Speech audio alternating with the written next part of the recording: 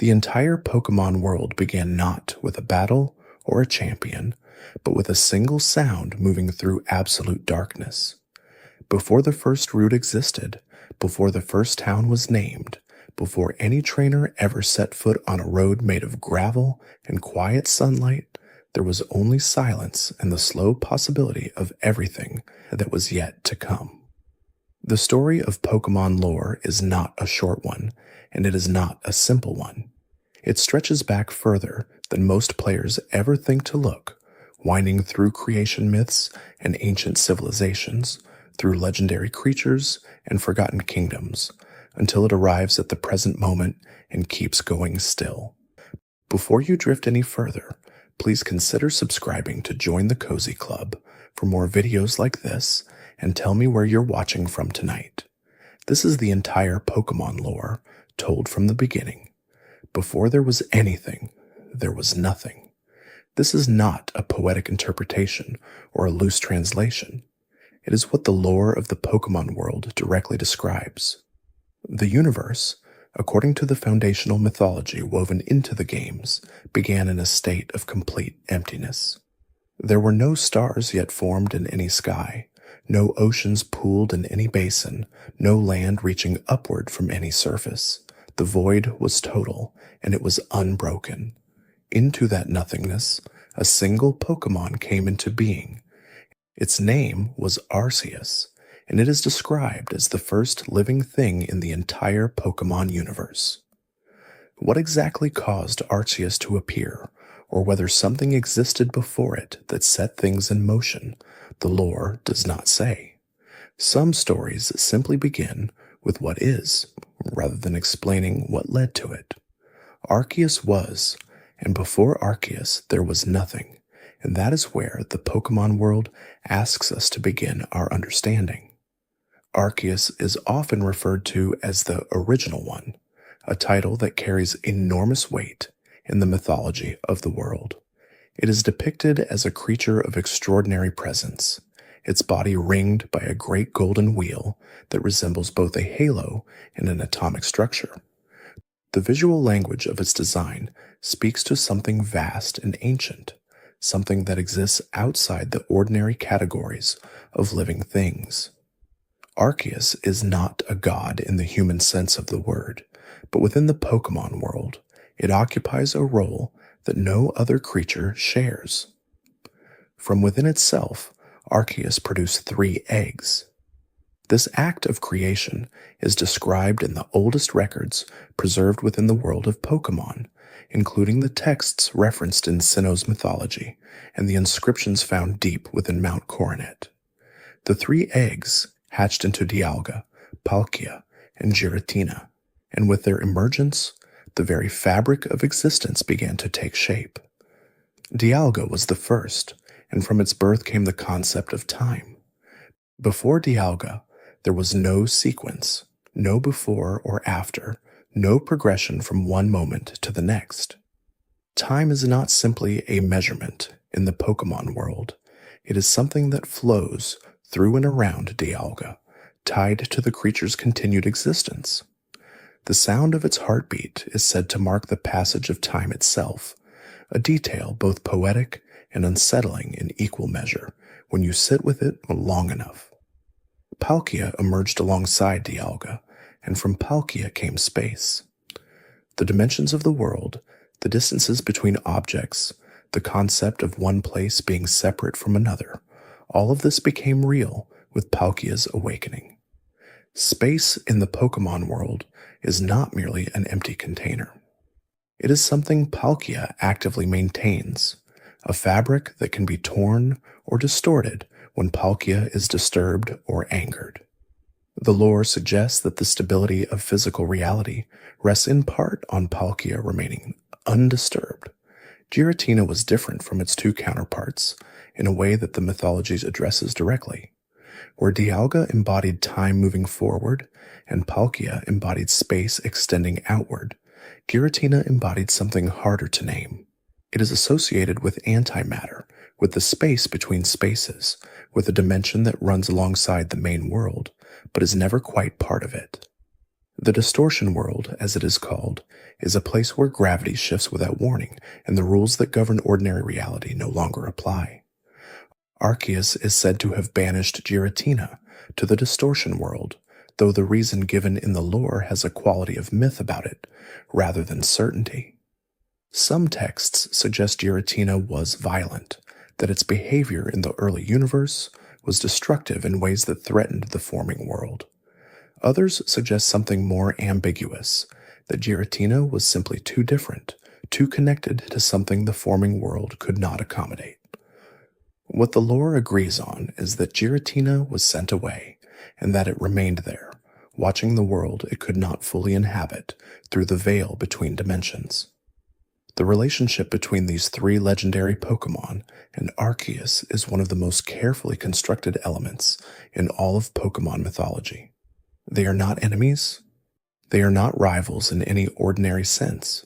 They are expressions of something that Arceus set in motion, aspects of a universe being assembled piece by piece from the raw material of potential. Time, space, and antimatter are not in conflict. They are three sides of a structure that holds everything together. It is worth pausing here to appreciate how unusual this is for a game franchise. Pokemon's cosmology is not simple or decorative. It is genuinely complex, built across multiple games and generations with a consistency that rewards careful attention. The mythology of Arceus and the Creation Trio was not announced all at once. It accumulated gradually, each new game adding depth to what came before, until players who had been with the series from the beginning found themselves looking back at earlier games and seeing connections they had not noticed at the time. After time and space and the fabric of antimatter were established, creation continued. Arceus is said to have produced three more entities, different in nature from the first three, where Dialga and Palkia and Giratina were forces, vast and elemental and barely connected to ordinary life. These new beings were something closer to spirits. Their names were Uxie, Mesprit, and Azelf, and they brought into the world three things that no physical force could account for. Uxie gave knowledge to living beings. Before Uxie, awareness existed in the world in only the most basic biological sense. Creatures could respond to their environment, could seek food and avoid danger, but the deeper capacity for understanding, for learning and remembering and reasoning, was not yet present. Uxie's emergence changed that. It is described in Sinnoh mythology as the being of knowledge, and the caves near Lake Acuity where it rests carry an atmosphere of stillness that players who have visited them tend to describe as unlike anywhere else in the game. Mesprit gave emotion, the capacity to feel, to experience joy and grief and wonder and longing entered the world through Mesprit's awakening. This is a remarkable thing to include in a game's mythology, the idea that feeling is not simply a biological accident, but something that was given, something that arrived with a specific entity and spread outward through all living things. Mesprit rests near Lake Verity, and its connection to emotion gives that lake a quality of stillness that feels different from ordinary quiet. Azelf completed the trio by giving willpower, the capacity to act despite uncertainty, to choose one path over another, to persist when circumstances push toward stopping. This quality of living things came from Azelf. It rests near Lake Valor. The three lakes of Sinnoh, each one holding one of these beings in a quiet underground chamber, form a triangle across the region that is both geographical and mythological. They are not hiding. They are waiting as they have always waited, with time and space established, with knowledge and emotion, and will given to the world's creatures, the process of forming the physical world itself could begin. Here the mythology branches, because different regions of the Pokémon world have different traditions about how the land itself came to be. In Sinnoh, the creation mythology continues with Arceus producing the Lake Guardians, as described, and then with Dialga and Palkia working in concert to shape the structure of reality as it was needed. The land rose, and the seas filled, and the sky settled into its dome above everything else. But the details of how this happened, the specific sequence, the precise form of these early acts of creation, are preserved differently in different parts of the world. The Pokémon world is old in ways that the games rarely emphasize directly, but that become apparent through the accumulated detail of everything they show. The ruins found in Kanto and Johto and the other regions carry inscriptions and scripts that no living person can read without special tools. The archaeological sites scattered across various regions suggest civilizations that rose and fell long before the events of any game. The world was already ancient when the stories the games tell began to unfold. Long before the first Pokémon trainer was born, ancient civilizations developed relationships with the powerful beings that inhabited the world. These civilizations left evidence of themselves in the structures they built and the records they kept, though much of that evidence was damaged or destroyed or simply lost to time. What remains tells a story of human beings and Pokémon living in a relationship far more complicated and far more intimate than the relationship shown in the main series games. In Pokémon Diamond and Pearl and Platinum, the ruins beneath Celestic Town hold murals depicting Dialga and Palkia from an era before anyone alive can remember. The civilization that made those murals is not named and is not fully explained.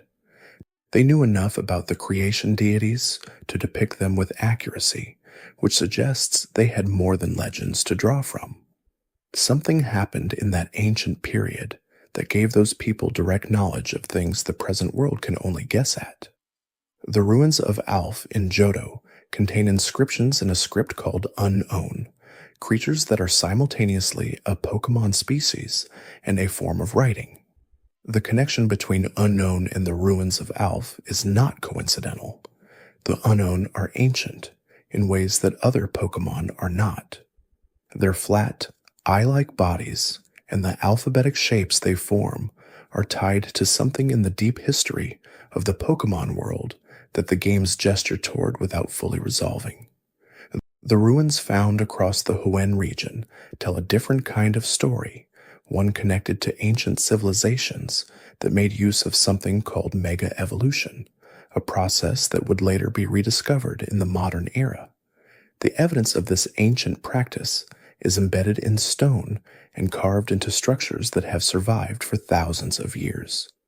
Whatever those ancient people knew about the relationship between trainer and Pokémon, it was deep enough to unlock something that most of the modern world had forgotten was possible.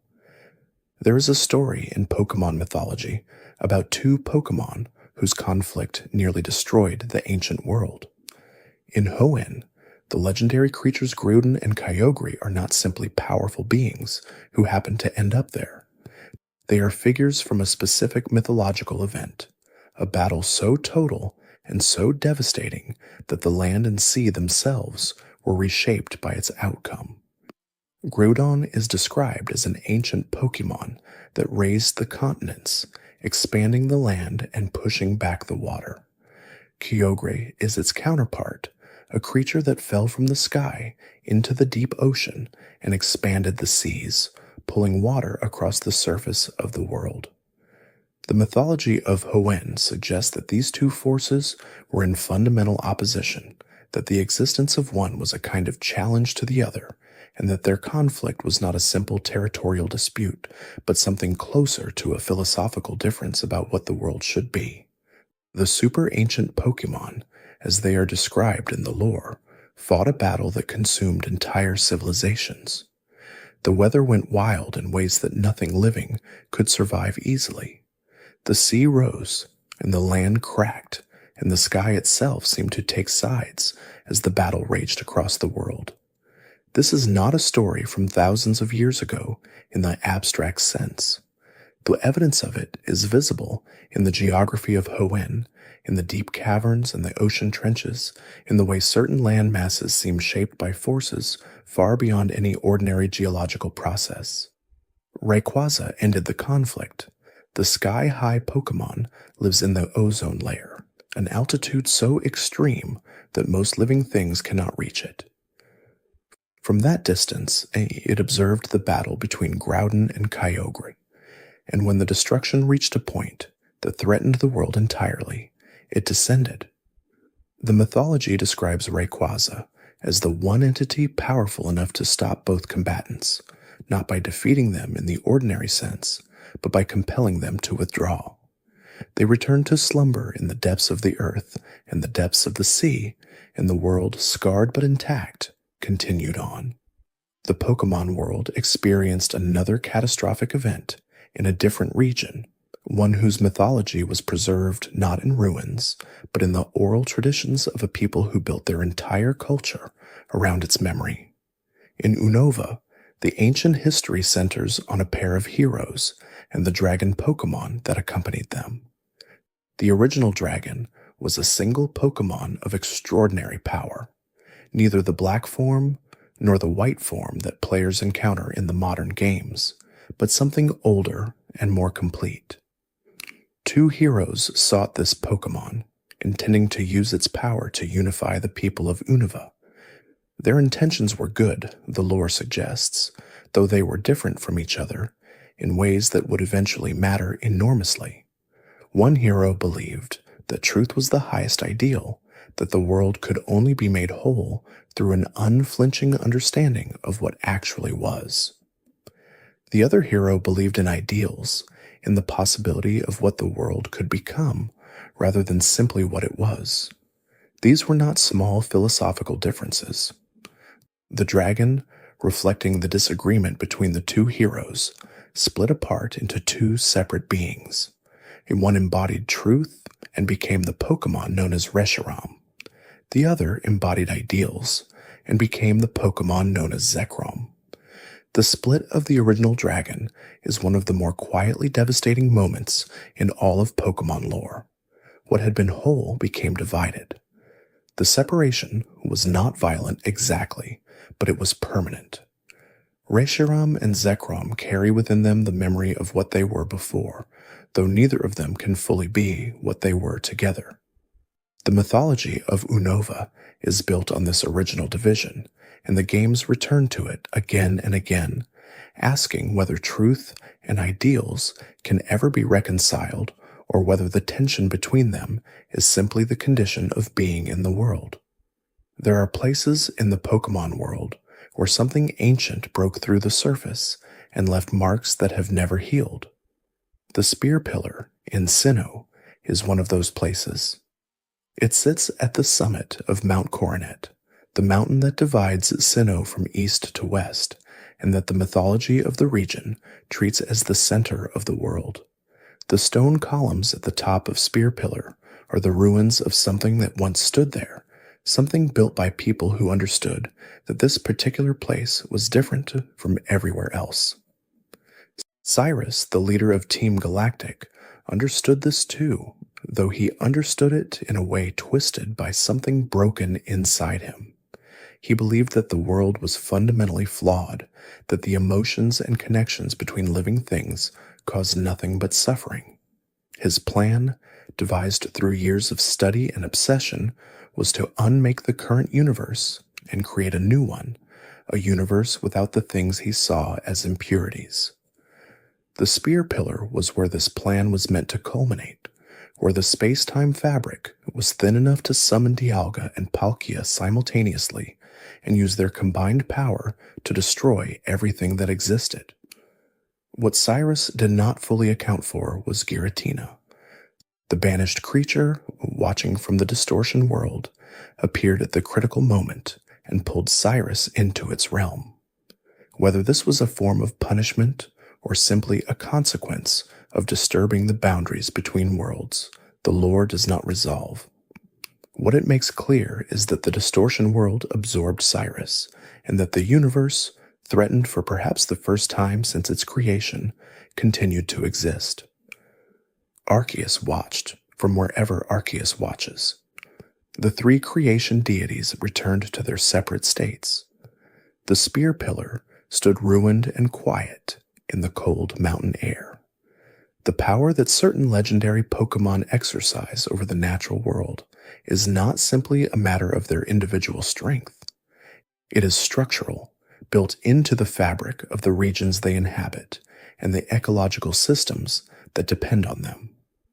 The bird Pokémon of Kanto, Articuno, and Zapdos, and Moltres are not merely rare and powerful creatures. They are forces that regulate the weather and the natural balance of the region in ways that most people are not aware of and would not believe if told.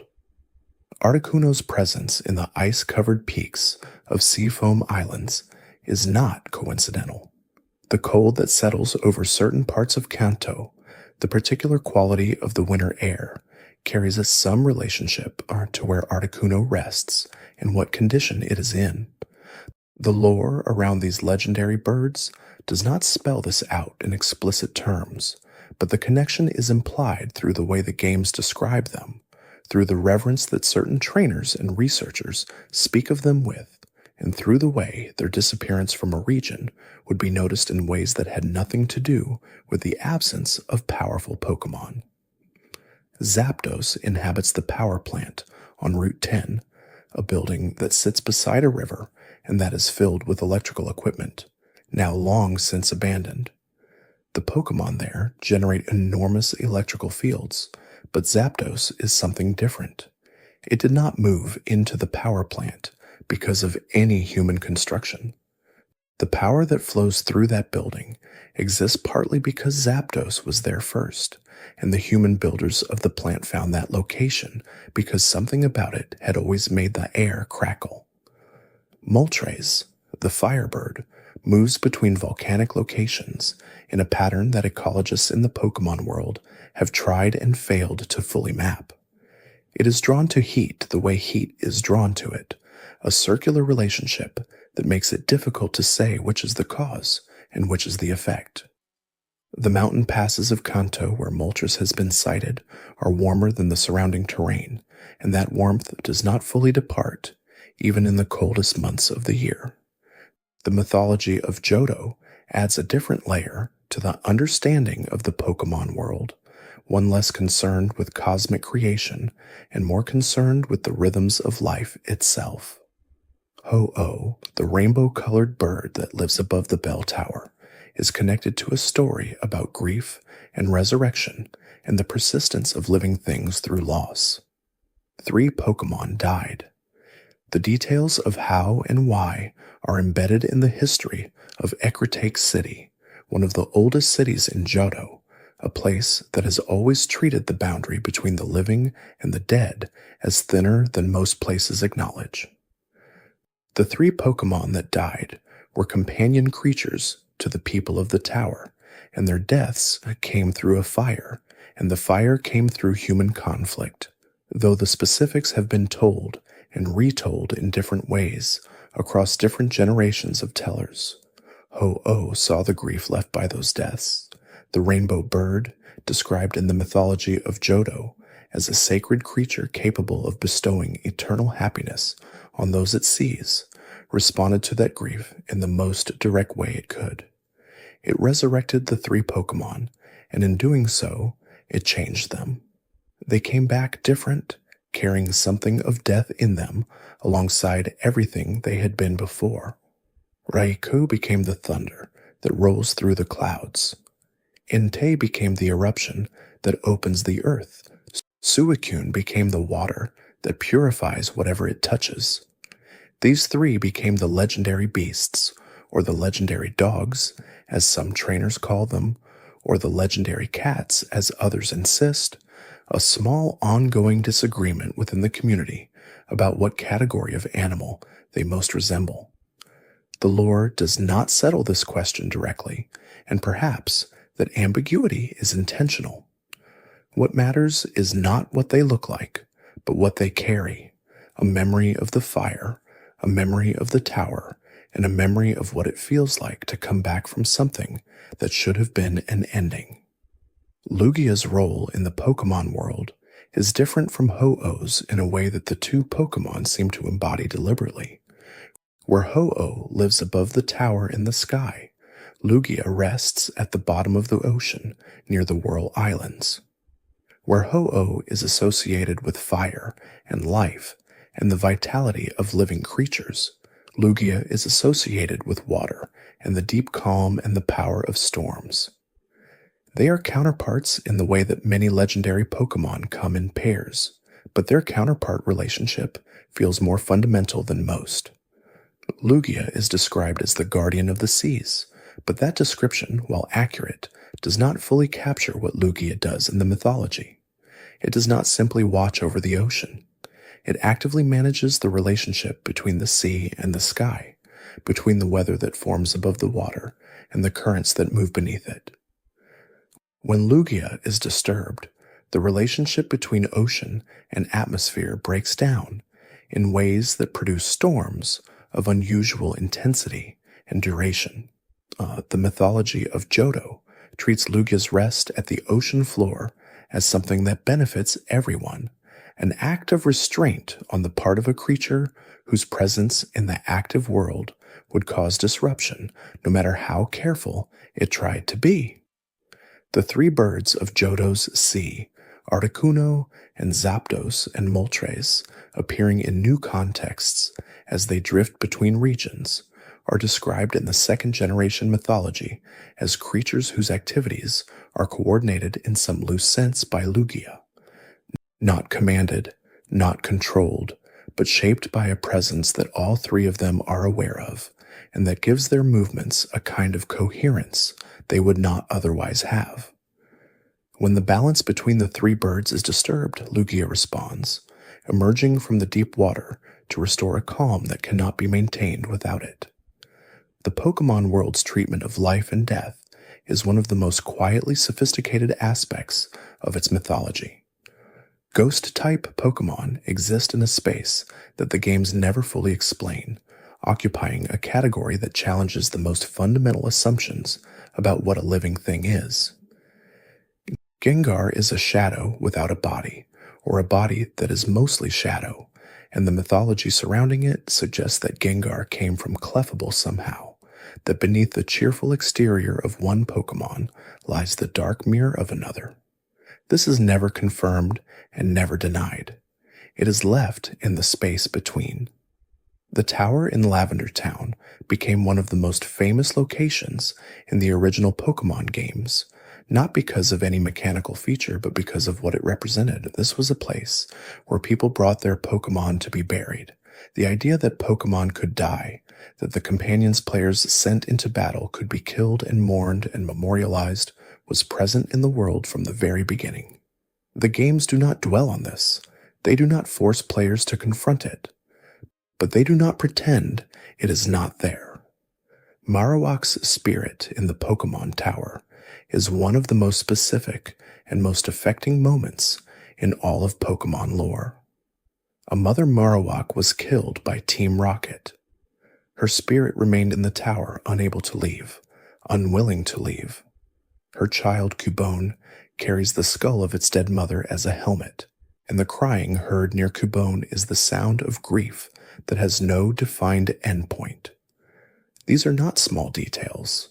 These are careful decisions about what kind of world Pokémon inhabits, and the answer the games give is a world where grief is real and where it leaves physical marks on the beings who experience it.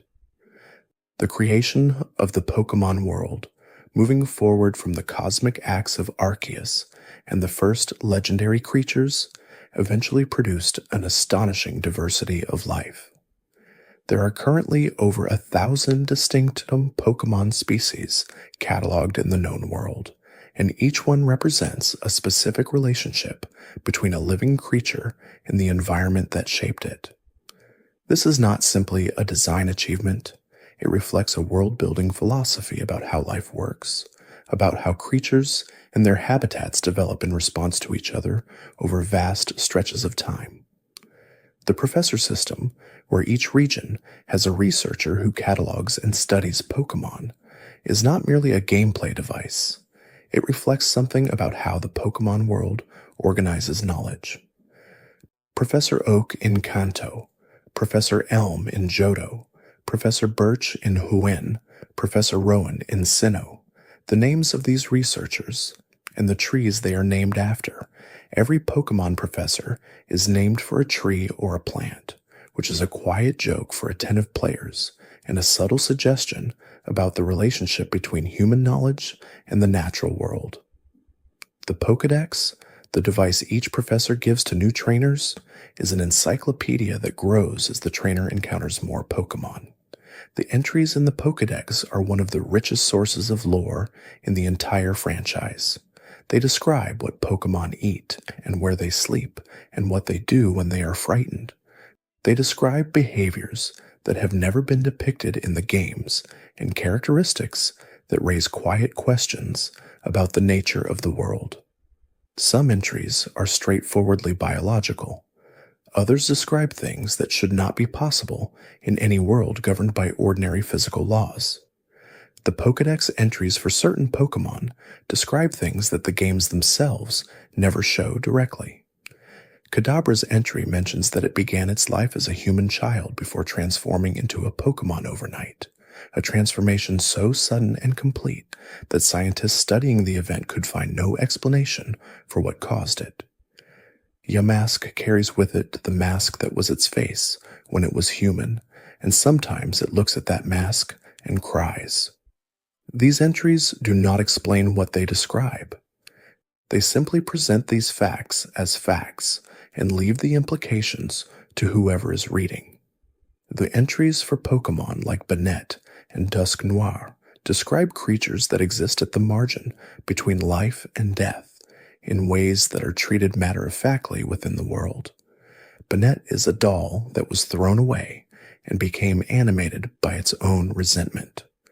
The curse it carries is directed at the child who discarded it. This is described in the Pokédex not as a horror story, but as a fact of biology, as simply another way that a living thing can come into being within this world. The dark entries, as they have come to be called within the fan community, are scattered throughout the Pokédex across all generations. They describe Pokémon that devour the dreams of children, Pokémon that lead people to their deaths in dark forests, Pokémon whose cries cause others to faint, Pokémon that slowly drain the life from those who keep them nearby. The games never foreground these facts. They exist in the margins, in the small text box that players can read or ignore, building a world that is richer and stranger and more complex than the cheerful surface suggests. The human relationship with Pokémon has not always been what it is in the modern games. The lore preserved across multiple regions suggests a history in which humans and Pokémon lived together in ways that would look unfamiliar to a contemporary trainer. In ancient times, the distinction between human and Pokémon was less fixed. People who lived in the wilderness sometimes took on qualities associated with the Pokémon around them. Some Pokémon lived among humans so completely that they participated in human social structures in ways that the modern world has largely forgotten. The mythology of Ecruteak City in Johto contains references to a legendary hero who could transform into a Pokémon, moving between human and Pokémon form as circumstances demanded. This figure, described as a protector of the region, appears in artwork that has survived in the city's shrines for generations. The mythological traditions of multiple regions include similar figures, human Pokémon hybrids, or human Pokémon transformers who occupied a space that the modern world does not have a category for. Aura, the internal energy described in the lore surrounding Lucario, and certain human characters, represents a deeper connection between humans and Pokémon than the ordinary trainer-partner relationship. Sir Aaron and Riley and others who appear across the games are described as aura users, people whose sensitivity to the energy field that all living things share allows them to communicate with Pokémon in ways that bypass language entirely. The bond between Lucario and in these particular humans is described as something qualitatively different from ordinary companionship, a shared perception of the world that creates understanding without the need for words. The discovery of mega evolution in the ancient past and its rediscovery in Kalos and Hoenn represents one of the most significant developments in the Pokémon world's recent history. Mega evolution is not a natural process in the ordinary sense.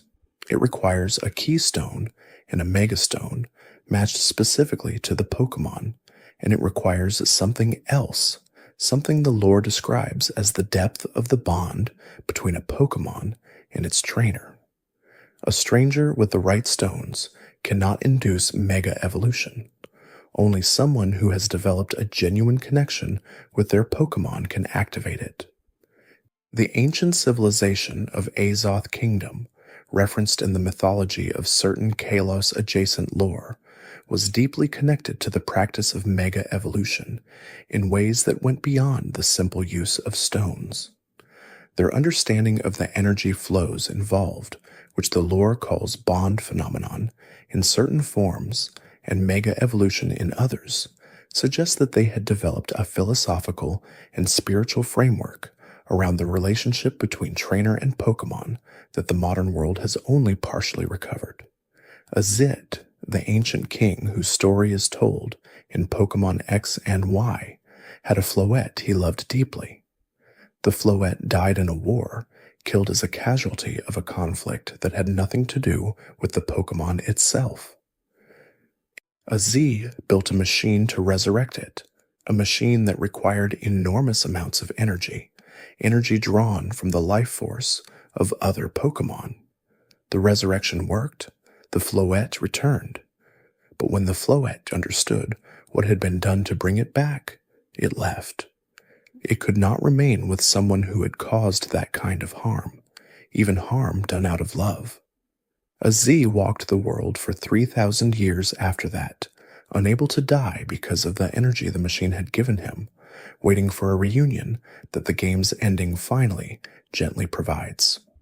The concept of infinity energy, also called life energy, or simply the energy of living things in various lore sources, runs through the mythology of the Pokémon world as one of its most fundamental concepts. Every living creature generates this energy. When a Pokémon or a person dies, the energy is released and returns to the world in some form. The machinery that certain antagonists have built across multiple generations has often been designed to capture or redirect this energy, and the moral weight of the lore consistently places these attempts in the category of profound violations. Team Plasma's ideology, in both Black and White, and Black 2 and White 2, centers on a particular interpretation of the relationship between humans and Pokémon. Ghetsis' version of that ideology is cynical and self-serving in ways that the story makes clear by the end, but N's version is something else entirely. N grew up with Pokémon, only Pokémon, in an environment designed by Ghetsis to prevent him from understanding humans except through the lens of how harmful they could be to Pokémon. N heard Pokémon speaking and believed that what they told him was the whole truth about the relationship between the two species. The tragedy of N is that he was not entirely wrong. There are Pokémon who are suffering in the care of humans who do not deserve them. There are training practices that the games acknowledge, quietly, as harmful. The existence of Pokémon like Drowsy and Haunter that prey on humans does not eliminate the existence of Pokémon that are hurt by the humans they are partnered with. N's response to this truth, the belief that all Pokémon must be separated from all humans, was a conclusion that the lore treats as sincere but mistaken. The relationship between humans and Pokémon is complex in ways that a single absolute rule cannot address. The world of Kalos holds within its history one of the most specific and most historically grounded tragedies in all of Pokémon lore. 3,000 years before the events of Pokémon X and Y, a war consumed the region. The war was significant enough to reshape the political landscape of Kalos entirely, and it was fought in part with Pokémon weaponized in ways that the mythology treats with the gravity that weaponization deserves. The ultimate weapon, the structure built by AZ at the center of this war and described in detail throughout the story of X and Y, was not originally intended as a weapon. It was built out of grief. But grief, taken to a certain extreme and combined with a certain kind of power, can become something that causes the same harm as deliberate cruelty.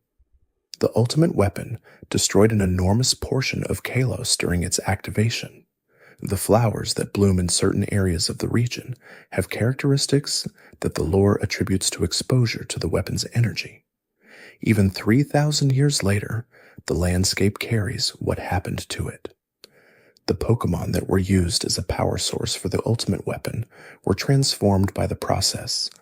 Some became fossil Pokémon, their life force preserved in stone and recoverable through the restoration process. Others became the flower Pokémon Floette and Florges, their connection to life energy amplified by what they survived. The lore does not comfort players with the idea that the war's damage was fully healed. It suggests instead that the world carries its history, that the marks of terrible things done in the past are still present in the present, visible to those who know how to look. The Alola region introduced something to Pokémon lore that had not been fully addressed before, a direct and detailed look at what happens when Pokémon are exposed to new environments over long periods of time. Regional variants, Pokémon whose forms have changed to adapt to the specific conditions of a particular place, made visible something that had always been implied, but never shown so clearly. Alolan Exeggutor is taller than its Cantonian counterpart because the sunlight in Alola is stronger and longer than in most other regions. And Exeggutor, which is described in the lore as a Pokémon particularly sensitive to solar energy, responded to that abundance by growing toward it. The long neck of the Alolan form is not a design quirk or a joke about evolution, though it became a fan favorite partly because of its absurdity. It is a lore-consistent expression of how organisms change in response to their environments over many generations. Alolan Marowak carries fire on the bone it wields, unlike its Cantonian counterpart, a change that the lore connects to the spiritual traditions of Alola and the relationship between Alolan Marowak and the ritual fires used in ceremonies by the humans who share the region with it. The fire is not simply a type change, it is a cultural inheritance, something passed down through generations of Marowak living alongside Alolan people who kept certain fires burning as part of their practice. The creature and the culture shaped each other over a very long time. The development of Z moves in Alola is connected to the mythology of the region in ways that make the battle mechanic feel like an expression of something deep in the region's history. Z moves require a bond between trainer and Pokémon expressed through synchronized movement, a dance or a pose that channels the Z crystal's energy through both bodies at once. The lore suggests that this form of synchronized movement between human and Pokémon was practiced in Alola long before anyone tried to use it in battle, that it originated as a form of prayer or celebration and was gradually adapted into its competitive form. The Ultra Beasts introduced in Pokémon Sun and Moon represent a genuine expansion of the cosmological framework that the Pokémon world had been building since the original games. These are not simply rare Pokémon from distant places. They are creatures from another dimension entirely, one that exists alongside the Pokémon world, but that developed according to completely different principles. The ultra wormholes that connect these dimensions are not stable or safe. They appear unpredictably, and the creatures that come through them are not adapted to the environment on the other side. Nihilego, the first ultra beast most players encounter in Sun and Moon, is described as a creature made of something resembling glass, delicate looking but extraordinarily dangerous, releasing neurotoxins that affect the judgment of other creatures in ways that can be permanently destabilizing. It is not malicious. It simply does not have any concept of harm in the way that creatures who evolved in a world with other creatures do. The ultra deep sea, ultra forest, ultra megalopolis, each of these ultra spaces has its own environment and its own creatures and its own logic. The existence of these spaces raises questions about the scope of what Arceus created, whether the original act of creation produced only one universe, or whether it produced a multiverse in which the world players move through is simply one instance among many. The lore does not answer this question directly, but the ultra wormholes and the spaces beyond them suggest that the cosmological framework of the Pokémon world is considerably larger than any single region or any single story can contain. Necrozma, the Prism Pokémon, carries within its lore one of the most melancholy stories in the entire franchise. Necrozma was not always what it is when players encounter it in Sun and Moon and Ultra Sun and Ultra Moon. Before something happened to it, something that the lore refers to in fragmented and indirect ways, Necrozma was full of light. It was a source of light for entire worlds, distributing radiance through the ultra wormholes that it could create and travel through freely. Something shattered Necrozma. The cause is not fully explained, though the lore around it suggests an event of enormous destructive power, something that broke what had been whole and left the pieces in a state of constant painful hunger. The Necrozma that players encounter is absorbing light because it is starving for something it once had in abundance. Its predatory behavior towards Solgaleo and Lunala is not aggression in the ordinary sense. It is desperation, the behavior of a creature that has been diminished to a fraction of what it was, and that cannot stop reaching for what it has lost. Solgaleo and Lunala, the Pokémon at the center of the Sun and Moon mythology, are the embodiments of the Sun and the Moon as understood through the Alolan cosmological tradition. They are not simply powerful Pokémon that happen to be themed around celestial bodies. They are connected to the actual behavior of the Sun and Moon in the Pokémon world, to the cycles of light and dark that regulate the rhythms of life in Alola, and that have been central to the spiritual practice of the people who live there for as long as anyone can remember. The Galar region holds its own mythology, one rooted in a conflict so ancient that it has become legend in ways that even the people of Galar have largely stopped treating as history. The Darkest Day, as it is known in the region's folklore, was an event in which something called Dynamax energy spread uncontrollably across the region, causing Pokémon to grow to enormous sizes and behave in ways that threatened everything around them. A hero and a Pokémon, the first king of the region, and his partner Zacian and Zamazenta, stopped the Darkest Day. The mythology of Galar treats this as a heroic act performed in the distant past, an event that shaped the region's identity and whose memory is honored through the tradition of the Champion Cup. The hero's sword and shield, given physical form by the legendary Pokémon, are relics preserved in the consciousness of the region, even when the region has forgotten that the hero was real and not simply a story. Eternatus, the Pokémon at the center of what actually caused the Darkest Day, is not a creature native to Galar or to any other part of the Pokémon world. It arrived from space on a meteor and embedded itself in the planet, slowly releasing energy that destabilized the Dynamax phenomenon. Its presence in the region is ancient, and its influence on the environment is profound. The wishing stars that make Dynamax possible are fragments of Eternatus's body, shed over millennia and absorbed into the landscape of Galar so completely that the people who find them do not know what they are holding.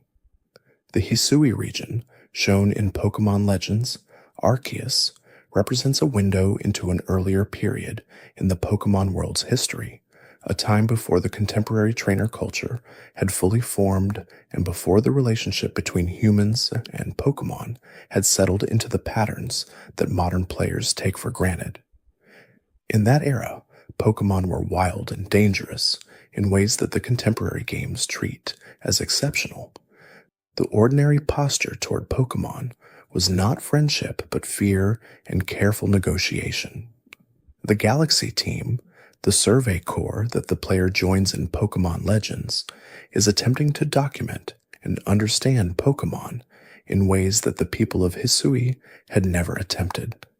The idea of capturing Pokémon, of entering a formal partnership with them through a structured process involving tools, is treated in the game as a new and somewhat alarming practice.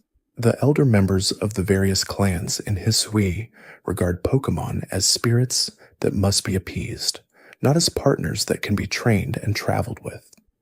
The shift in perspective is the subject of the entire game, and the game treats it with a respect for both perspectives that the franchise had not previously offered. The space-time distortions in Pokémon Legends are tears in the fabric of reality, and the Pokémon that appear within them are creatures from other times, other places, other versions of the world, pressing through the weakened membrane that separates those alternate conditions from the present one. The cause of the distortions is connected to the main story and to the corrupted noble Pokémon, and eventually to something far larger and older that the player only fully encounters near the end. The mythology of Arceus, expanded in Pokémon Legends in ways that the earlier games only suggested, presents the original one not as a distant and uncaring deity, but as a being with something closer to genuine interest in the outcomes of the world it created. Arceus created the world and then stepped back, allowing the creatures it had created and the humans who developed over time to work out for themselves what kind of world they were going to make. But stepping back is not the same as indifference, and the events of Pokémon Legends make clear that Arceus has been watching in some capacity all along. The player character in Pokémon Legends is drawn from the future, from the world of the contemporary games, sent back to the ancient past to address a crisis that could not be addressed by anyone already present in that time. This is not presented as a casual thing. It is an extraordinary intervention, one that Arceus judges necessary and executes with the precision that only a being capable of perceiving all of time could manage. The player does not simply end up in the past by accident. They were brought there, and when the purpose is fulfilled, the lore makes clear that their presence in the past was always part of the structure of what happened, not a disruption of it. This treatment of time travel as something structured and purposeful rather than accidental and dangerous is consistent with how the Pokémon world has always treated the manipulation of time. Dialga's existence as the embodiment of time means that time in the Pokémon world is not simply a river flowing in one direction. It is something with structure, something that can be shaped, and that has a relationship with all the creatures that move through it. The events of any given day are real, but they exist within a framework that extends in all directions, forward and backward, in ways that most people in the world cannot perceive. The social structure of Pokémon, the way they organize themselves and behave in groups, is one of the aspects of the world that the games build out carefully across many entries. Some Pokémon are solitary, the lore making clear that encounters with them are unusual precisely because they spend almost all of their lives away from others. Others exist in highly organized social groups with clear hierarchies and complex systems of communication that researchers in the Pokémon world have spent lifetimes trying to understand. Beedrills live in enormous colonies with a social organization that has been studied by entomologists across multiple regions. The hierarchy within a beedrill's colony is defined by the size and intensity of the nest they maintain together, and the aggression that beedrills display toward intruders is not simple territorial behavior in the ordinary sense. It is a coordinated defense response, with individual beedrills performing specific roles in the response pattern that suggest a level of social coordination significantly more sophisticated than their individual behavior would imply. Alakazam, whose intelligence is described in the Pokédex as among the highest of any Pokémon species, does not form social groups in the way that colonial Pokémon do. But the intelligence that entries describe is not isolation either. Alakazam is aware of the world around it in ways that no other creature can match, and the lore suggests that its relationship with time and memory, able to recall every experience it has ever had with perfect clarity, gives it a perspective on the world that is profoundly different from what any other creature, human or Pokémon, can achieve. What Alakazam does with that perspective, whether it constitutes wisdom or simply a very complete archive of experience, the lore does not settle. The natural ecosystems of different Pokémon regions have their own internal logic, their own food chains and competitive dynamics and mutualistic relationships that give each region a specific ecological character. This is not simply flavor text. It is a consistent framework that the games have applied across every region, creating the impression of worlds that would function even without a player moving through them. The food chain of the early routes in Kanto places Caterpie and Weedle at its base, small creatures that feed on plant matter and that serve as prey for the bird Pokémon that hunt above them. Pidgey and Spearow are described in their Pokédex entries as active hunters of smaller Pokémon, and the density of them on early routes reflects a prey base that supports that level of predation.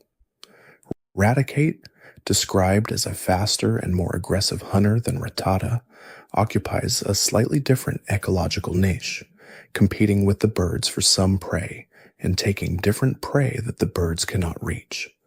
The ocean routes of Hoenn host a different kind of ecological complexity, one that the games suggest but never fully diagram. Tentacool and Tentacruel form the top of the open water food chain in ways that affect what else can exist in those waters. The sheer density of Tentacool in Hoenn's ocean routes is not an accident of game design. It reflects a specific ecological condition, one where the conditions that limit Tentacool populations in other regions are absent in Hoenn, allowing them to fill the water in numbers that make navigation genuinely hazardous and that have downstream effects on the rest of the marine ecosystem. The Pokémon world's approach to science and technology is one of the details that rewards attention across multiple games. Technology in the Pokémon world is advanced in some respects and conspicuously absent in others, and this is not simply an inconsistency in the world building. It reflects a consistent set of choices about what kind of world the games are depicting. A world where the development of technology has been shaped at every step by the presence of Pokémon and by the possibilities that Pokémon make available. Pokeballs are the most foundational piece of technology in the entire world, and the lore surrounding them is more complex than players generally think about. The ancient version of capturing Pokémon involved apricorns carved and shaped into containers, a process that required specific knowledge and that produced capturing devices far less reliable than the modern manufactured versions. Curtin Johto preserves this tradition, still making handcrafted Pokeballs from apricorns, according to methods passed down through his family. The modern industrial production of Pokeballs is a relatively recent development, and it changed the relationship between humans and Pokémon in ways that the world is still adjusting to. The PC storage system, The technology that allows trainers to store Pokemon remotely and retrieve them from anywhere in the world is treated in the games as simply a feature of modern life, something that works reliably and that everyone uses without question. The lore never fully explains how this technology works, and the few oblique references to the underlying mechanism suggest that whatever is happening when a Pokemon is converted into data and stored on a network is not fully understood even by the people who maintain the system. The technology of the Pokemon world has always run slightly ahead of the theoretical framework needed to explain it. Team Rocket, the criminal organization that serves as the primary antagonist of the original Kanto games and of much of the early lore, is notable in the history of Pokemon for being organized around profit rather than ideology. Giovanni, the leader of Team Rocket and the 8th gym leader of Kanto, built his organization on the premise that Pokemon were valuable resources and that the most efficient way to acquire them was through theft, violence, and the exploitation of the systems that ordinary trainers relied on.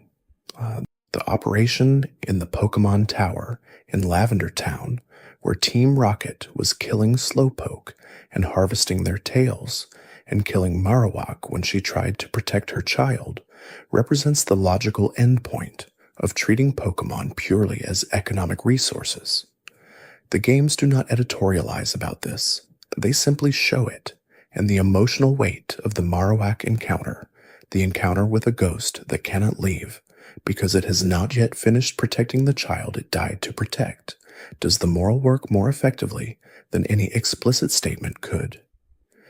Giovanni's eventual disappearance after his defeat in the original games is followed, in Heart Gold and Soul Silver, by the dissolution of Team Rocket and the failed attempt of the remaining executives to summon him back by broadcasting a signal over the radio towers. The signal is a message to their absent leader, a public declaration of loyalty broadcast across the region in the hope that he will hear it and return. Giovanni hears it in the post-game event of Heart Gold and Soul Silver. He is in a cave, trying to reconnect with something in himself that was broken. The message reaches him. The lore does not fully resolve what he does with it, and that irresolution is part of what makes the moment feel true. The relationship between Pokemon and the emotional states of their trainers is woven throughout the lore in ways that accumulate into something significant. Espeon and Umbreon's evolutions from Eevee are dependent on time of day, but also on the depth of the bond between Eevee and its trainer, a mechanic that expresses something about how the Pokemon world understands the connection between internal states and external transformation. Togekiss, the final evolution of the happiness-dependent line that begins with Togepi, is described in the lore as a Pokemon that visits regions experiencing peace and that brings blessings where there is no conflict. The idea of a Pokemon that is drawn to harmony and that reproduces harmony by its presence is not presented as mythology, but as a fact of natural history, another characteristic of a species like any other. But it is a characteristic that quietly suggests how completely the Pokemon world has woven emotional states into the fabric of its natural science. The bond between a trainer and their Pokemon, which the games measure through the friendship system and through various other mechanics across different entries, is not simply a gameplay variable. It represents something the lore treats as genuinely consequential. A Pokemon that trusts its trainer will perform differently than one that does not. A Pokemon that feels safe will learn more quickly than one that is afraid. The Pokemon world has always held that love, expressed through attention and care and time spent together, is a force that changes the creatures involved, not metaphorically, but literally and measurably. The legendary Pokemon of the Sinnoh region extend beyond the creation trio and the lake guardians into a second tier of mythological beings that the lore describes as somewhat closer to the ordinary world. Darkrai and Cresselia occupy opposite ends of a spectrum defined by the experience of sleep. Darkrai's, the Dark Void Pokémon, causes nightmares in those who sleep near it, not out of cruelty, but as an unavoidable consequence of its nature. The entity cannot help what it is, and the lore suggests that Darkrai is aware of this and finds its own existence a source of genuine distress. Cresselia, whose crescent wings produce a gentle light that dispels the nightmares Darkrai causes, exists in a relationship with Darkrai that is not quite antagonism and not quite partnership. They are the two poles of the sleep experience, the dark that dreams tend toward when something pulls them there, and the light that returns when something pushes back. The Full Moon Island where Cresselia rests and the New Moon Island where Darkrai hides are connected by this relationship, and the lore treats the distance between them as something maintained deliberately, as though proximity would create a conflict neither of them would survive. Shaman, the Gratitude Pokémon, inhabits a different mythological register entirely. Small and quiet and shaped like a flowering hedgehog, Shaman carries within it the capacity to purify contaminated land by absorbing toxins and transforming them into pure light energy. The secret garden where it lives is a place kept clean by this constant process of absorption and transformation, and the myth of Shaman in Sinnoh describes it as a Pokémon that appears wherever gratitude has been expressed and that brings growth in its wake. The Pokémon world's treatment of language is one of its most carefully maintained aspects of consistency. Most Pokémon communicate through sounds that humans can hear but not directly understand, though the game suggests through various lore sources that the sounds carry meaning that a sufficiently attentive listener can sometimes perceive. The relationship between human language and Pokémon communication is never resolved into a clean taxonomy, and that irresolution feels deliberate. Meowth, famously, can speak human language in the anime continuity, a characteristic that the main games treat obliquely. The Pokédex entries for Meowth mention its capacity for learning to mimic human voices, and the context in which that capacity appears in the anime involves a Meowth who learned to speak because of an overwhelming desire to connect with a human it admired. The emotional driver for acquiring language is more interesting than the language itself, and the lore treats it as such. The unowned alphabet, one of the most discussed elements of the Pokémon world's treatment of language, suggests that writing itself has a more complicated history in this world than players might assume. The shapes of the unknown correspond to letters of the alphabet, and the ruins where they are found suggest a civilization that used unknown not simply as symbols, but as active participants in the creation of meaning. The boundary between using unknown to write words and summoning unknown through words is not drawn clearly in the lore, and the power that concentrations of unknown can generate, as shown in the third Pokémon film, suggests that the relationship between symbol and reality in this world is looser than it is in ours. The phenomenon of Pokémon evolution is treated differently in the lore than it might be in a more strictly biological framework. Evolution in the Pokémon world is not a gradual process occurring across generations. It is a transformation that happens within the lifetime of an individual creature, and the triggers for it range from reaching a specific level of physical development to being exposed to particular stones to forming bonds with other creatures or with humans. This is a departure from biological evolution in the ordinary sense, and the lore is quietly aware of it. The games include characters who study Pokémon evolution specifically, who are attempting to understand what the process is and what drives it, and the answers they arrive at across different entries are always partial and always provisional. The Pokémon world knows that evolution is real, that it is transformative and irreversible, and that it changes not just the physical form of the creature, but its personality and capabilities in ways that cannot be predicted with perfect accuracy.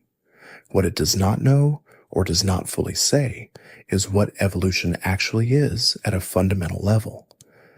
The stones used to trigger evolution in certain Pokémon, the Firestone and Waterstone and Thunderstone and others, are described in the lore as concentrations of elemental energy that catalyze a transformation that the Pokémon was already prepared for. A Eevee exposed to a Thunderstone does not transform against its nature. The transformation reveals something that was already potential within the creature, a direction it was capable of going that the stone's energy activates. Whether the evolution could have happened without the stone, whether Eevee carried all possible evolutions simultaneously before a stone chose among them, this is a question the lore gestures toward without answering. The regions of the Pokémon world are not simply separate landmasses with different Pokémon populations. They are distinct cultural entities with different histories, different mythologies, different relationships to the natural world and to the powerful beings that inhabit it. The differences between regions are not cosmetic. They express something fundamental about how different groups of humans and Pokémon have developed together over time. Johto and Kanto share a border and a long history of cultural exchange, but they are genuinely different places with different identities. Johto is older in its sensibility, more connected to tradition and ceremony, more openly attentive to the spiritual dimensions of the world. Kanto is more modern in its orientation, more interested in technology and competition, more likely to treat the natural world as a resource to be studied and used. The gym leaders of the two regions embody these differences, with Johto's leaders often having deeper connections to the mythology of their specific cities, and Kanto's leaders often having expertise that is more technical and more focused on the mechanics of battle. Hoenn and Sinnoh, both regions with strong connections to powerful mythological beings, express their relationship to that power differently. Hoenn's mythology is ancient and elemental, concerned with the most basic forces of earth and water and sky. Sinnoh's mythology is cosmic and philosophical, concerned with time and space and the structure of existence itself. A trainer moving from one region to the other would notice, if they were attentive, that the spiritual atmosphere was different, that the questions the places seemed to ask were different, and that the answers they had reached over generations of living with powerful beings were different in ways that reflected those different questions. The relationship between Team Skull and the Ether Foundation in Alolos represents one of the more nuanced explorations of antagonism in the franchise's history. Team Skull, the gang of self-declared losers and outcasts who operate out of Po-Town, are not motivated by a coherent ideology. They failed the Island Challenge, the rite of passage that structures life in Alola, and their response to that failure was to reject the entire framework rather than accept a diminished place within it. Their behavior is destructive, and their intentions are often selfish, but the lore treats them with a sympathy that most antagonist teams do not receive. Guzma, the leader of Team Skull, is a former student of Professor Kukui who failed to complete his training and who carries the specific grief of someone who tried and fell short in a public and humiliating way. His anger at the institutions that judged him is real, and the lore does not pretend that the institutions were entirely right to judge as they did. The character of Guzma is more complicated than most Pokémon antagonists precisely because his grievances are legitimate, even if his responses to them are harmful. The Ether Foundation presents as benevolent and is organized around the principle of protecting Pokémon who have been harmed or abandoned. Lusamine, its leader, appears initially as everything the Ether Foundation claims to be, a person of genuine compassion and purpose. The revelation of what she has actually been doing, using Pokémon as objects of a collecting obsession, subjecting them to conditions that freeze them in beautiful stasis while removing their ability to exist as living creatures, is one of the more quietly disturbing moments in the franchise's recent history. The lore connects her behavior directly to trauma, to the loss of her husband Moan, to an ultra wormhole, and treats her villainy not as simple evil, but as what happens when grief is given unlimited resources and no accountability. The Galar region's history with Dynamax is inseparable from the history of the region's mining culture and its relationship to the wishing stars found deep in the earth. The people of Galar have been using the energy produced by wishing stars for generations, first in rituals connected to the mythology of the first king and his legendary Pokémon companions, and later in the more formalized competitive tradition of the Champion Cup. What they did not know for most of this history was what wishing stars actually were. Chairman Rose, the primary antagonist of Sword and Shield, knew. His plan to trigger Eternatus early, to initiate a new Darkest Day under controlled conditions in order to produce enough infinity energy to power Galar for 10,000 years, was not born from cruelty or from contempt for the people it would harm. It was born from a genuine fear about the future, a fear that Galar's energy needs would eventually outpace what the natural world could provide, and a willingness to impose enormous harm in the present to prevent a crisis he believed was inevitable in the future. The lore treats this as a form of hubris, the assumption that a present agent can correctly predict and prepare for a crisis so far in the future that no one else can even perceive it. Zacian and Zamazenta, the legendary Pokémon of Galar, do not have the cosmic significance of Arceus or the Creation Trio. They are legendary in a more grounded sense, famous because they did something specific and important in a specific historical moment, and because the memory of that act has been preserved carefully enough to still be operative. The hero of many battles and the Shield Pokémon are not abstract forces. They are specific individuals with specific histories who keep showing up when Galar needs them most. The Paldea region introduced a concept of Area Zero, a crater at the center of the region where the rules governing the Pokémon world are subtly but significantly different from everywhere else. The ancient AI that has been operating in the depths of Area Zero for decades, conducting experiments without oversight, represents a different kind of danger from anything the franchise had shown before, not a human antagonist with distorted ideology, but a process that has continued past its original purpose into something no one intended. Professor Sada and Professor Turo, the parent figures of Pokémon Scarlet and Violet respectively, each built an AI modeled on their own personality and then died, in ways that the games reveal slowly and that carry a weight that accumulates rather than arriving all at once. The AI that replaced them continued their research, continued their obsession, and in doing so created a situation in which the present was being reshaped by people who were no longer alive to observe the consequences of what they had started. Paradox Pokémon, creatures from the ancient past or the distant future that come through a time machine functioning in Area Zero, represent a different kind of biological information. They are not simply more powerful versions of contemporary Pokémon.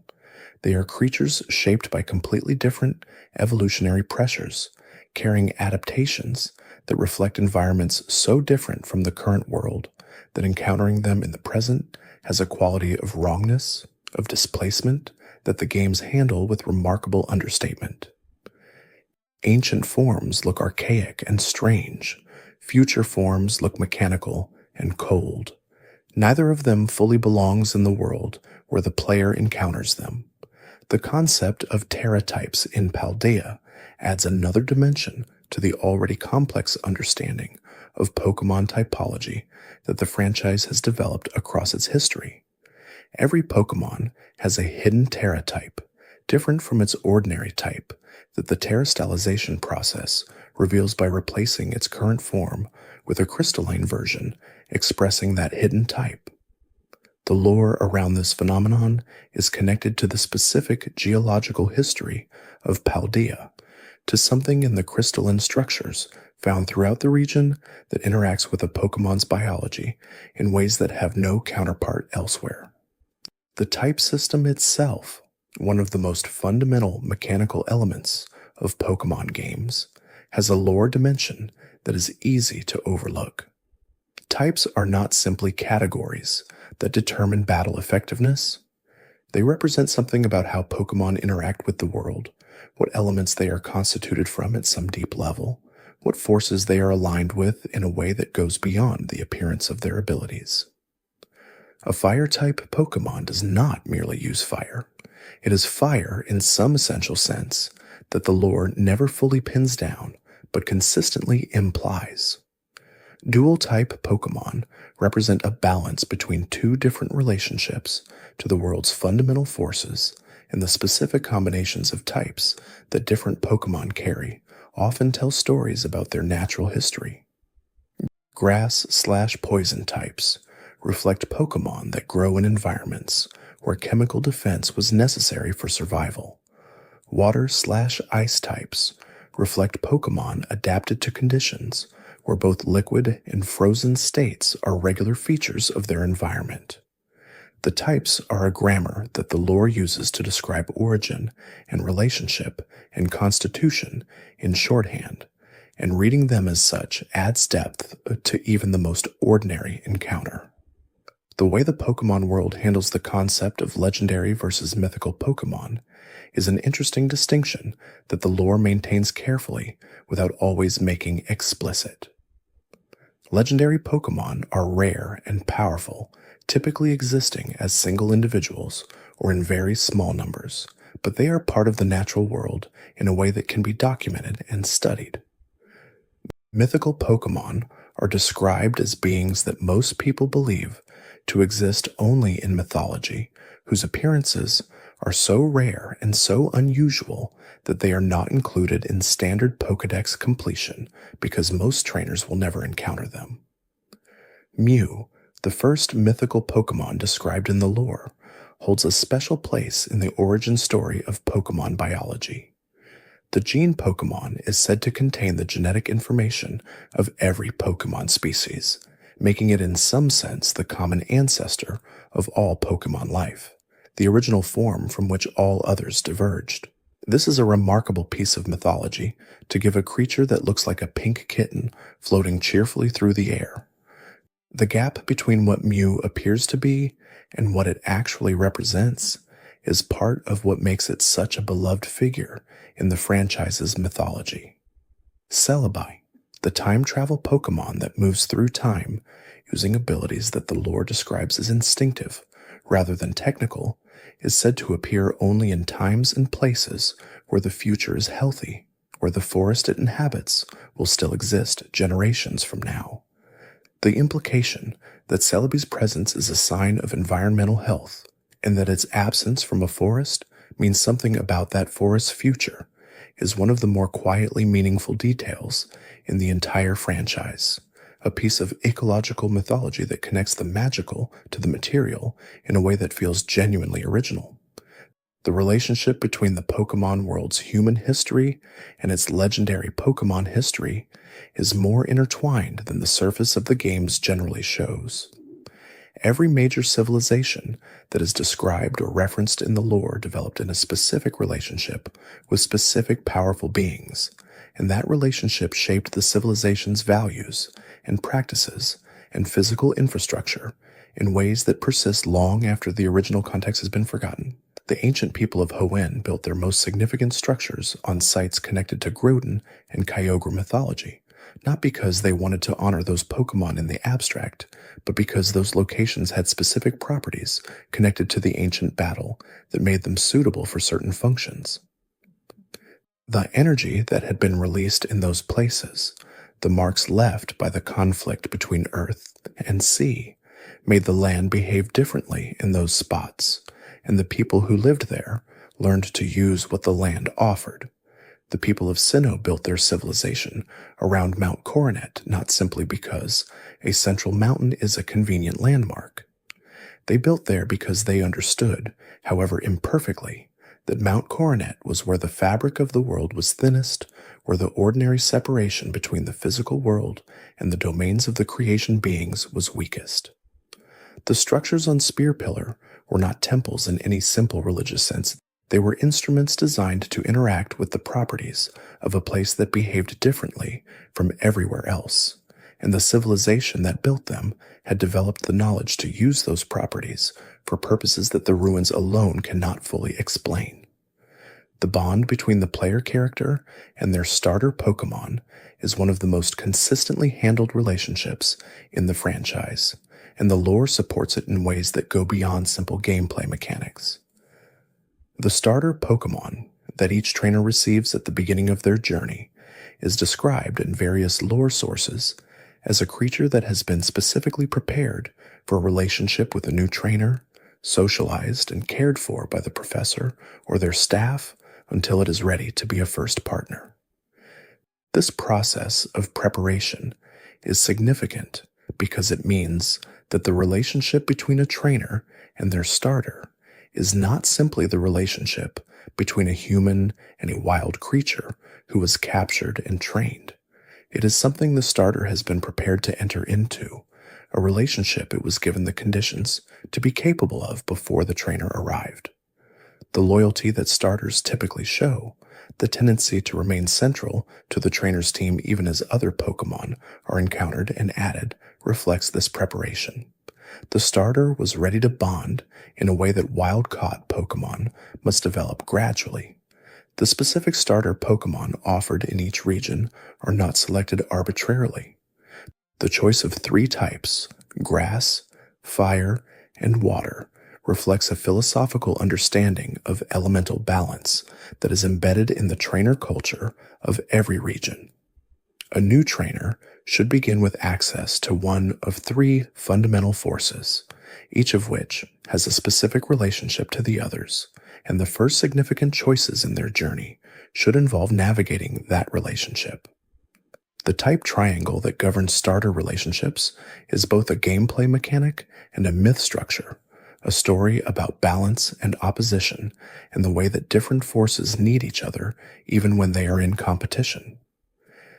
The antagonist organizations across the franchise's history can be read as a sequence of different answers to the same question, which is what would someone do if they believed they could improve the Pokémon world through radical action? Team Rocket's answer was profit through exploitation. Team Magma's answer was expanding the land. Team Aqua's answer was expanding the sea. Team Galactic's answer was remaking the universe from scratch. Team Plasma's answer was separating humans from Pokémon. Team Flare's answer was preserving beauty by eliminating those who lacked it. Team Skull's answer was burning down the system entirely. The Ether Foundation's answer was protecting Pokémon so completely that protection became control. Each of these organizations tells a story about a specific failure mode of good intentions. Team Magma and Team Aqua are perhaps the clearest example of this. 2 organizations with genuinely opposing visions for what would make the world better, each convinced that the other's plan would be catastrophic, each correct about the other and wrong about themselves. The lore handles the symmetry between them carefully, making clear that the difference between them is not that one is right and one is wrong, but that both are wrong in the same essential way, assuming that a drastic, irreversible transformation of the world's fundamental conditions will produce the outcomes they intend. The lesson that the lore consistently offers through these organizations is not that ambition is dangerous or that the desire for change is wrong. It is that the world is more complex than any single vision of improvement can account for, and that the willingness to impose that vision on everyone regardless of their consent is the point at which a desire to help becomes something else entirely. The heroes of each game do not win by proposing a better ideology. They win by stopping the mechanism through which the ideology was going to be imposed. The Pokemon world's relationship with memory is one of its most persistent and most quietly affecting themes. Xerneas, the life Pokemon of Kalos, is described as a Pokemon that gives eternal life to those who touch its horns before falling into a 1,000-year slumber and transforming into a tree. Yveltal, the destruction Pokemon, absorbs the life force of every living thing in its vicinity when it spreads its wings before cocooning itself and sleeping for 1,000 years. The mythology of Kalos treats these two beings not as good and evil, but as complementary forces, life and death, renewal and ending, each necessary for the existence of the other. The Pokemon that embody memory directly, like Sigilyph, a creature that flies in the same patterns day after day because it is reliving the memory of the routes it flew when it first came into being, suggests that memory in the Pokemon world has a physical dimension. It is not simply a cognitive process, but something that can leave marks in the world, that can determine behavior across lifetimes, that can be inherited and passed down in ways that defy ordinary biological explanation.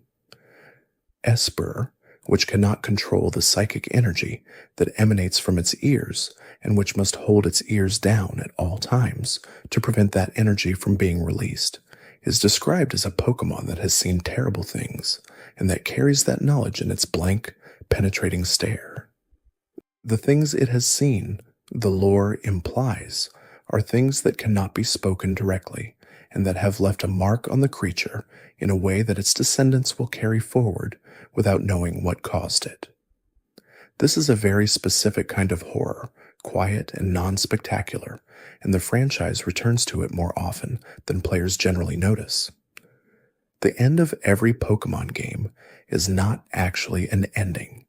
It is a transition into a post-game state that the lore treats as a continuation of the story in a different register. The main narrative arc, in which a trainer challenges gyms and defeats an antagonist organization and becomes champion, is presented as the formal structure that young trainers move through as they begin their journeys. What comes after, the exploration of post-game dungeons and the encounter with legendary Pokemon and the harder battles with more experienced opponents, is the informal continuation, the part of the journey that does not have a prescribed ending. This structure reflects something the Pokemon world believes about growth, which is that it does not stop when the formal markers have been achieved. Becoming champion is significant, but it is not the end of anything except the formal challenge structure. The world continues, and in continuing, it presents new challenges and new possibilities that were not available before. The post-game legendary encounters, in particular, have a quality of earned access, as though the legendary Pokemon have been watching and have decided that the trainer has reached a point where an encounter is appropriate. The ongoing competitive tradition, the battle facilities and tournaments, and ranked matches that appear in various forms across every generation reflects the understanding that the journey never concludes. There is always someone stronger to test yourself against, always something to learn from a defeat, always a new team composition to try, or a new strategy to develop. The lore of the Pokemon world supports this understanding not as an abstract philosophy, but as a structural feature of how Pokemon culture works, a culture that treats development as an ongoing practice rather than a thing that ends when a particular goal is reached. The deepest layer of the Pokemon world's mythology, the one that the franchise has been building toward since its earliest games, and that becomes fully visible only when you step back far enough to see all of it at once, is a story about connection. Every mythological being, from Arceus down through the Creation Trio, and the Lake Guardians, and the legendary birds and beasts and all the rest, exists within a web of relationships. Nothing in this world is truly solitary. Everything is connected to everything else, and the stability of the world depends on those connections being maintained. This is not a metaphor. In the Pokémon world, it is a literal structural fact. When Dialga and Palkia conflict, time and space destabilize in ways that affect every living thing. When Groudon and Kyogre fight, land and sea are reshaped and entire civilizations are destroyed. When Darkrai is present without Cresselia to balance it, nightmares spread through sleeping populations with no relief. The connections between these beings are load-bearing elements of the world itself, and the history of the Pokémon world is largely the history of those connections being tested, broken, restored, and deepened. The relationship between a trainer and their Pokémon in this light is not a smaller version of those cosmic connections, but a participation in the same fundamental reality. Every bond formed between a human and a Pokémon is part of the same fabric that holds Dialga and Palkia in their relationship, that connects Ho-Oh to the beasts it resurrected, that ties the Lake Guardians to the minds of every creature that lives in the world above their lakes. The game never says this directly. It does not need to. The cumulative weight of the mythology makes it clear without needing to be stated. What the Pokémon world ultimately offers, through all its mythology and all its lore and all the quiet stories embedded in Pokédex entries and gym leader dialogue and ancient ruins, is a portrait of a world that takes connection seriously. A world where the bonds formed between different kinds of creatures, across all the differences of form and ability and origin that separate them, are not decoration or sentiment, but something structural, something necessary, something that the world literally could not hold together without. The legendary Pokémon that watch over the world from their mountains and oceans and ancient ruins are not distant powers indifferent to what happens below them. They are participants in the world, drawn back into its affairs again and again, because they are part of it in ways they cannot set aside. The first king of Galar could not have stopped the darkest day without Zacian and Zamazenta. Azee could not have lost everything he loved without Floette to lose it for. The heroes of Unova could not have split the original dragon without the dragon agreeing, in some sense, that their difference in vision was real and worth embodying. Every story in the Pokémon world is a story about what happens when two different things decide against all the obstacles of difference and distance and the sheer difficulty of understanding each other to work together anyway. The trainer and the starter, the rival and the champion, the legendary Pokémon and the ordinary trainer who happens to be in the right place at the right time. The world that Arceus made, the world that was built from silence and the first sound of a single heartbeat moving through absolute emptiness, is a world designed to show that this is possible. The connection across difference is not merely a nice idea, but the actual mechanism by which the world holds together. The ancient knowledge preserved in the various libraries and archives of the Pokémon world suggests that the earliest human civilizations did not simply coexist with Pokémon. They organized their entire way of life around specific Pokémon relationships that modern trainers would barely recognize. The city of Camphrier in Kalos, for example, contains a castle where a Pokémon was kept in a deep sleep for generations, the memory of its legendary power preserved in the architecture of the building, and in the ceremonies performed there even after the reason for those ceremonies had been mostly forgotten. The people who maintained those ceremonies did not always know exactly what they were honoring. They knew only that something important had happened there, and that honoring it was the right response. The Dragon Spiral Tower in Unova is one of the oldest structures in the known world, predating the current age of trainers by a span of time that archaeologists in the Pokémon world can estimate, but not precisely determine.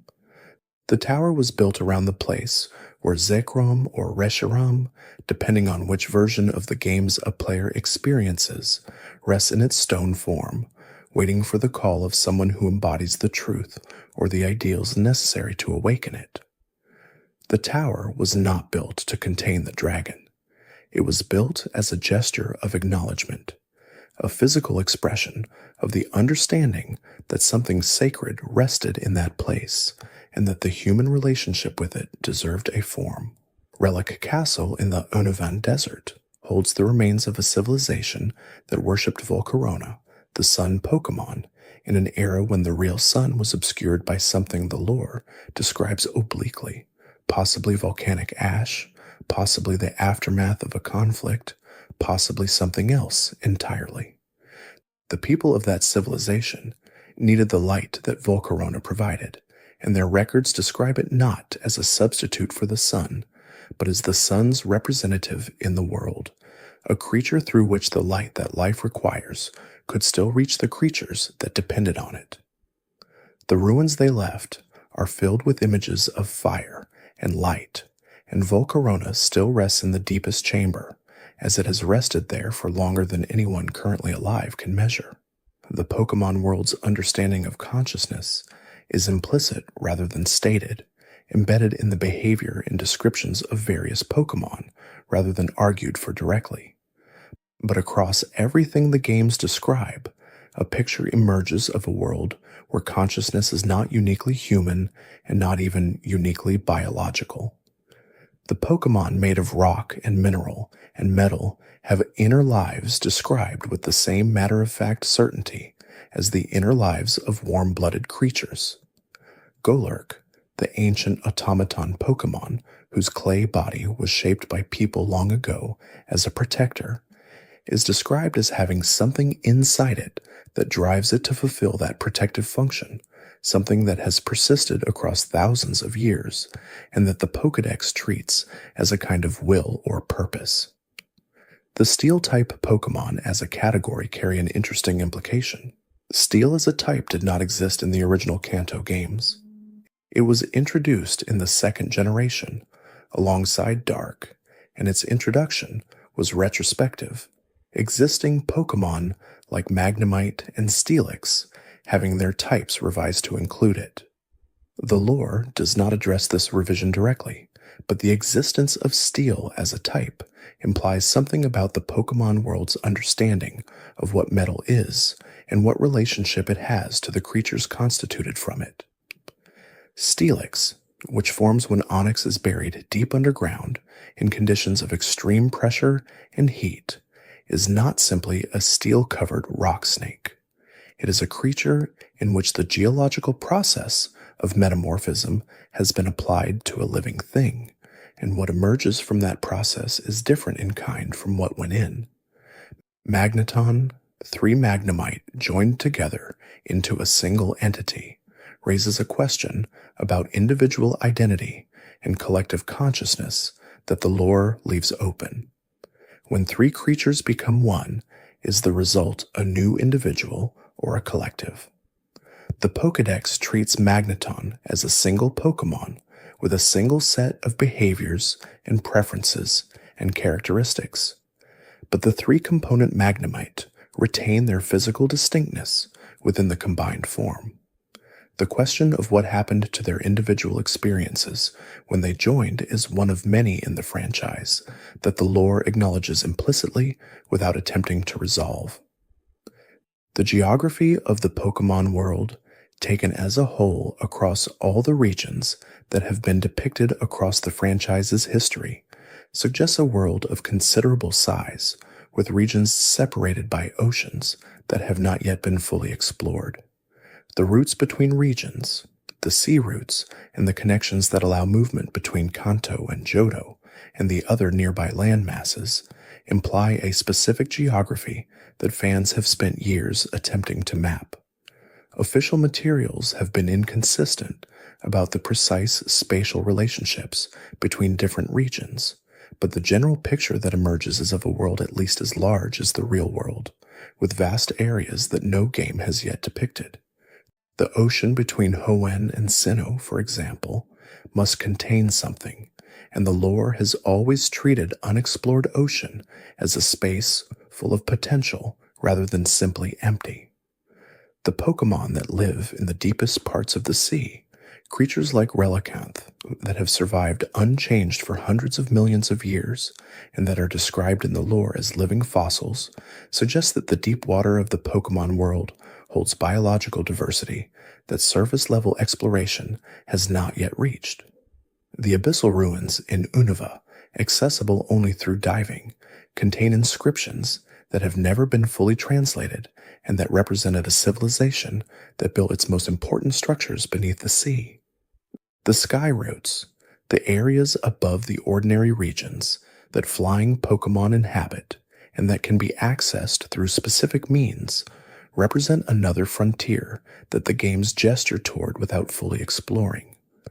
Flygon, described as the illusion Pokémon because the sandstorms it creates as it moves obscure its body until the creature seems to fade into the air around it, inhabits the interface between the ground and the sky in a way that makes it impossible to say definitively which domain it belongs to. The high-altitude regions where Rayquaza lives are so far above the ordinary world that the creatures who reach them encounter conditions that nothing from the lower atmosphere is adapted for, and what lives up there, beyond Rayquaza, and the clouds that form below it, is something the lore has never fully addressed. The role of music in the Pokémon world is more significant than it might initially appear. Certain Pokémon are described in the lore as having abilities connected directly to the production of sound, not simply as a form of attack, but as a way of interacting with the world at a level that goes beyond communication. Jigglypuff sings songs that put listeners to sleep, not through a chemical process or a physical mechanism that can be easily explained, but through something in the quality of the sound itself that the sleeping mind cannot resist. The frustration Jigglypuff expresses when its audience falls asleep is genuine because Jigglypuff is not trying to put anyone to sleep. It is trying to be heard. Meloetta, the melody Pokémon, carries within it two distinct forms, each connected to a different mode of musical expression. Its aria form is associated with normal-type characteristics, reflecting the Pokémon in its everyday state, singing in a way that expresses what it is without trying to transform anything. Its pirouette form is activated through a specific melody passed down through Meloetta's tradition, and in that form, its type changes entirely, as though the music has changed what the creature fundamentally is in that moment. The lore around Meloetta suggests that music and physical form are not as separate in the Pokémon world as they are in ours, that sound can reach into the constitution of a creature and reshape it in ways that persist for as long as the music lasts. The Reveal Glass, an artifact connected to the Forces of Nature trio in Unova, resonates with something about the relationship between form and essence that runs through the entire franchise. Tornadus and Thundurus and Landorus, the three genies of Unova, have two forms each, one more bestial and wild, and one more humanoid and composed. The glass reveals the composed form, and the lore around it suggests that the composed form is not more true or more real than the bestial form, but simply a different way of being the same thing, a different expression of the same essence under different conditions. The concept of time in the Pokémon world, shaped as it is by Dialga's existence, has implications that run through various aspects of the lore in ways that are not always made explicit. The Pokémon Celebi can move through time, and the places it visits remain marked by its passage in ways that last far beyond its departure. The Ilex Forest in Johto, where a shrine to Celebi stands, has an atmosphere that longtime players tend to describe as different from the forests nearby, a quality of being between moments rather than firmly in any particular one. The fossil Pokémon, creatures restored from genetic material preserved for millions of years in stone, represent a specific temporal anomaly that the Pokémon world handles with characteristic matter-of-factness. Aerodactyl was alive in an age when the world looked nothing like it does in the contemporary games. The Pokemon world that Aerodactyl evolved in had different predators and different prey and different atmospheric conditions and different plants covering the land. When it is restored in the present, it brings with it instincts and capabilities shaped by conditions that no longer exist, and the occasional Pokedex entry that describes a restored fossil Pokemon as struggling to adapt reflects this temporal displacement with a quiet sadness. Dracovish, one of the combinations possible for mismatched fossil restoration in the Galar region, is described in the lore as a creature that does not fit together properly, whose components were never meant to be combined, and whose existence reflects an error in the restoration process rather than a successful return of something ancient. The lore treats this with a sympathy that does not resolve into comfort, noting that Dracovish cannot breathe well in the modern atmosphere and must keep its fish half wet at all times. It survived extinction only to find itself in a world that does not quite accommodate what it is, and the Pokemon world, to its credit, does not pretend that this is not a form of harm. The sleeping ancient creatures of the Pokemon world form their own category of lore, being so old and so powerful that their existence in an active state would destabilize the world around them, and whose rest is therefore something the world depends on in ways that most living things are unaware of. Kyogre and Groudon sleep in their respective deep places. Rayquaza drifts in the high atmosphere. Giratina inhabits the distortion world. Regigigas, described in the lore as the Pokemon that dragged the continents to their current positions using ropes, was sealed away in the Snow Point Temple because the power it represents, the raw physical force capable of rearranging geography, is too significant to exist unbound in the ordinary world. The concept of power that must be contained, of beings whose full expression would be catastrophic and whose partial expression is therefore the only safe form, runs through the mythology of the Pokemon world in ways that illuminate how the world thinks about the relationship between power and responsibility. The legendary Pokemon that have been sealed or sleeping are not being punished. They are being protected, and the world is being protected from them, and the distinction between those two kinds of protection is deliberately ambiguous in the lore. Something that is too powerful to exist freely in the world without causing harm is not necessarily bad. It is simply more than the ordinary world can hold without breaking. The warden system in the Hisui region, where specific people were designated to tend to and maintain the relationship with noble Pokemon who had become frenzied, reflects an earlier and more explicit version of this understanding. The wardens knew that the noble Pokemon were not enemies. They knew that the frenzy was a symptom of something wrong rather than an expression of the Pokemon's true nature. Their role was not to fight the noble Pokemon, but to maintain a relationship that could provide help when the frenzy came. And the specific offerings that each warden knew to bring reflected generations of careful observation about what each individual noble Pokemon responded to. The mythology of Pokemon that represent concepts rather than creatures, beings like Nihilego or Cosmog or Zygarde, points toward the edges of what the franchise's world building has been willing to address directly. Zygarde, in particular, represents something about the Pokemon world's ecology that goes beyond the individual. It exists in three forms: 10%, 50%, and complete, and the transition between them is driven not by individual growth or transformation, but by the condition of the world's ecology as a whole. When the world's natural order is severely disrupted, Zygarde's cells, scattered across the land, begin to gather into a more complete form. It is a creature that becomes more itself in proportion to how threatened the world is. This idea of a Pokemon whose completeness is conditional on external circumstances rather than simply on its own development is one of the most original pieces of lore the franchise has produced. Zygarde is always present in some form, its cells distributed through soil and water and the bodies of the landscape itself. But it only becomes the full expression of what it is when the need arises. In calm times, it sleeps in 100 small pieces scattered across the region. In dangerous times, it gathers itself into something capable of meeting the scale of the threat. The lore describes this not as a transformation, but as a completion, as though what Zigurde is in its cell form is already the full creature, waiting for the circumstances that allow all its parts to recognize each other.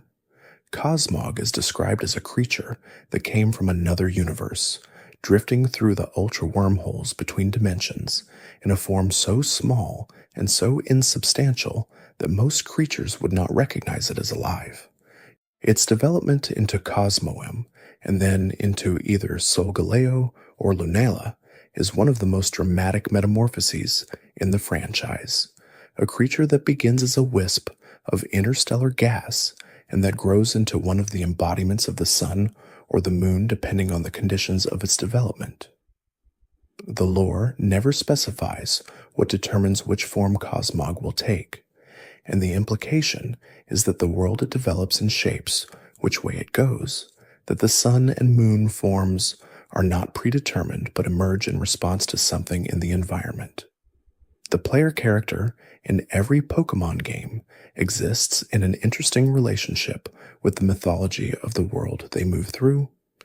They are ordinary people by the standards of their regions, new trainers beginning journeys that thousands of others have begun before them, and yet they consistently find themselves at the center of events that should by any reasonable standard be beyond the reach of anyone so inexperienced. The lore has offered various explanations for this over the years, some more explicit than others. The concept of the protagonist as a null point, a person whose lack of preconceptions and whose open relationship with Pokémon gives them access to legendary creatures in ways that more experienced trainers cannot achieve, is embedded in how the games structure their encounters.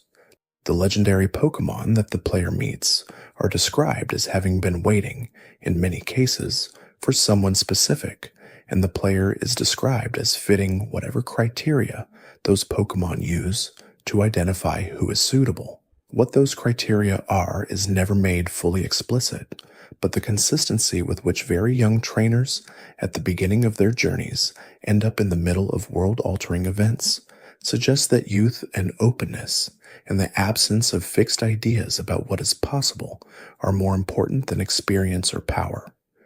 The relationship between the player characters and their rival, a relationship that runs through the mythology of the franchise in various forms across every generation, is one of the lore's most consistent explorations of how different approaches to the same journey produce different kinds of people. The rival who approaches the journey through competition and urgency becomes someone different from the trainer who approaches it through curiosity and connection, and the games have always used the rival relationship to make this visible. Neither approach is presented as simply correct. The rival who pushes through force often achieves something that the slower approach would not. The trainer who goes slowly forms bonds that the faster approach cannot build. The lore suggests that both are necessary, that the world benefits from having both kinds of people in it. The champion system, the structure through which every main region organizes its highest competitive tradition, carries more mythological weight than its surface appearance, as a tournament bracket suggests. The champion is not simply the most powerful trainer in a region. In the lore of most regions, the champion occupies a role that is closer to a guardian, someone who stands at the apex of the battle tradition and whose continued presence at that apex represents the health and stability of the region's relationship with Pokémon in general. Cynthia, the champion of Sinnoh, is described in the lore surrounding her as a researcher and historian as much as a battler. Her interest in ancient mythology, in the creation texts of Sinnoh, and the ruins that preserve fragments of those texts, is not incidental to her role as champion. The games suggest that her understanding of the region's deepest history is part of what makes her formidable, that knowing what the world is built on changes how you move through it. Her appearance at critical moments in the Sinnoh narrative, moments where the creation beings are involved and where the stakes are larger than any battle, positions her as something more than a final obstacle. She is a custodian of a tradition that matters. Lance of Kanto and Johto occupies a different position, one connected to the ancient dragon tamer clans, whose history is woven through Johto's mythology. The Dragon's Den in Blackthorn City, where Lance and his family have practiced for generations, is not simply a training facility. It is a place where a tradition older than the current gym system has been maintained, a tradition of forming deep bonds with dragon Pokémon that the mainstream trainer culture of Kanto has never fully understood. Lance's frustration with the willingness of organizations like Team Rocket to exploit Pokémon is not abstract. It is the frustration of someone who knows what a real bond between human and Pokémon looks like, and who finds its exploitation genuinely offensive. Stephen Stone of Hoenn approaches his role as champion through the framework of geological and archaeological interest that defines his character throughout the games. His collection of rare stones and his deep knowledge of the ancient history of Hoenn connect him to the mythology of the region in ways that matter when the events of Ruby and Sapphire reach their most serious point. Stephen understands what the awakening of Groudon or Kyogre would mean not as an abstract power calculation, but as a geological and mythological event with specific historical precedent, and that understanding shapes how he responds to the crisis. The gym system, which structures the journey of trainers across every region, has a history that the games reference without ever fully narrating. The idea of organized battle facilities where trainers of specific specializations could be challenged emerged at some point in the past as a way of structuring the development of young trainers, giving them a sequence of challenges calibrated to their growing abilities. Before the gym system existed, the lore implies the development of trainers was less organized, more dependent on chance encounters and personal relationships with more experienced trainers. The Elite Four, the tier of trainers above the gym leaders and below the champion in the formal battle hierarchy of most regions, carry their own specific lore implications. In Kanto, the Elite Four members are described as trainers of such unusual strength and specialization that they exist somewhat outside ordinary trainer culture, accessible only to those who have demonstrated enough ability to be worth their time. Lorelei's mastery of ice types, Bruno's connection to fighting types, Agatha's relationship with ghost Pokémon, Lance's dragon tradition, each of them represents a specific extreme of the trainer culture, a point where specialization has produced something that generalizes almost no one can match.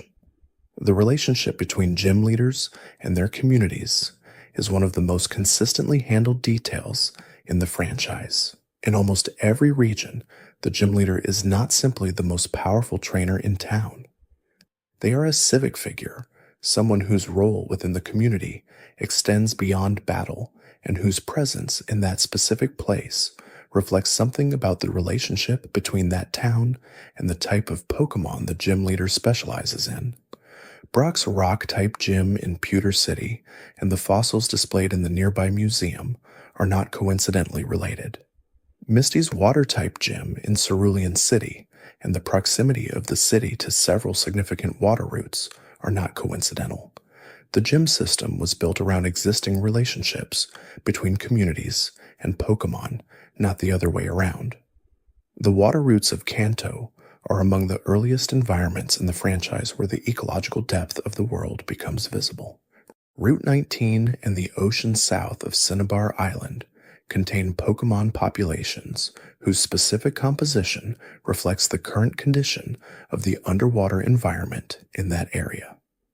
The Pokémon that have made the ocean around Cinnabar their habitat have been influenced by the volcanic activity of the island and by the particular mineral composition of the water in that area, and the Pokémon encountered there reflect this in ways that are not made explicit but that reward attention. Cinnabar Island's laboratory, where fossil restoration research was being conducted before the events of the original games, represents one of the most significant scientific achievements described in the Pokémon world. The restoration of Pokémon from fossil specimens is described as a process that reconstructs the genetic information preserved in the stone, using that information to grow a living creature from cellular material. The creatures produced by this process are biologically identical to their ancient counterparts, which raises the question of whether the restoration creates a new individual or retrieves the original one in some meaningful sense. The lore does not resolve this, but the question is one that the Pokémon world implicitly endorses as worth asking. The mansion on Cinnabar Island, burned and abandoned when players arrive in the original games, is the site of the most explicitly disturbing scientific experiment described in Kanto's lore. The journal entries found within describe the process through which Mewtwo was created, the genetic manipulation of Mew's DNA to produce something more powerful than anything that had existed before.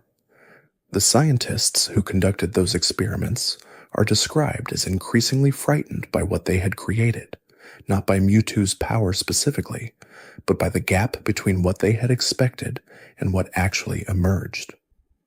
They had expected a powerful biological weapon. What appeared was something that had opinions about its own existence. Mewtwo's history is one of the most carefully developed individual character arcs in the franchise's mythology. Created from Mew's genetic material through a process that involved considerable suffering, both for the original Mew and for the various attempts that preceded the successful one, Mewtwo entered the world with an awareness of exactly what it was and exactly how it came to be. The journals of the scientists describe it asking questions that they were not prepared to answer, questions about purpose and origin and what its existence was supposed to mean. The answer that Team Rocket's Giovanni provided was unsatisfying in the way that answers designed to justify exploitation are always unsatisfying. Giovanni wanted a weapon, and he told Mewtwo that this was what it was. Mewtwo's response, which eventually manifested as the events depicted in the first Pokémon film and referenced in the game's lore, was to reject that definition in the most thorough way available to something with its capabilities. The destruction of the laboratory on New Island, the creation of a sanctuary for genetically engineered Pokémon, the extended period of solitary reflection in the mountains of Kanto before the events of the original games conclude, all of these are part of a character arc about what it means to refuse the purpose you were designed for and build a different meaning from the ruins of that refusal. Mewtwo's relationship with other Pokémon, with Mew in particular, is one of the more philosophically interesting aspects of the lore surrounding it. It was created from Mew, but is not Mew. It carries Mew's genetic information, but has developed into something that Mew, who the lore describes as carefree and playful and unburdened by the weight of self-awareness, is not. The two creatures are related in a way that has no equivalent elsewhere in the Pokémon world, a creator and a creation who are also, in some biological sense, the same entity expressed differently. What they make of each other in encounters is never fully narrated, and the incompleteness of that narrative feels like the right choice. The psychic Pokémon of the franchise carry a specific kind of lore weight that accumulates differently from the lore around physical or elemental types, where a fire type's mythology tends to connect it to geological or atmospheric phenomena, where a rock type's mythology tends to connect it to the deep history of the earth. The psychic types are described in terms of consciousness and perception and the manipulation of mental space in ways that raise questions about the nature of mind in the Pokémon world. Alakazam's IQ, described in the Pokédex as exceeding 2,000 at full development, is a figure that the games present without explanation. What does it mean to have that level of intelligence? What does the world look like from inside a mind that comprehensive? The lore does not narrate Alakazam's inner experience, but the entries that describe it suggest something about the loneliness of that kind of awareness, a creature capable of understanding everything around it in ways that nothing else can match, existing in a permanent state of knowing more than it can share. Gardevoir's bond with its trainer is described in the Pokédex as absolute, a devotion so complete that it will use all of its power to protect the person it has chosen, regardless of the physical cost to itself. The lore specifies that Gardevoir's protective capabilities include creating a small black hole, a gravitational singularity, to shield its trainer from harm.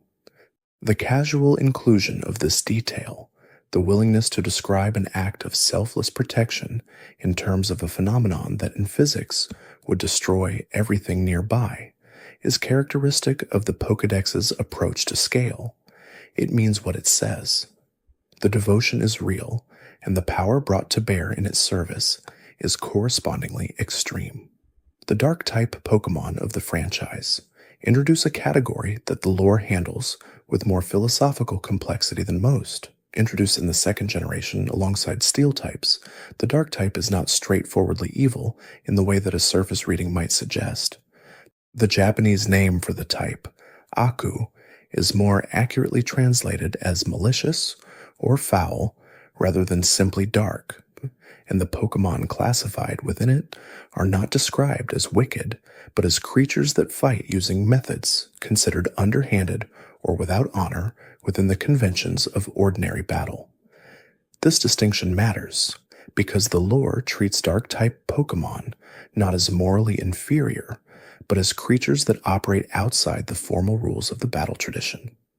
Sneasel's Pokédex entries describe a creature of remarkable cunning and agility, a hunter that exploits gaps in its prey's attention, and that the entries treat with something closer to admiration than condemnation. The cruelty described in some Dark-type entries is not random or purposeless. It is the behavior of creatures well adapted to competitive environments where the formal niceties of battle tradition have no survival value.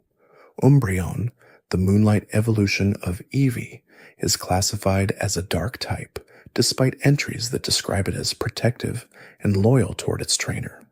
The ring markings on its body glow when it senses danger, and it is described as a creature that lurks in the darkness to avoid its enemies, which speaks more to strategy and the use of concealment than to any malicious intent. The dark classification reflects a way of moving through the world, not a moral orientation, and the lore is careful to make this distinction even when it does not state it directly. The ghost-type Pokémon represent perhaps the most philosophically dense category in the franchise's entire type system.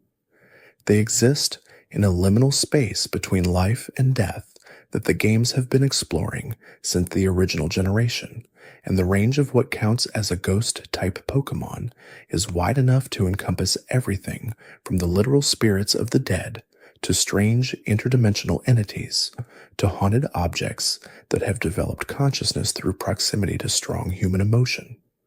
Haunter's Pokédex entries describe it as a creature that feeds on the life force of sleeping humans, approaching them in the night and licking them to absorb their energy.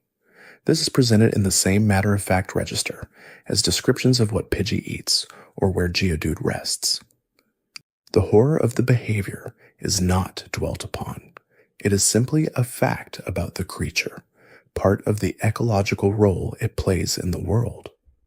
The lore of ghost Pokémon consistently treats predation on human mental and emotional energy as a natural phenomenon, neither more nor less remarkable than any other form of predation.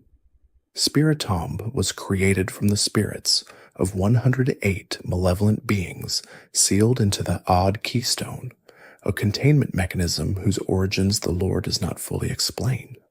What the lore does explain is that those 108 spirits, merged together over the centuries into a single entity, have produced something that carries within it the accumulated history of whatever those beings did to warrant sealing. The number 108 is significant in Buddhist tradition, referring to the number of human desires or earthly temptations that cause suffering, and the presence of that number in Spiritomba's composition is not accidental. It is a suggestion about the nature of what was sealed and why. The legendary Pokémon of Kalos, Xerneas, and Yveltal, and Zygarde form a trio whose thematic coherence is one of the more striking pieces of world building in the recent franchise. They represent life and death and the order that mediates between them, and their relationship to each other is described in the lore not as conflict, but as a cycle, a necessary sequence of states that the world moves through rather than a war between opposing forces. Xerneas' 1,000-year sleep, during which it exists as a tree, is not dormancy in the biological sense. It is an active process of gathering and redistributing the life energy it has been releasing during its 1,000 years of wakefulness. When it walks the world, it gives, and when it sleeps, it restores what it needs in order to give again. The tree form it takes is not a concealment or a weakness, but another expression of the same life energy that animates it when it walks, rooted and still rather than moving, but no less alive.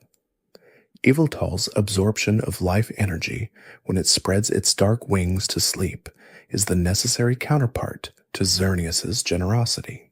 The lore does not treat Yveltal as destructive in the way that a creature bringing death might be treated in simpler mythologies. It is described as taking what Xerneas has given and holding it in a form that preserves it, making possible the next cycle of giving when Xerneas wakes. The cocoon that Yveltal becomes carries within it the life of everything it absorbed, not destroyed but held, waiting for the moment when the cycle turns again.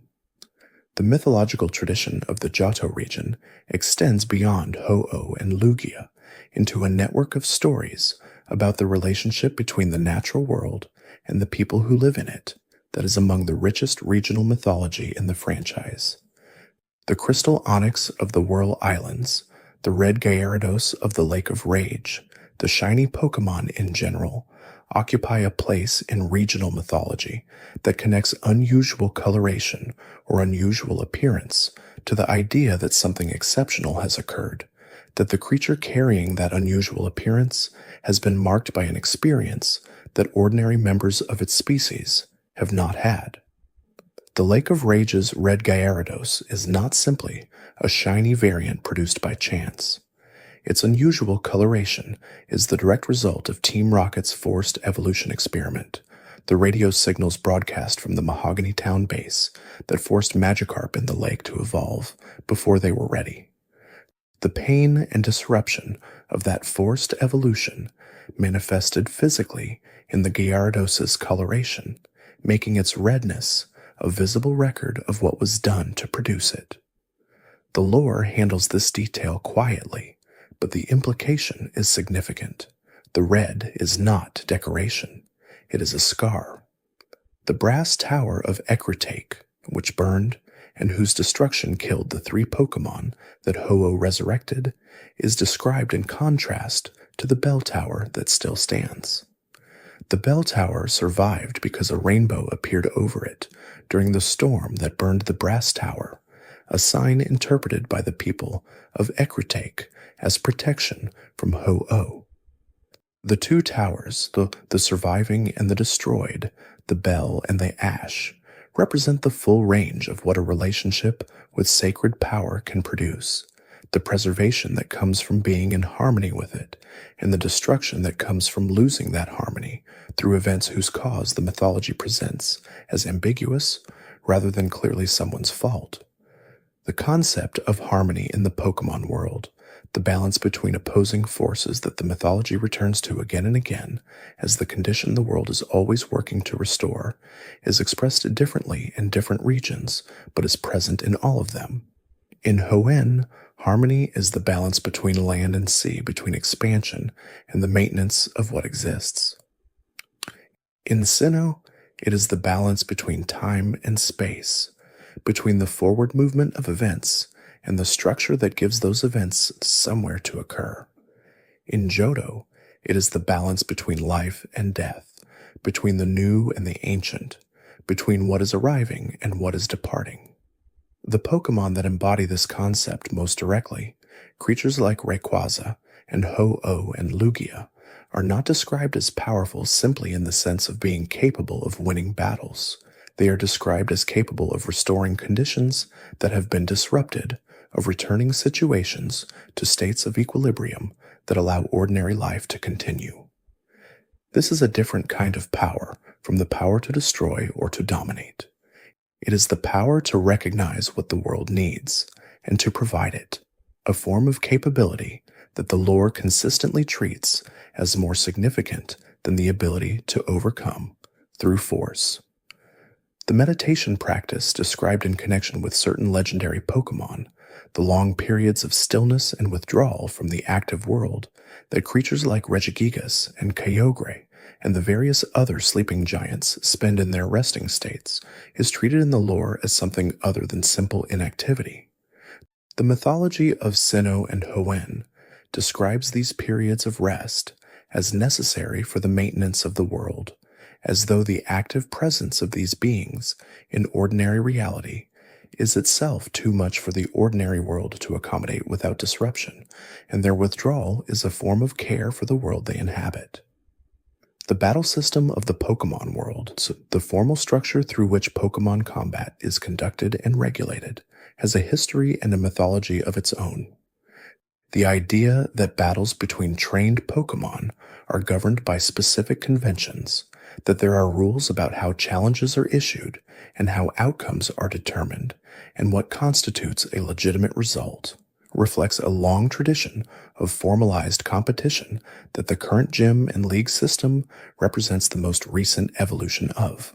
The frontier brains of the Battle Frontier facility in Hoenn and Sinnoh, the subway bosses of Unova, the Maisons Chevaliers and Kalos, all of these represent extreme practitioners of the battle tradition, trainers who have dedicated themselves so completely to the craft of Pokémon battle that they have achieved something the lore treats as genuinely exceptional. The Battle Factory's Scott, who built the facility as a way of providing trainers with access to experiences that the ordinary challenge of the gym circuit could not offer, describes the purpose of the frontier not as entertainment, but as a specific form of education, a place where the principles of battle are tested in conditions that remove the variables that ordinary competition allows for. The use of rental Pokémon in certain frontier facilities represents one of the most philosophically interesting mechanical experiments in the franchise, and the lore around it reflects that interest. When a trainer enters the Battle Factory and is given a set of Pokémon they have never worked with before, the challenge is no longer about the bond between trainer and Pokémon. It is purely a test of tactical understanding, of the ability to read a set of capabilities and devise the best possible use of them without the advantage of familiarity or trust. The lore suggests that the best trainers in the world are those who can perform well in both conditions, who can form genuine bonds, and who can also operate effectively in their absence. The evolution of trainer culture across the different regions reflects something about how the relationship between humans and Pokémon has changed over time, becoming more formalized and more codified, even as the underlying connection that makes it meaningful remains constant. The oldest traditions, like the Dragon Tamer clans of Johto or the ancient Aura users connected to Lucario, operated through relationships that were deep and personal and that required years of practice to develop. The modern trainer culture, with its emphasis on collecting and competing, and the formal progression through gym badges toward the league challenge, provides a structure that many more people can participate in, but at the cost of some of the depth that the older traditions offered. This tension is acknowledged in the games in ways that are easy to overlook. The veteran trainers who appear on certain routes, the hikers and fishers and battle girls who have been working with their Pokémon for years or decades, carry in their dialogue a quiet perspective on the difference between the formal challenge of the gym circuit and the longer, slower process of developing genuine expertise. They do not dismiss the league challenge. They simply know something about it that young trainers do not yet know, which is that beating the Elite Four is not the end of learning, and that the most interesting parts of the tradition come after the formal markers have been achieved. Professor Kukoi's founding of the Alola Pokemon League in Sun and Moon, the first formal league structure in a region that had previously organized its trainer culture entirely around the Island Challenge and the Kahuna system, represents a specific moment in the evolution of that culture. The establishment of the league is presented as a positive development, a way of giving Alolan trainers access to the competitive traditions of other regions while preserving what was specific to Alola. But the game also shows what is lost in the formalization, the way that the Island Challenge's emphasis on the spiritual and ecological dimensions of the trainer journey is somewhat diminished by its conversion into a competition with a defined endpoint and a single winner. The Island Challenge of Alola is one of the most fully developed alternative trainer traditions in the franchise, and the lore around it is rich in ways that reward attention. Each of the 4 islands of Alola has its own kahuna, a trainer chosen by the island's guardian Pokémon to serve as its representative in the human world. The selection process is not voluntary in any simple sense. A person who is chosen as kahuna has not applied for the position or been elected to it. They have been recognized by something older and more perceptive than any human institution as the right person for a role that will shape the island's relationship with its guardian for as long as they hold it. Hala of Melamale Island, whose guardian is Tapu Koko, embodies the kahuna's role as a bridge between the human community and the powerful Pokémon whose presence defines the island's character. The Tapu are not simply powerful Pokémon that happen to live on the islands. They are the spiritual protectors of the islands in a way that has shaped Alolan culture for as long as anyone can remember. The architecture of Alola, the ceremonies performed at its shrines, the specific practices of the Island Challenge itself, all of these are inflected by the presence and the preferences of the 4 Tapu in ways that generations of Alolan people have absorbed without necessarily examining. The trials of the Island Challenge, conducted by trial captains rather than gym leaders, test trainers in ways that go beyond simple battle competence. Each trial requires the trainer to interact with the Pokémon of a specific environment in a specific way, often involving observation or collection rather than combat. The totem Pokémon that serve as the culmination of each trial are not simply powerful opponents. They are representatives of the island's ecology, individuals who have grown unusually large and strong through their connection to the Zid energy of the island, and encountering them is described in the lore as an encounter with something representative rather than individual. The Pokémon world's approach to illness and injury is one of the areas where the lore most clearly departs from biological realism in favor of something that serves the world's mythological and emotional needs. The Pokémon Center, present in some form in every region, provides complete restoration of any Pokémon brought to it, regardless of the nature or severity of the injury. The mechanism by which Nurse Joy and her Chansey and Blissey companions accomplish this is never explained.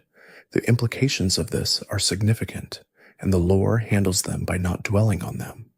If every injury can be completely healed, what does injury mean in this world? If every illness can be cured, what is the relationship between the Pokémon world and the experience of suffering that cannot be undone? The lore answers this question partly through the ghost-type Pokémon and partly through the storylines that do not resolve with healing, the Marowak who cannot be brought back, the ancient Pokémon whose bones are preserved in stone rather than restored to life, the relationships that ended in ways that healing could not address. The Pokerus, described as a beneficial microscopic organism that can infect Pokémon and temporarily enhance their growth, is one of the few times the Pokémon world treats the biological in explicit terms. The lore around Pokerus is careful to distinguish it from harmful illness while maintaining the framing of infection and spread that makes it feel like a real biological phenomenon. Its rarity, described as rarer than encountering a shiny Pokémon, gives it a quality of wonder rather than threat, and the way players discover it, through an unexpected message from Nurse Joy rather than through any visible symptom, is consistent with how the franchise generally handles the strange and the biological quietly, without announcement. The Pokémon world's geography, considered as a whole across all the regions that the franchise has depicted, contains several locations that occupy a special mythological status, regardless of which region they belong to. Mount Silver, the peak on the border between Kanto and Johto, where the strongest wild Pokémon in the known world inhabit, and where, in Heart Gold and Soul Silver, Red waits in silence at the summit, is one of those places. Red's presence at the summit of Mount Silver is one of the most discussed and most interpreted moments in the franchise's mythology. The games provide no dialogue for him, no explanation for why he is there, no indication of how long he has been waiting or what he is waiting for. He simply exists at the highest accessible point in the known world, surrounded by level 80 Pokémon in conditions that would be physically grueling for any ordinary trainer, in silence. The lore around this moment has been discussed and debated and reimagined for decades, and the lack of resolution is precisely what gives it its weight. The interpretation that has accumulated the most consensus is one the games never state explicitly, which is that Red went to Mount Silver after completing everything the ordinary trainer culture had to offer and found that he still had further to go. The League Champion, the Pokédex completion, the legendary encounters, none of it was the destination. Mount Silver, with its silence and its cold and its isolation from the systems and structures that gave his achievements their meaning, represents the edge of what the formal culture can teach and the beginning of something that has no name in the existing tradition. Gold's arrival, challenging Red to a battle that the game allows but does not narrate beyond the level of the encounter itself, is the lore's way of suggesting that the tradition continues, that what Red found there becomes available to the next person willing to climb high enough to reach it. The Safari Zone and its equivalents in various regions represent a specific philosophy about the human relationship with wild Pokémon that runs counter to the main training tradition in an interesting way. In the Safari Zone, trainers cannot use their own Pokémon to battle wild ones into submission. They must rely on bait and rocks and the specialized Safari Balls, tools that work through appeal and chance, rather than through the confrontation that ordinary capture involves. The captures that result from this process have a different quality in the lore surrounding them, reflecting a relationship with wild Pokémon that is closer to coexistence than conquest. The game corner in Kanto and Johto and Hoenn, the casino facilities that appear in the early games and that were later removed or modified due to concerns about gambling in games directed at young players, carry their own small piece of lore. Team Rocket's operation of the game corner in Celadon City was not simply a money-making scheme in the ordinary sense. The underground facility beneath the game corner, The real operation that the visible casino concealed represented the gap between the face that Team Rocket presented to the public and what it was actually doing. The glittering lights of the game corner and the darkness of the laboratory beneath it is one of the franchise's earlier uses of contrast between appealing surface and troubling interior. The department stores that appear in major cities across various regions, the large retail establishments where trainers can purchase items not available elsewhere, represent a dimension of the Pokémon world that the games rarely address directly, but that implies a complex economy organized around trainer culture. Someone grows the oran berries, someone manufactures the Pokeballs, someone designs and produces the TM discs that allow Pokémon to learn techniques they would not otherwise know. The economic infrastructure of trainer culture, the supply chains and manufacturing processes and retail systems that make the journey possible, operates in the background of every game, invisible but necessary. The TM system, through which Pokémon can learn techniques outside their natural repertoire, is one of the more philosophically interesting mechanical elements when examined through the lens of the lore. The idea that a physical disc can encode a complex technique and transfer the knowledge of that technique to a Pokémon through a process that takes seconds suggests something about the nature of knowledge and learning in the Pokémon world that is different from how those processes work in ours. The HM system, the hidden machines that taught Pokémon techniques necessary for navigating the world rather than simply for battle, carried a lore implication that the games handled through their mechanics rather than their text. A Pokémon that had learned Surf or Fly or Cut had expanded its capabilities in ways that changed its relationships to the environment. The Pokémon could now cross water or lift itself into the air or clear barriers that had been impassable before, and these new capabilities were not simply tools for the trainer's navigation. They were real expansions of what the Pokémon could do in the world, changes in its practical relationship to its environment that would presumably persist beyond the context of the trainer's journey. The move tutors who appear across various games, trainers of unusual expertise who will teach certain Pokémon techniques in exchange for specific currency or items, represent a tradition of specialized knowledge transmission that exists outside the formal TM system. Their willingness to share what they know, the conditions they impose on the sharing, reflects something about how the Pokémon world organizes the distribution of rare expertise. Some knowledge is available commercially, packaged in TMs and sold in stores. Other knowledge is held by specific individuals and transmitted only to those they judge worthy of receiving it, a distinction that the lore handles through the mechanics without belaboring the point. The relationship between Pokémon and the seasons is one of the most carefully developed ecological details in the franchise, given its fullest expression in the Unova games where the seasons change in real time and affect which Pokémon appear in specific locations.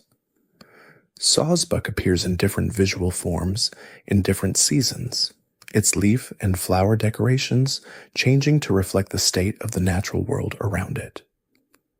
Deerling, its pre-evolution, carries the same seasonal responsiveness in a younger form. The lore describes these changes not as cosmetic, but as biological responses to environmental conditions, the creature's body expressing in visible form its relationship to the cycle of the year. Cast form, the weather Pokémon introduced in Hoenn, changes form based on the current weather conditions in its environment, becoming a sun form in bright sunlight, a rain form in heavy rain, a snow form in hail. Its ordinary form, round and gray and unremarkable, is described in the lore as the form it takes when no strong weather conditions prevail, a default state that reflects the absence of the conditions it has adapted to exploit. The Pokémon is, in a sense, a walking barometer, its body expressing the current state of the atmosphere it inhabits, which makes it both a useful gauge of weather conditions and a creature whose identity is unusually dependent on external circumstances. The legendary birds of Articuno and Zapdos and Moltres, whose movements across regions are described as connected to seasonal and atmospheric cycles, are part of a broader ecological system in which the most powerful Pokémon are also the most significant regulators of the natural world. The arrival of winter in certain areas of Kanto is described in the mythology of the region as connected to Articuno's movements, the cold that follows the legendary bird through whatever territory it travels. The spring thaw, by this logic, represents Articuno's withdrawal to its icy fastness, the cold receding as the bird retreats. The mythology of Pokémon eggs, the manner in which new Pokémon come into the world, and the lore surrounding that process, is one of the areas where the games are most carefully vague. The Pokémon Daycare, the facility where trainers can leave Pokémon and occasionally find that those Pokémon have produced an egg, handles the origin of eggs with a discretion that the games maintain consistently across every generation. The daycare workers describe finding an egg without explaining how it came to be there, and this deliberate vagueness is not simply a concession to the young audience the franchise targets. It reflects a genuine ambiguity in the lore about what Pokémon reproduction is and what it means. The fact that Pokémon of different species can sometimes produce eggs together, that a trainer who leaves certain Pokémon at the daycare together may find a species not identical to either parent, suggests something about the nature of Pokémon genetics that is not fully explained anywhere in the lore. The offspring produced by such pairings are not hybrids in any ordinary biological sense. They are full, complete members of a specific species, identical in type and ability range to other members of that species, regardless of the unusual circumstances of their production. The genetic specificity that determines a species' identity operates in ways that the ordinary rules of biological inheritance cannot fully account for. The Pokémon egg cycle, the number of steps required for an egg to hatch, varies enormously across species in ways that reflect something about the developmental complexity of what is forming inside. A Magikarp egg hatches quickly. A Chansey egg takes much longer. A legendary Pokémon, if one were produced in an egg, would require an enormous number of steps that the games handle by simply making most legendary Pokémon unable to produce eggs at all, the exception, the Pokémon that are legendaries, but that can produce eggs under specific circumstances, are among the more discussed points in the lore community, with the details of which legendaries can and cannot produce eggs, carrying implications about the nature of individual versus archetypal Pokémon that the lore never fully addresses. The relationship between certain Pokémon and the concept of luck, fortune, and prosperity reflects a dimension of the franchise's engagement with cultural mythology that extends beyond the Japanese folklore references already discussed. Meowth and its Persian evolution have a cultural association in Kanto with wealth and good fortune that connects to the Maneki Neko, the beckoning cat figurine common in Japanese and broader East Asian culture, whose raised paw is said to attract good luck and prosperity to those who keep it nearby. The golden coin embedded in Meowth's forehead is not simply a design detail. It is the central element of a visual vocabulary that connects the Pokémon to a specific tradition of beliefs about luck and money and the creatures that attract them. Blissey and Chansey carry a different kind of mythological weight, connected to the tradition of gifts freely given and happiness spontaneously shared. The eggs that Chansey and Blissey offer to those in need are described in the lore as among the most nutritious and restorative foods in existence, given without condition to anyone the Pokémon senses is suffering. The compassion encoded in this behavior is treated in the franchise not as an exceptional quality of individual Pokémon, but as a species characteristic, something every member of the line shares as a natural expression of what they are. Audino, the The normal type Pokémon of Unova that became central to the experience point economy of the 5th generation games carries its own small mythological dimension in the lore around its hearing. Its extremely sensitive ears can detect the heartbeats of Pokémon inside eggs, and it uses this capability to assist with hatching.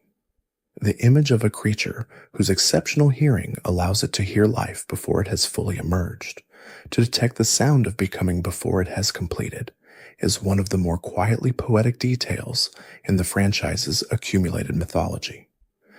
The dark narrative threads that run through the Pokémon world's history, the stories about things that went wrong and that left marks that did not heal, are handled by the franchise with a consistency that the surface appearance of the games rarely prepares players for. The events of the past are not tidily resolved. The harm done in the name of science in Cinnabar's laboratory did not disappear when Mewtwo escaped. The destruction caused by Team Rocket's slowpoke tail operations in Johto did not become acceptable because the operation was eventually stopped. The suffering produced by the forced evolution experiment at the Lake of Rage persists in the redness of the Gyarados that swims there. The permanence of past harm is treated as a fact in the Pokémon world, and the lore's handling of it is neither hopeless nor falsely reassuring. Things happened that cannot be undone. The question the world asks through its mythology is not whether harm can be retroactively prevented, but what is done in its aftermath, whether the response to it is denial or acknowledgement, exploitation or repair. The trainer culture's emphasis on forming genuine bonds, on treating Pokémon as partners rather than tools, is not presented as a naive ideal. It is presented as the practical response to a world that has seen what happens when the other approach is taken. The N arc in Pokémon Black and White handles this theme more explicitly than most other entries in the franchise, and the handling is careful enough to avoid the easy resolutions that a simpler story would have offered. N was right about some things. The world he diagnosed was accurately diagnosed in the ways he articulated it, even if the prescription he developed in response was wrong. His inability to simply be corrected by the player character, his need to reach his own realization through his own experience, is one of the franchise's more honest acknowledgments that meaningful change does not come from being defeated in argument or in battle, but from confronting the limits of your own framework in ways that only experience can provide. The music of each Pokémon region is one of the most discussed aspects of the franchise among its community, and while the games themselves do not typically address music in lore terms, there is a thread running through the mythology that connects sound and music to the deepest structures of the world. The Azure Flute, an item that in Diamond and Pearl allows access to the Hall of Origin, where Arceus can be encountered, is a musical instrument. The item was never distributed through ordinary gameplay, existing only as a piece of unreleased content that is accessible through external means. The choice to make a flute, the instrument of access to the original one, is not arbitrary. Sound was at the beginning of everything in this mythology, and sound is what opens the final door. The Pokeflute, the instrument that wakes the sleeping Snorlax, blocking the roads of Kanto, is a mundane example of the same principle. Sound is something that can reach through sleep, through stillness, through whatever state a creature has retreated into, and restore it to activity. The mythology of sound in the Pokémon world is present in Meloetta's dual natures, in the healing songs described in connection with certain Pokémon, in the way that Deoxys is described as having come to Earth because it heard something in human radio transmissions that drew it from space. Primarina, the water and fairy type final evolution of Poplio in Alola, creates its moves through song, its voice generating bubbles of hardened sound that it uses both for battle and for the hunting behaviors it described in its natural history. The lore around Primarina describes its singing as a practice that it develops with genuine aesthetic investment, crafting melodies that it performs during battles in and in the water at night. The distinction between Primarina's battle techniques and its artistic expression is not clearly drawn, suggesting that for this Pokémon, the two activities are not separate, that the song that wins battles and the song performed for its own sake are expressions of the same impulse. The concept of Pokémon Amy and its successor, Pokémon Refresh, the features in the games that allow trainers to feed and pet and play with their Pokémon in direct and personal ways, carries lore weight that the games handle through the mechanical effects these interactions have, rather than through explicit narrative. A Pokémon that has been regularly cared for in these ways performs differently in battle. It endures longer, it recovers from status conditions more readily. It sometimes avoids hits that should have connected. The explanation provided in the games is simply that the bond between trainer and Pokémon has grown stronger through direct personal care, and stronger bonds produce better performance. The mechanics make visible something that the lore has always suggested but rarely made explicit, which is that the relationship between trainer and Pokémon is not simply a matter of training and strategy, but of genuine mutual attention. A trainer who pays attention to their Pokémon, who notices when it is tired or when it has performed well and responds appropriately, has a different relationship with that Pokémon than a trainer who views their team purely as instruments of competitive achievement. The games make this difference intangible through numbers, but what the numbers express is something more fundamental, a quality of relationship that the mythology of the franchise has been building toward since the original games presented it as the central premise of what Pokémon is about. The Super Contest shows of Sinnoh, the Pokémon contests of Hoenn, the musical performances of Unova, all of these represent alternative traditions of Pokémon performance that exist alongside the battle tradition, and that the lore treats as equally legitimate expressions of what the trainer-Pokémon relationship can produce.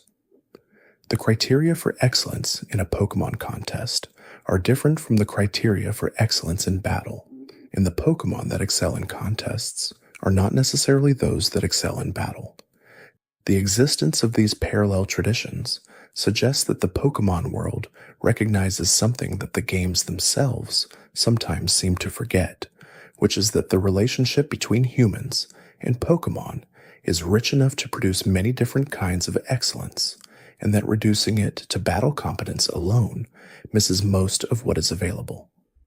The mythology surrounding specific Pokémon that have appeared as companions to significant characters across the franchise's history carries a weight that accumulates across many games and many contexts.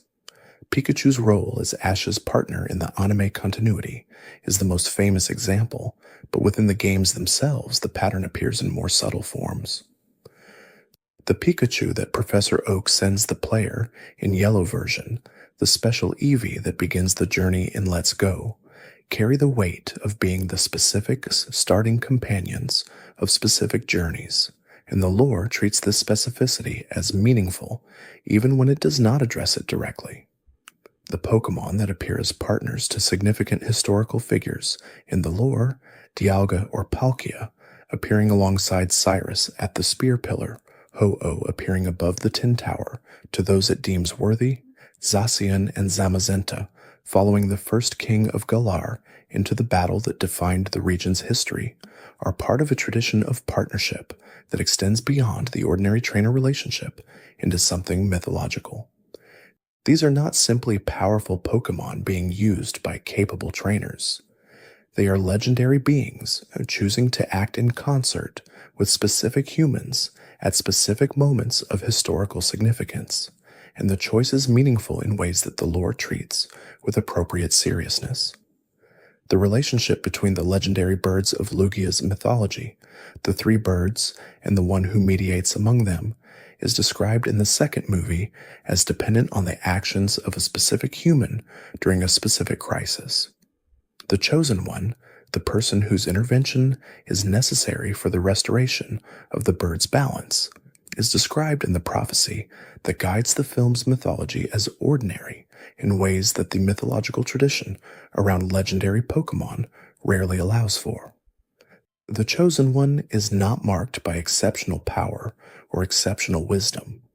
They are marked by being in the right place with the right openness, which is the franchise's consistent answer to the question of what makes someone capable of participating in the world's mythology at its deepest level.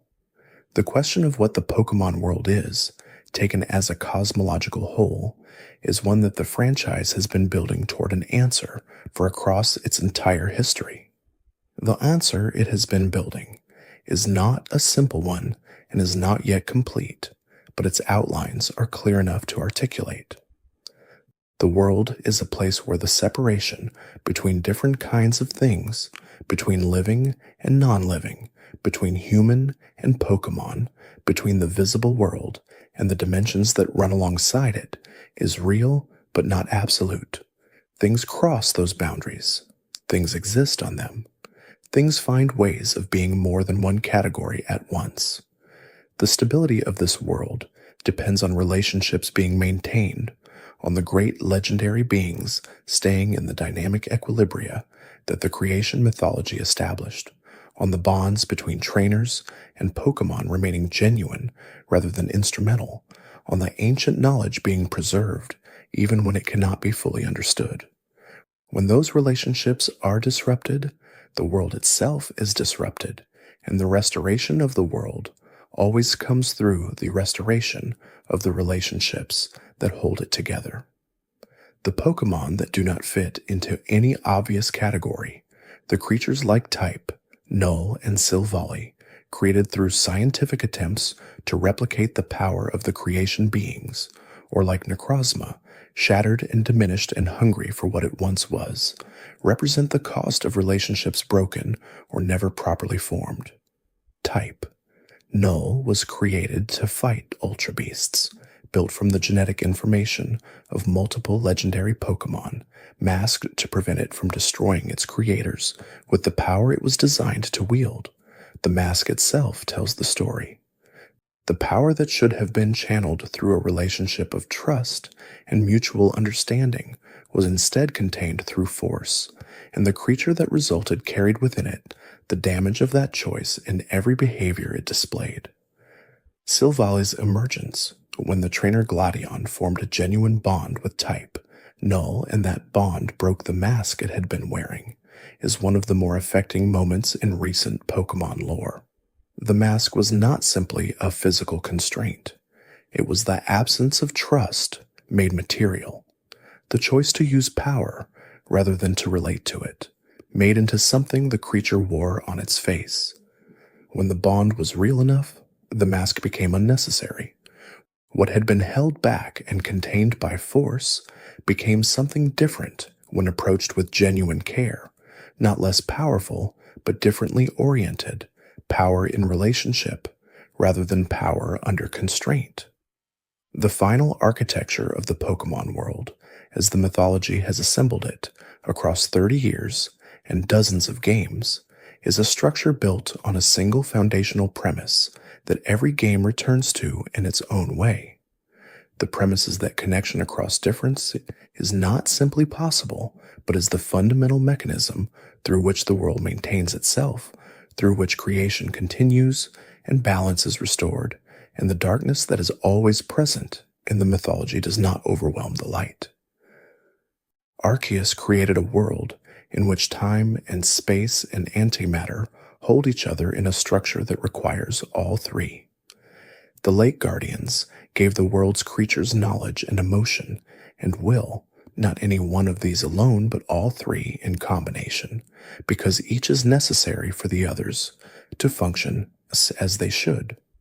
The great legendary beings of each region exist in relationships with each other that are more important than their individual power, because the world depends not on what any one of them can do alone, but on what they can maintain together.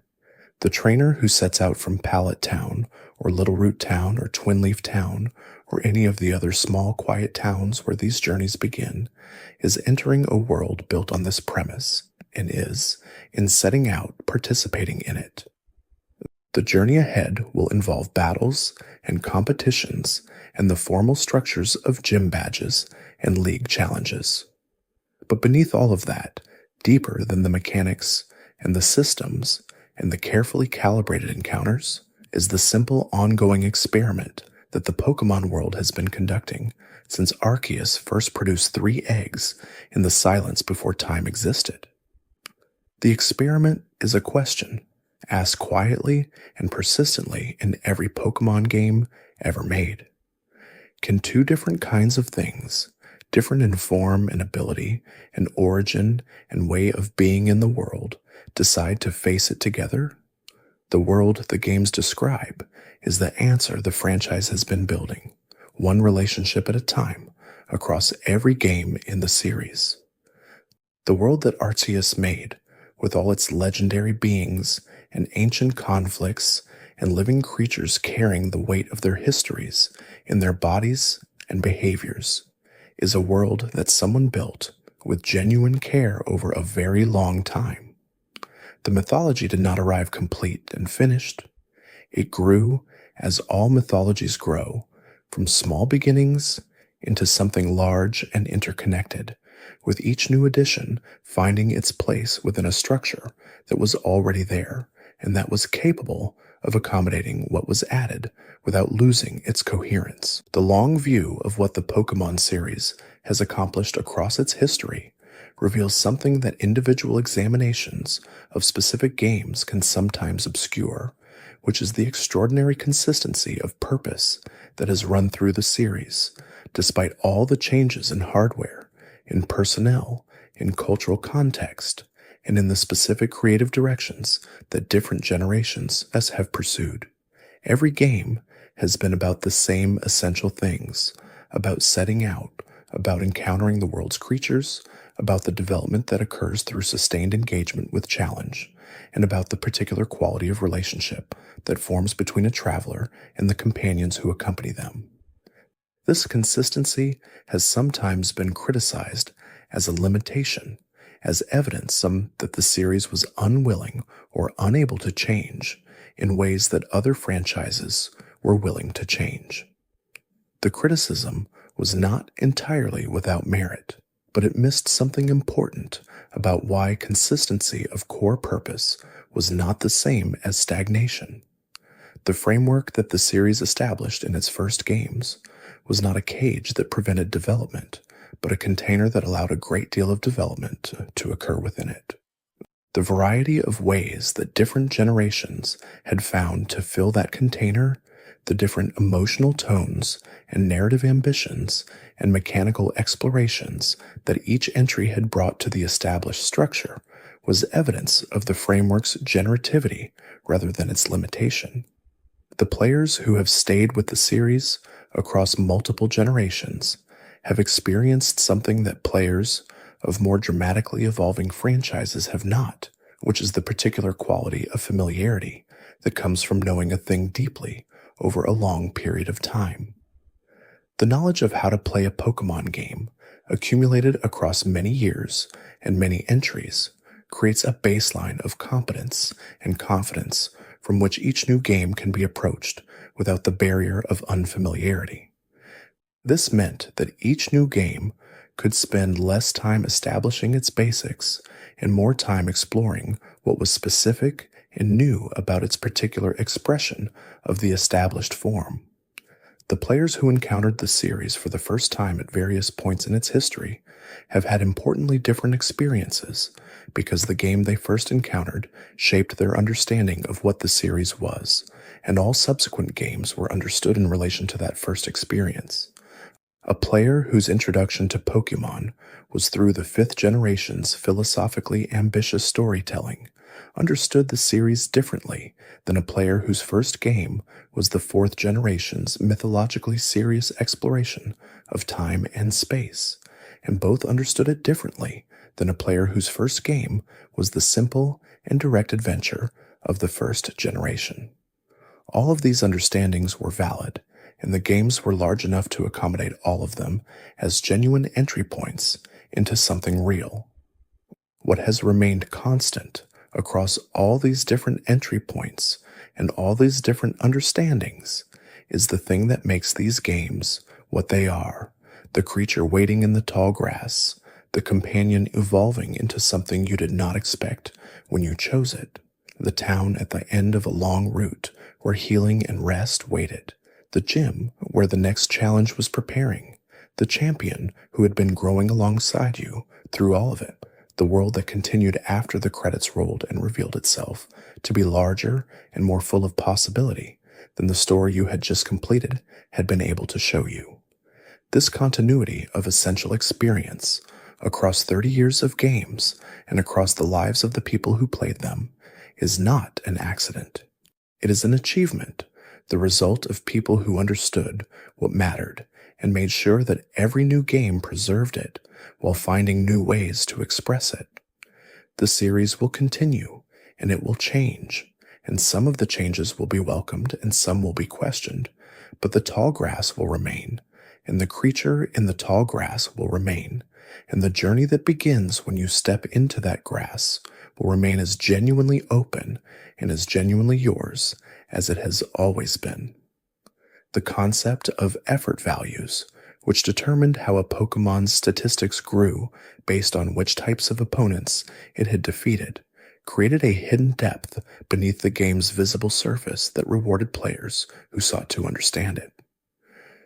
Two Pokemon of the same species, at the same level, with the same nature, could have meaningfully different statistical profiles depending on which opponents they had faced during their development.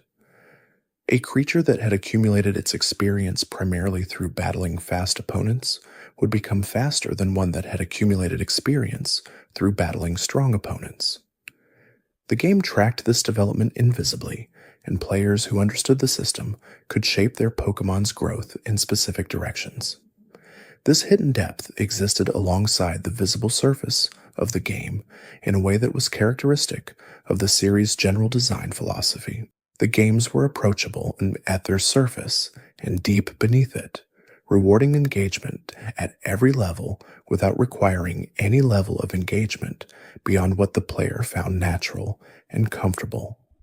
A player who never encountered the effort value system and chose their party entirely on the basis of which creatures they found appealing could still complete every game in the series.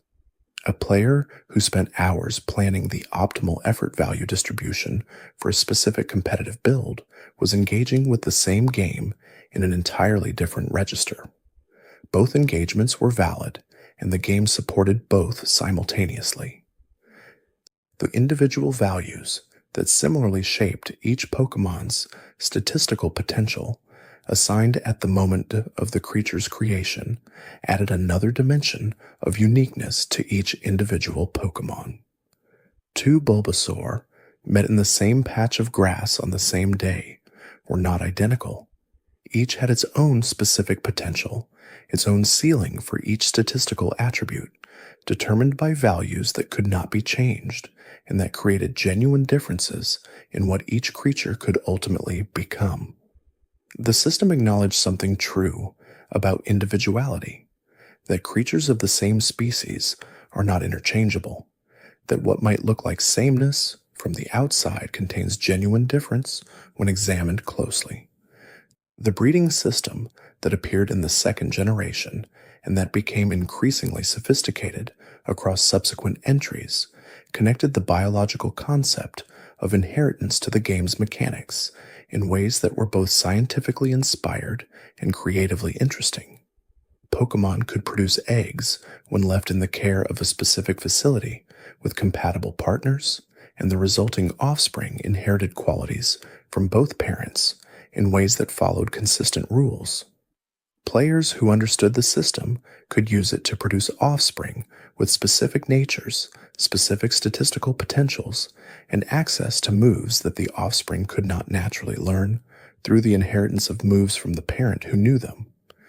The breeding system transformed the way dedicated players thought about their Pokemon, because it meant that the creatures they carried in their parties were not simply found but could be deliberately produced, their qualities shaped through choices made before they were born.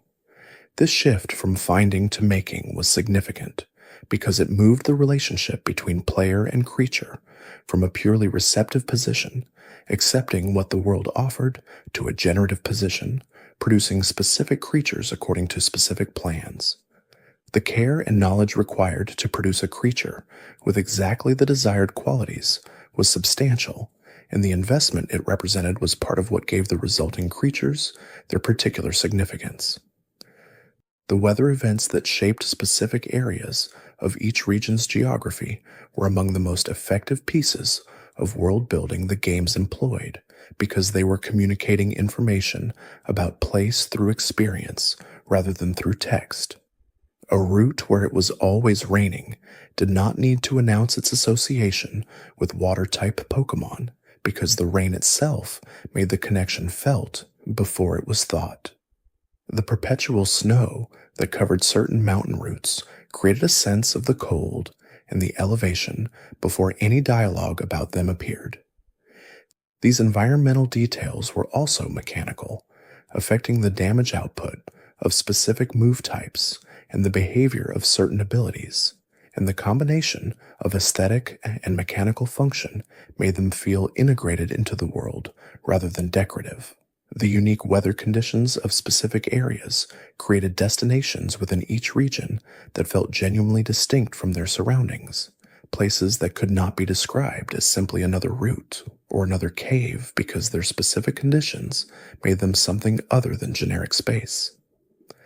The desert route that appeared in the first generation, accessible through the middle of a cave system and occupying a hot and barren stretch of sand in a region that otherwise offered temperate conditions, was one of the first examples of this kind of environmental distinctiveness. Later games developed the concept further, creating specific zones with specific environmental qualities that carried specific histories and specific sets of creatures. The volcanic areas that appeared in the Huen region, where the ground was hot and the Pokémon that lived there reflected the heat of their environment and their types and behaviors, created a sense of a world shaped by geological forces rather than simply designed for the player's convenience. The ocean routes that covered much of Huen's surface created the opposite quality, a sense of vast and relatively featureless water whose width and emptiness was itself meaningful, suggesting a world where the distance between places was real rather than symbolic. Both the volcanic and the oceanic environments were expressing something true about the region's character, and encountering them in sequence gave the player a sense of traversing a genuine geography rather than a game map. The caves that threaded through every region created a particular quality of experience that was distinct from anything found on the surface world.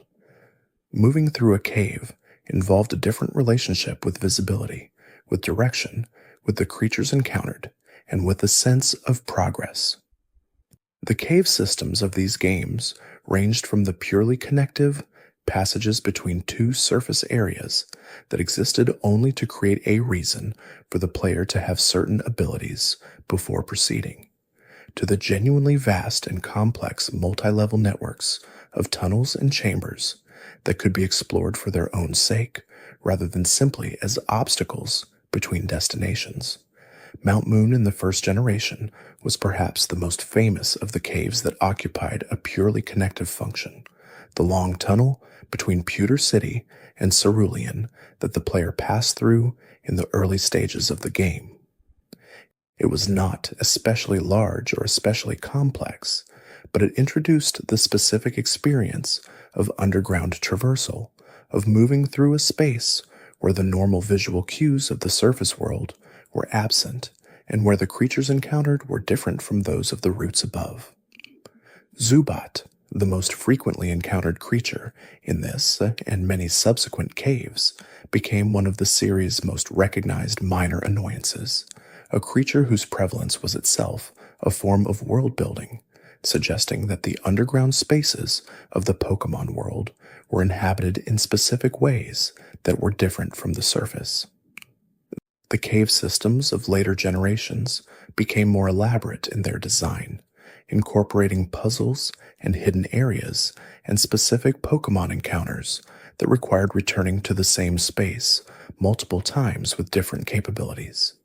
The deep complexity of these spaces rewarded exploration in ways that the purely connective caves of the first generation had not, making the underground feel like a genuine alternative world with its own geography and its own logic, rather than simply an unavoidable passage between more interesting destinations.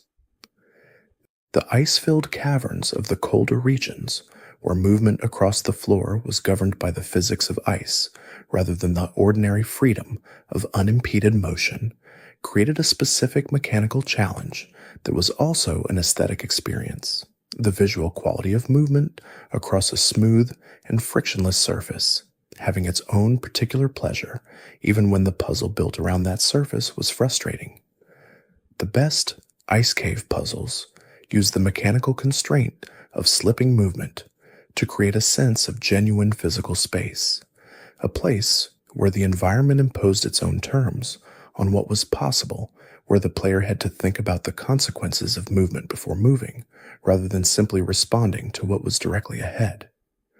The interaction between Pokémon and the natural world depicted in these games was never examined as directly as it might have been, but it was always present as a background element that gave the world a texture it would not have had otherwise.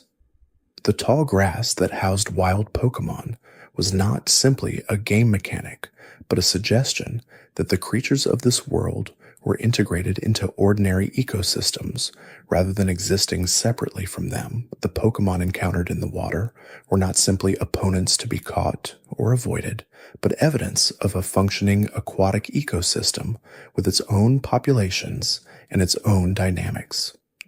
The creatures that appeared in caves were cave creatures, adapted to specific conditions rather than generically distributed through the world.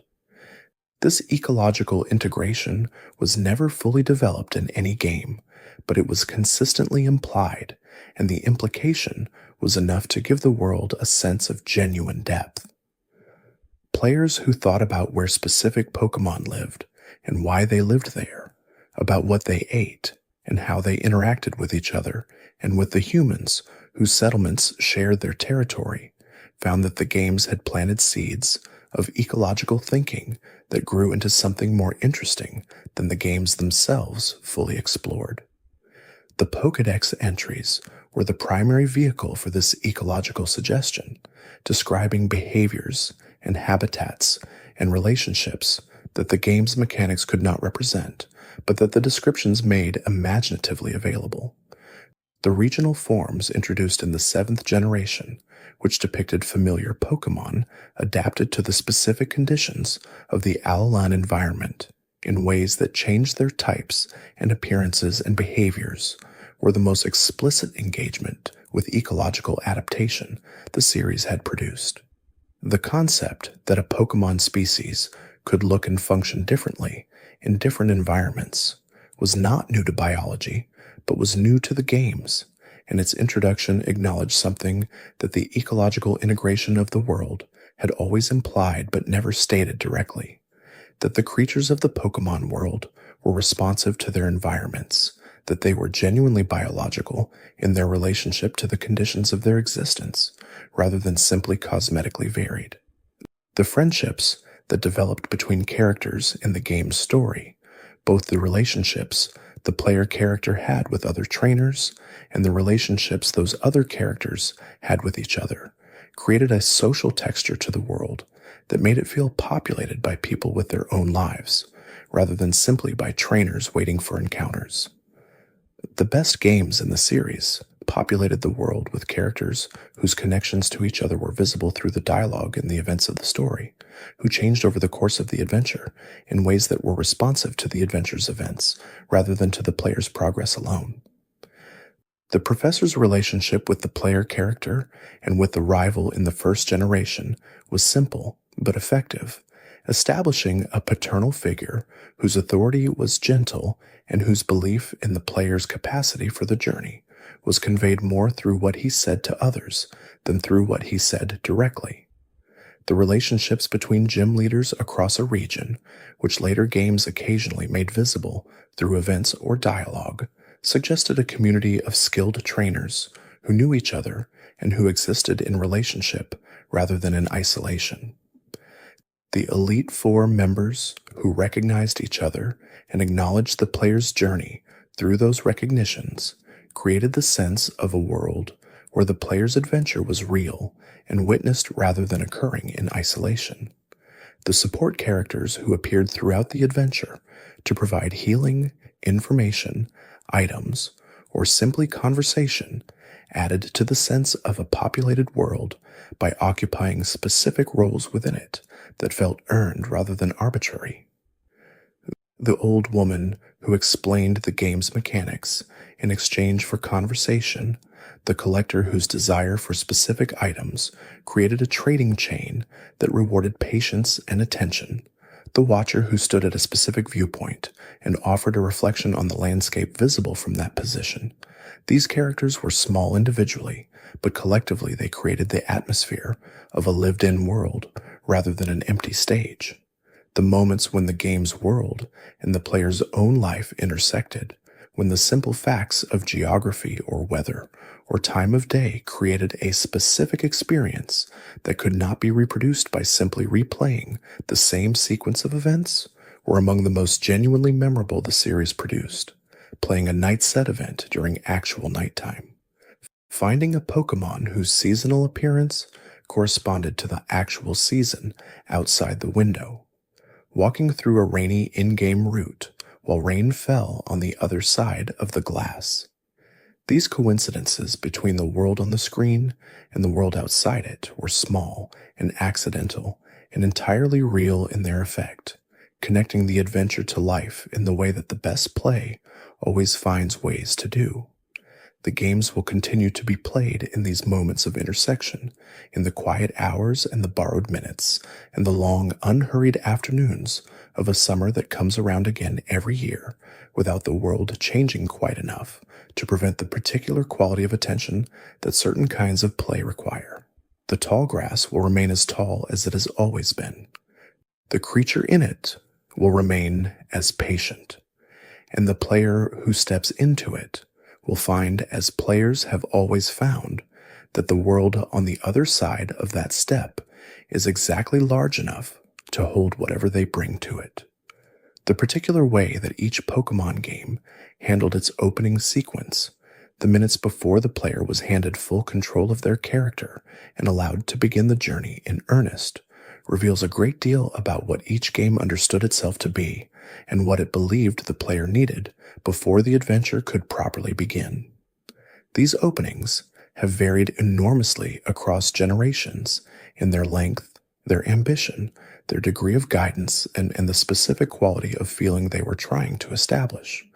But all of them were attempts to answer the same question, which was how to welcome a player into a new world and make them feel, from the very first moment, that the world was worth entering. The first generation's opening was famously economical. A brief sequence introduced the concept of Pokémon as creatures that shared the world with humans. A kindly face offered the adventure's essential premise. The player was given a name and released into Pallet Town with almost no further ceremony. This directness was not a limitation of the technology, though the technology was indeed limited, but a reflection of the game's confidence that the premise required no elaborate justification. The world was full of creatures, and the player was going to go find them, and that was sufficient reason for everything that followed. The second generation's opening was similarly restrained but carried a different quality, the specific feeling of a world settling into its own rhythms before the player arrived. The legendary bird appearing briefly against a sky of moving clouds was not an extended cutscene but a suggestion, the barest glimpse of something mythological that the game would spend its full length approaching gradually. This restraint was deliberate, setting the tone for a generation whose storytelling generally preferred suggestion to statement, whose most significant moments arrived quietly rather than dramatically. The third generation's opening introduced something the series had not previously attempted, which was the experience of arrival from somewhere else. The moving truck that carried the player's family to Little Root Town was a real world detail of the most ordinary kind, completely incongruous with the fantastical setting it established, and the incongruity was the point. The game was saying, through this small and domestic image, that the world it was depicting had room for ordinary life, that the adventures within it were not set apart from the rhythms of the everyday, but grew out of them. The fourth generation's opening was the most mythologically weighted of any in the series to that point, presenting images of a cosmological narrative that the game would spend dozens of hours elaborating. A creature moving through a space that preceded the world's creation, a sense of vast and empty potential that the adventure would eventually fill with specific names and specific encounters. This was an opening that promised something large and asked the player to be patient in receiving it. The promise was kept, but the patience required was genuinely substantial, and the opening's ambition was in retrospect a foreshadowing of the game's most significant tensions. The fifth generation's opening was brief and confident, establishing the tone of a game that knew what it wanted to say and was not going to delay in saying it. Three friends stood at the edge of their hometown, looking at a stone monument, and the mood of the moment was warm and specific, the mood of a friendship that had accumulated enough history to be comfortable in its own silences.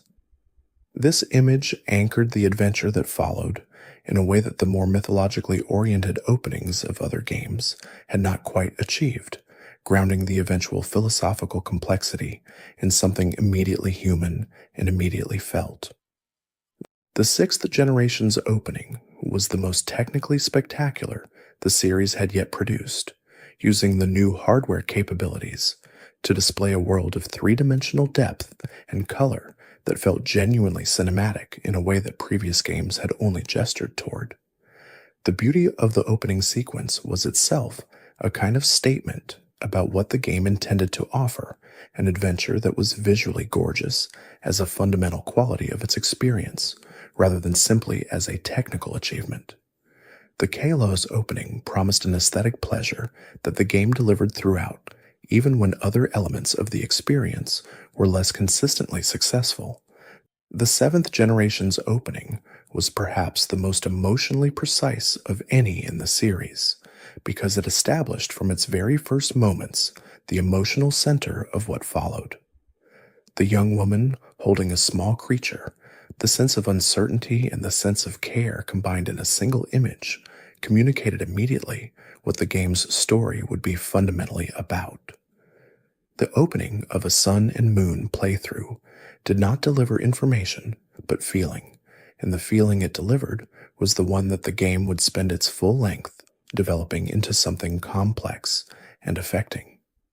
The electric-type Pokémon across all generations have carried with them a specific kind of energy that has made them among the most reliably appealing in the series, their type associations connecting to qualities of speed and brightness and sudden unpredictability that translate naturally into both visual design and emotional resonance.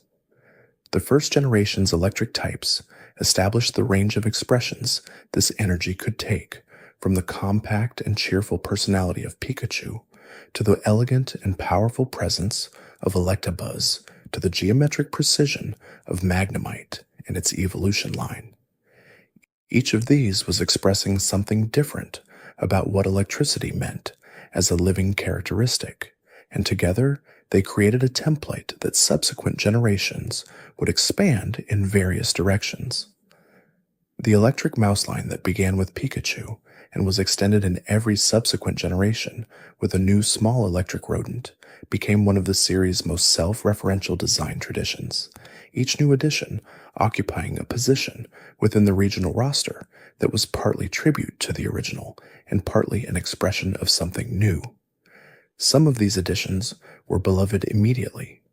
Others required more time to find their audience. But the tradition itself, The commitment to continuing a lineage that had begun with the series' most iconic single creature was evidence of the game's awareness of their own history and their willingness to engage with that history playfully, rather than simply repeating it. The electric-type legendary Pokémon, who appeared across generations, each expressed a different facet of the type's symbolic possibilities. The legendary birds of the first generation included a Zapdos whose design captured something of the chaos and the danger of actual electrical storms, its form suggesting feathers that had been caught in perpetual lightning, its presence communicating something that felt genuinely threatening despite the familiar avian basic structure. Later generations added electric legendaries, whose designs were more abstract and more cosmological, moving from the naturalistic imagery of a lightning-struck bird toward creatures whose relationship to electricity was more fundamental and less visible on the surface of their design. The electric-type moves that accumulated across generations created a vocabulary of specific expressions of electrical power that competitive players learned to distinguish precisely. The difference between a reliable but modest attack and a powerful but inaccurate one, between an attack that paralyzed its target and one that did not, between a move that drew electricity to the user and one that projected it outward, these distinctions were not simply mechanical, but were expressions of different aspects of what electricity could do, different ways of engaging with a natural phenomenon that the creatures of this world had internalized as part of their biological identity. The paralysis status condition associated with electric-type attacks created one of the game's most mechanically significant negative conditions, one that affected the afflicted Pokemon's speed and created a chance of complete immobility on any given turn. The strategic implications of this condition were enormous, because speed was one of the most consequential attributes in the battle system, determining which creature acted first in any given turn, and therefore what options were available to both sides. A paralyzed creature lost a portion of its speed advantage and was additionally at risk of losing its turn entirely, and these combined effects made electric-type moves and the creatures who used them strategically significant in ways that extended far beyond the immediate damage those moves dealt. The water-type Pokémon that have populated the oceans and rivers and lakes of every region represent the broadest and most varied subcategory within any single type in the series, encompassing creatures whose designs range from the directly naturalistic to the deeply fantastical, and whose competitive utilities cover an enormous range of roles and strategies. Water is the most abundant type in the series, and has always been, and the reasons for this abundance are connected to the role that water plays in the geography of these worlds, where ocean routes and fishing spots and surfing paths create more direct contact between the player and aquatic creatures than the geography creates between the player and creatures of most other types. The first generation's water types established the range of what the type could encompass. The Magikarp and Gyarados line told perhaps the most dramatic transformation story in the entire series, a creature of such conspicuous weakness that it became culturally significant precisely because of that weakness, whose evolution into one of the game's most powerful and visually striking creatures was a narrative event rather than simply a mechanical change.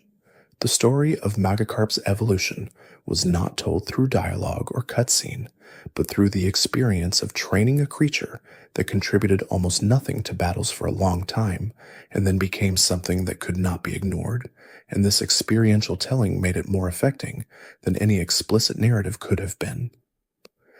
The Lapras that occupied a specific dock in the first generation's largest city, a single individual creature that could be received from a character who was concerned about its species' declining numbers, introduced something subtle into the game's ecological thinking that the games would continue to acknowledge across generations without ever making fully explicit.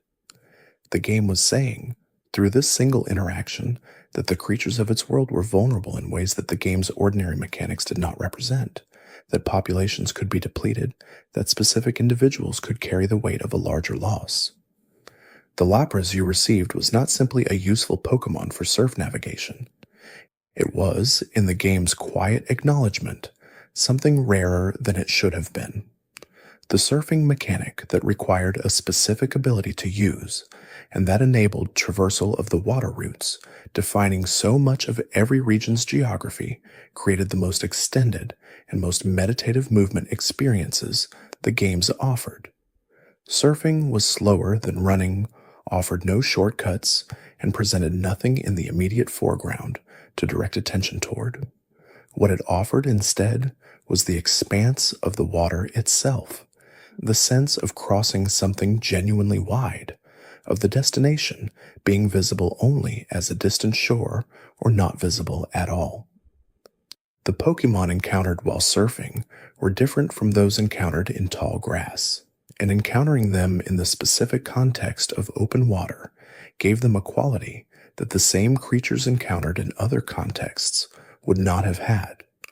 The fishing mechanic, which required specific items of different qualities to access different types of aquatic Pokémon, created a ritual of preparation and patient waiting that was distinct from every other encounter mechanic the games used. The act of casting a line and waiting for a response, then responding to that response within a small window of time, was a miniature rhythm that some players found meditative and others found frustrating, but that was always connected to the specific feeling of fishing as an activity rather than simply as a game mechanic. The best fishing spots in the series had their own qualities of place that made the activity feel situated, connected to the specific geography and the specific creatures that geography contained. The fire-type Pokémon carry within their designs a consistent tension between the warmth that fire can represent and the destruction that fire can also cause, and the best fire-type designs have always held both of these qualities simultaneously, rather than resolving the tension in one direction or the other. Charizard was the series' original, most prominent example of this duality, a creature whose flame and flight and power were genuinely dramatic in their visual expression, and whose relationship with the player who raised it from Charmander was one of the series' foundational stories of transformation and loyalty. The emotional weight of finally evolving a Charizard after the long process of developing from Charmander's fragile beginning was one of the first generation's most reliably affecting moments. The Fire-type legendary Pokémon who appeared across generations each carried specific mythological associations that gave them cultural contexts beyond the simple mechanics of their type. Ho-Oh's connection to resurrection and to the promise of a golden future, visible in its coloring and its legendary status as the creature who returned the 3 legendary beasts to life, made it a creature whose appearance carried a specific kind of hope that the game's darker moments needed. Groudon's volcanic and land-creating nature positioned it as a force of geological time rather than simply a powerful creature, something that had been present in the world long before any trainer had arrived and would outlast them all. Each of these legendaries used the fire type's associations with power and transformation to tell a story that extended beyond the mechanics of battle into the cosmological narratives that gave each game its deepest layers of meaning. The fire-type gym leaders who appeared across the series occupied specific positions within the journey's emotional architecture because of the type's associations with intensity and challenge. The gym leader who specialized in fire was often positioned at a point in the journey where the player needed to be tested in a way that felt genuinely demanding, and the type's characteristic strength against the grass and ice and bug types that often constituted the player's early party created reliable difficulty without requiring complex battle design. The fire gym's position in the journey was rarely early, because the challenge it posed was calibrated for a player whose team had developed beyond the beginning stages, and who needed something that would press that development. The grass-type Pokémon have always occupied a specific aesthetic position within the series that is connected to the qualities of plant life itself, to growth and patience, and the particular kind of strength that is rooted rather than mobile. The first generation's grass types were among the most directly naturalistic in the series, drawing from real plants and giving those plants a minimal but effective transformation into creatures whose basic biological identity was always visible in their design. A creature based on a venomous plant was clearly a creature based on a venomous plant, but it was also something more than that, something that inhabited the logic of the game's world in specific ways that the real plant could not. The grass-type starter line of every generation has been perhaps the most philosophically consistent set of starter lines in the series, regularly exploring the relationship between the apparent modesty of plant life and the genuine complexity and power that plant life can contain.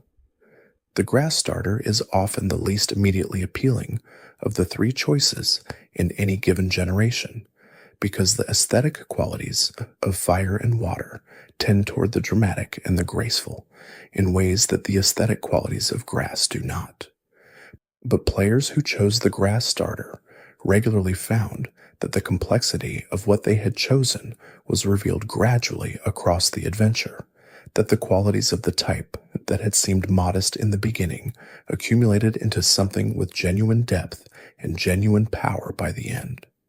The poison type's frequent association with grass-type Pokémon was not coincidental, but reflected something about the game's designers thinking about what plant life meant as a biological category, about the relationship between growth and toxicity, between the nourishing and the dangerous aspects of the natural world.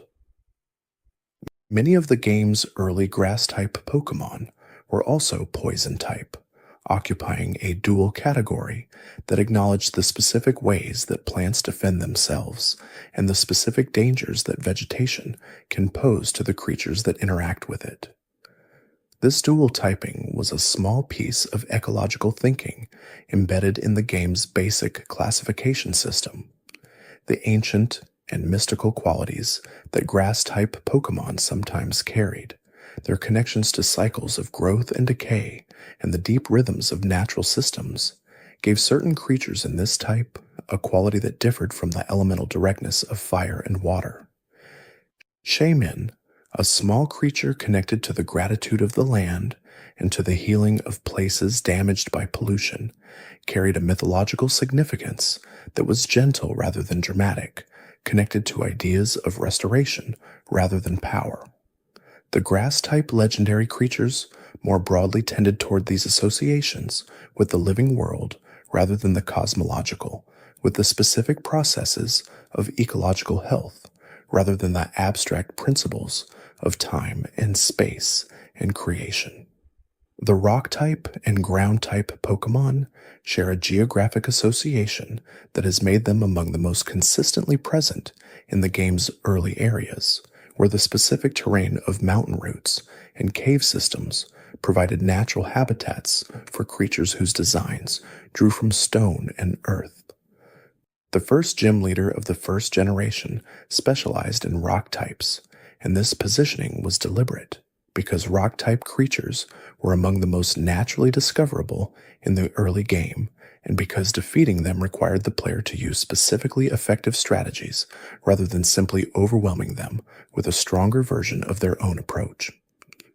Brock's Onyx, the large stone snake Pokémon that anchored his team in the first generation, established the rock-type aesthetic with extraordinary efficiency.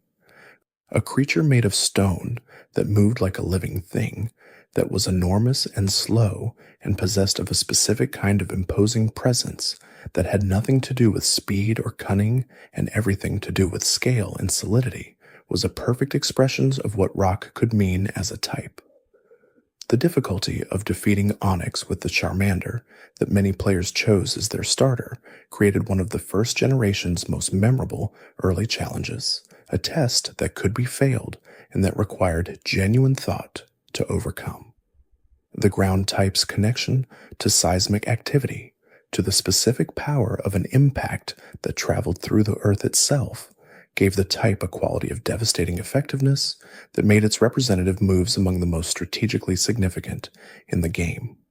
The move Earthquake, which hit every Pokémon on the field when used in double battles, and which was powerful and broadly distributed among ground-type Pokémon, was one of the most important single moves in the game's competitive lexicon, its significance defining strategies and team compositions for every generation in which it appeared. The ground type's specific weakness to water and immunity to electric attacks created a strategic profile that was both powerful and specifically limited, and this combination of strength and limitation was characteristic of the best type design the series produced.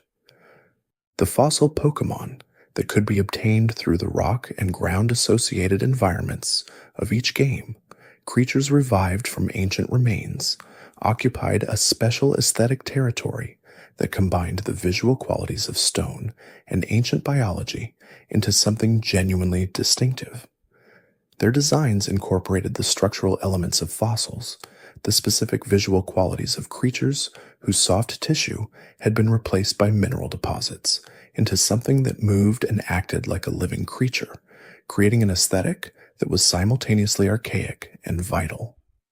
The emotional register of encountering these creatures was different from the encounter with ordinary wild Pokémon because they carried within them the weight of enormous spans of time. The ghost-type Pokémon have always occupied a uniquely significant position within the series' emotional architecture because the qualities associated with them, the connection to death and memory, and the persistence of emotion beyond its original context, are qualities that carry weight in any storytelling tradition, and that the games have handled with varying degrees of directness across their history. The first generation's ghost types were deliberately mysterious, their true forms withheld from the player until specific narrative conditions were met, and this withholding created an atmosphere around the Pokémon Tower in Lavender Town that was unlike anything else in the game. The Ghastly Line's connection to the spectral traditions of Japanese folklore was visible in their designs, which drew from a specific set of cultural associations about how spirits appeared and what qualities they possessed. The round, featureless darkness of Ghastly, with its thin haze of gas surrounding an inky core, suggested something that was a presence more than a form, an entity defined more by what it was not than what it was. Haunter's hands floating free of its body, able to move independently and to reach toward things that the body could not, suggested a creature whose parts were not fully unified, whose identity was distributed across multiple separate elements. Gengar's solidification into something more recognizable, a figure that could be identified as having a form, represented the final stage of a ghost that had found enough material substance to be genuinely present in the world.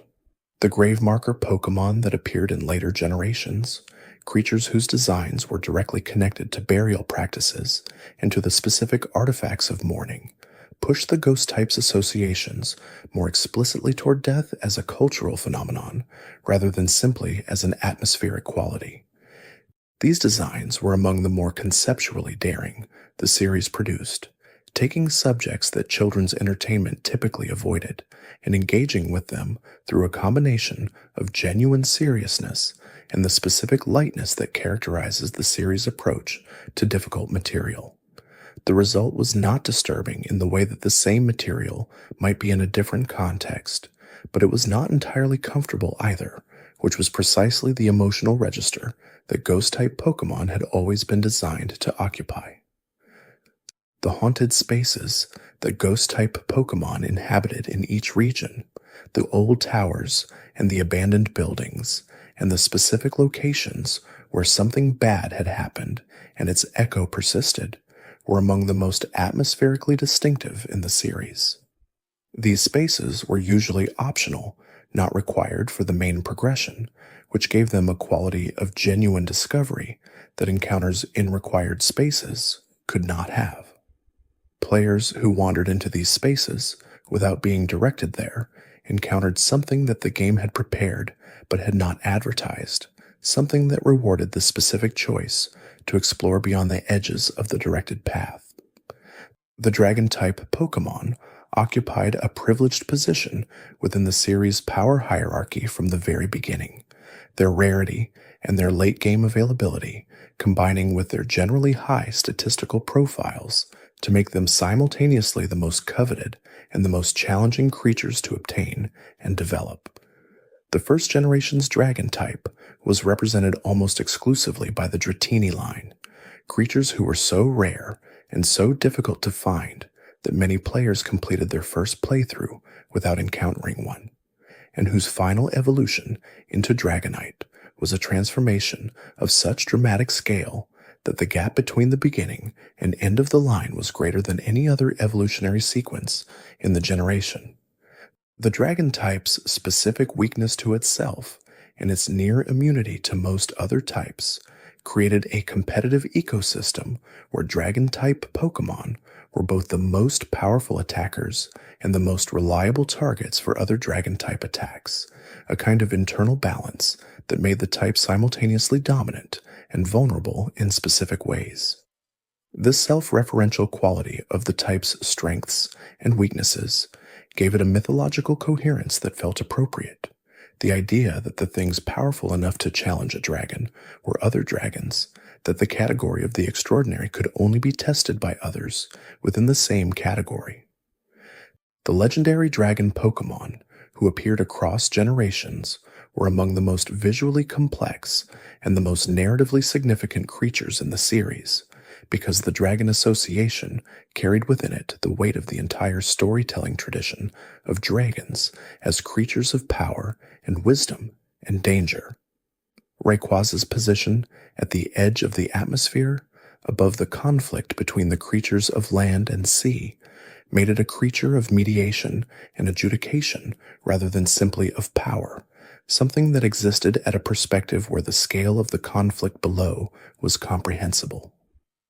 Reshiram and Zekrom's embodiment of truth and ideals gave the dragon type a philosophical dimension it had not previously occupied, connecting raw power to the most abstract of moral concepts in a way that felt genuinely new. The fairy type introduced in the 6th generation as a specific counter to the dragon type was one of the most significant single additions to the type system in the series' history, because it disrupted a power dynamic that had been in place since the beginning and that had shaped competitive play across multiple generations. The fairy type's resistance to dragon attacks and the fairy type's super effectiveness against dragon types meant that the creatures and strategies that had dominated competitive play needed to be reconsidered from the ground up. The introduction of the fairy type was a statement that the series was willing to reshape its fundamental power relationships rather than simply adding new elements to an existing structure. The aesthetic evolution of Pokémon design across generations is one of the most fascinating threads in the series' history, and following it carefully reveals both the changing influences that shaped each generation's designers and the accumulating self-awareness of a franchise learning what it was and what it could be. The first generation's designs were largely direct and unself-conscious, drawing from real animals and real objects with a minimum of abstraction or conceptual complexity. A duck with a head cold was a duck with a head cold. An electric mouse was an electric mouse. The simplicity was not a limitation, but a foundation, and the designs that built on that foundation in subsequent generations benefited from having it to stand on. The second generation's designs introduced a greater degree of conceptual complexity, with more creatures whose basic nature was a combination of influences, rather than a single clear reference point. The Espion and Umbreon line, which took the Eevee concept of an adaptable creature and connected it to the specific conditions of relationship and time, rather than to elemental exposure, was a significant expansion of what the Pokémon concept could encompass. A creature defined by who you were when you raised it and when you raised it, this was a creature defined by relationship in a way that the first generation's designs had not attempted. The third generation's designs show the influence of ecological thinking in ways that were more systematic than the earlier games had managed, with creatures designed in relation to specific ecosystems and specific behavioral niches rather than simply as individual entities. The aquatic Pokémon of Hoenn were particularly notable in this regard, their designs reflecting the specific biodiversity of tropical coral reef environments with a specificity of ecological reference that earlier games had not attempted. The result was a regional roster that felt genuinely connected to the geography of the region it populated, whose creatures made sense in their specific environments in ways that went beyond simply making sense as creatures. The fourth generation's designs were more ambitious in their conceptual reach than any previous generation, attempting designs that were more abstract and more mythologically informed than what had come before. Some of these designs were widely celebrated, others generated significant discussion about where the boundaries of accessible Pokémon design lay.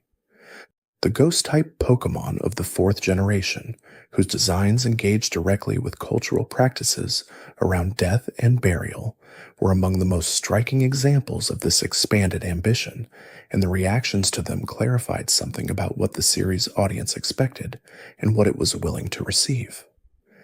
The fifth generation's designs were the most internally diverse of any generation, ranging from creatures of extraordinary conceptual complexity to creatures of deliberate simplicity and playfulness. The diversity was itself a statement about what the series was and what it could accommodate, a recognition that a good roster needed more than a single register, that the creatures who populated a region needed to feel as varied as the creatures who populate any genuine ecosystem. The occasional controversy around specific fifth-generation designs was part of what made the generation's overall approach valuable, because the willingness to divide opinion was evidence of a willingness to attempt things that mattered.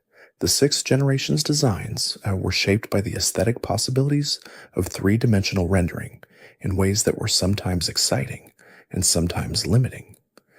The ability to display creatures in 3 dimensions allowed for designs with qualities that two-dimensional sprites had not been able to fully represent: depth and texture, and the specific way that forms look when they have genuine volume. But 3-dimensional rendering also imposed constraints, because designs needed to work as 3-dimensional objects that could be animated convincingly, and not every concept that worked as a sprite translated naturally into the additional dimension. The 7th generation's regional variants, creatures whose designs had been adapted to the specific conditions of the Alolan environment, added a meta-level of design complexity to the roster by asking what familiar creatures would look like if they had developed under different conditions. The answers to this question were often surprising in their specificity, suggesting evolutionary pressures and adaptive responses that felt genuinely biological even within the fantastical context of the game's world. The concept opened possibilities that subsequent games continued to explore, making the consideration of environmental context a regular part of the design process rather than a one-time experiment. The move types that creatures could learn, which often but not always corresponded to the creature's elemental typing, created a vocabulary of combat expression that grew more complex with each generation. A creature could learn moves of its own type, whose effectiveness was enhanced by this match, as well as moves of other types that provided coverage against opponents who resisted its primary type. The process of selecting which 4 moves to carry on any given creature from the larger pool available was one of the game's most fundamental strategic challenges, because the choice of moves determined what the creature could do and what it could not, what opponents it could threaten, and what opponents threatened it. The move tutors who appeared in post-game areas or in specific locations throughout each game offering to teach powerful or unusual moves to creatures who met specific conditions, created a sense that the world contained expertise that could not be simply purchased or acquired through ordinary progress.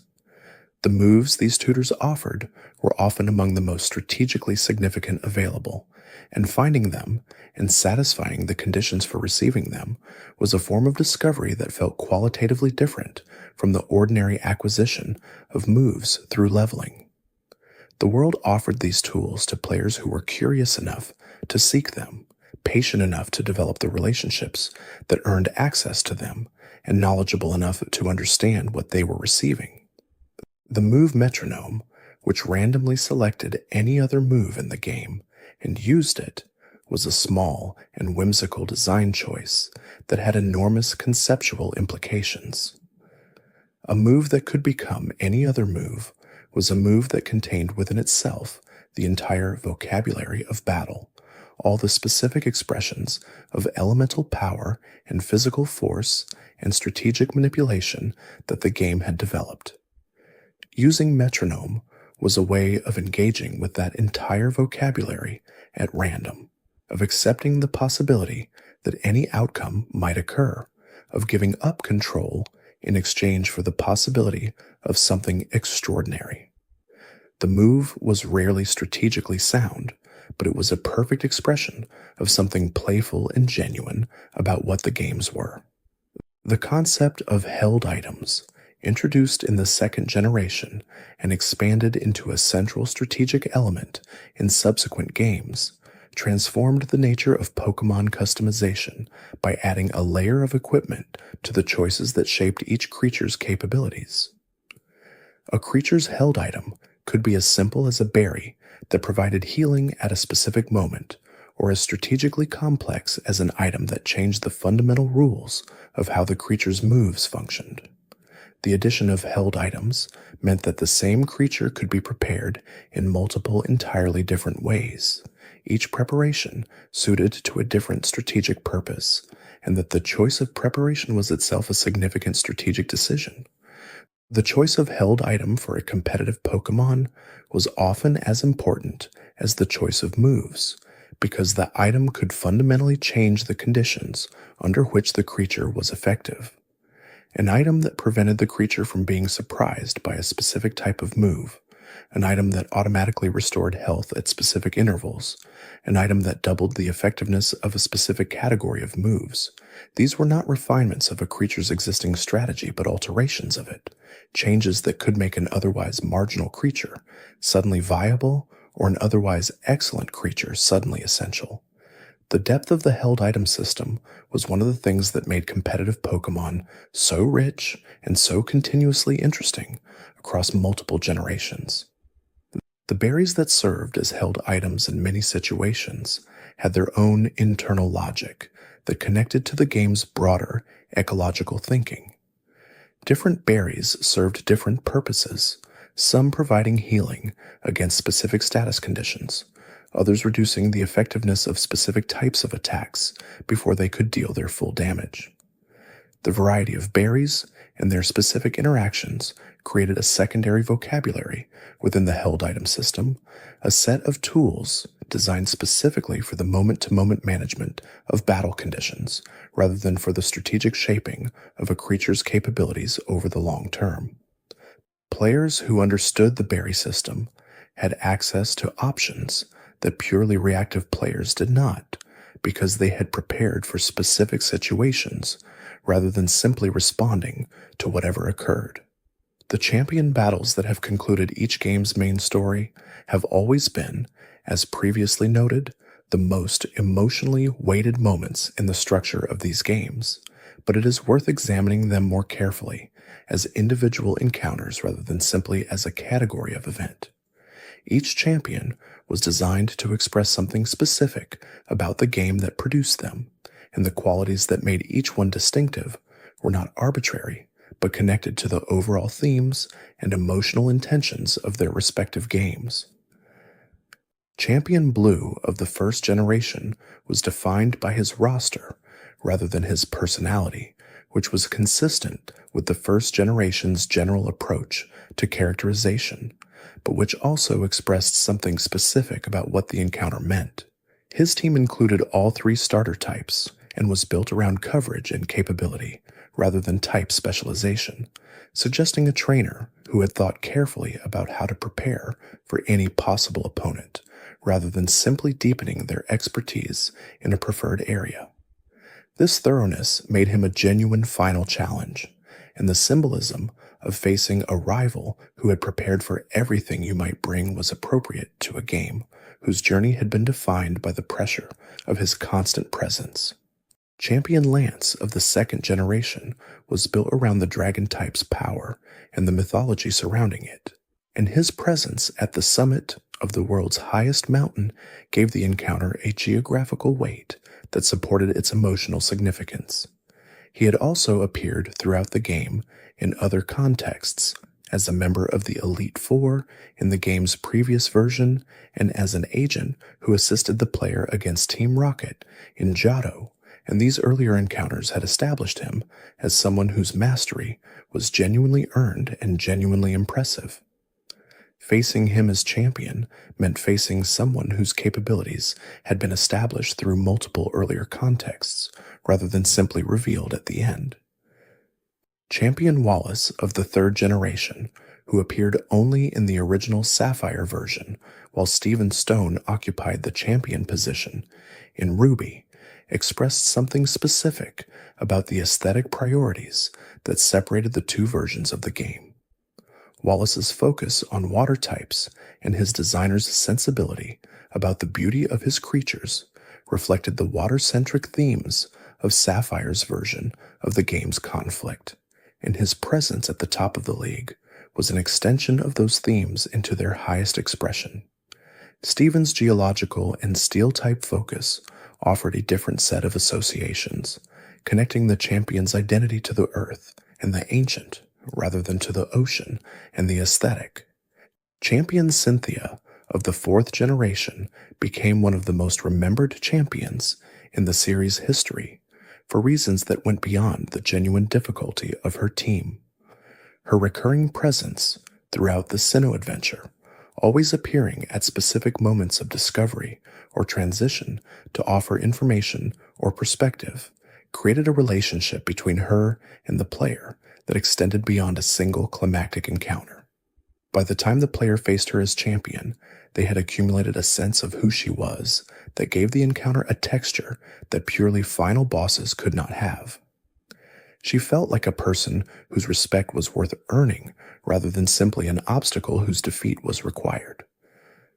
Champion Alder of the fifth generation occupied a specific and unusual position within his game's story, because the game's central conflict was resolved before the player reached him, and the champion battle therefore functioned as a coda rather than a climax, a celebration of what had been accomplished rather than the final test of whether it could be accomplished. This displacement of the champion's narrative function was intentional, a reflection of the game's sense that the truly significant events had occurred elsewhere, and that what the League represented was something more like acknowledgement than final challenge. The encounter was still satisfying, but its satisfaction came from a different source than the satisfaction of other champion encounters.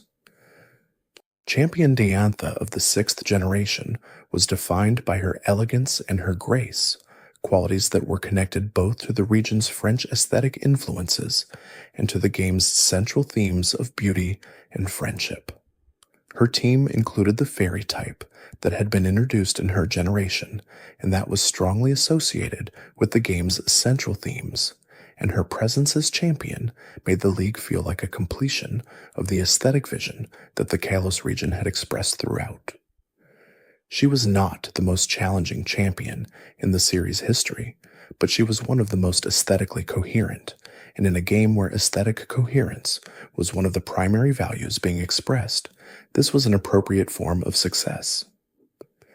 Champion Kukui of the seventh generation occupied the most unusual champion position in the series' history because he had created the Pokémon League himself within the timeline of the game's story, and the player's challenge against him was literally the first championship battle the league had ever hosted.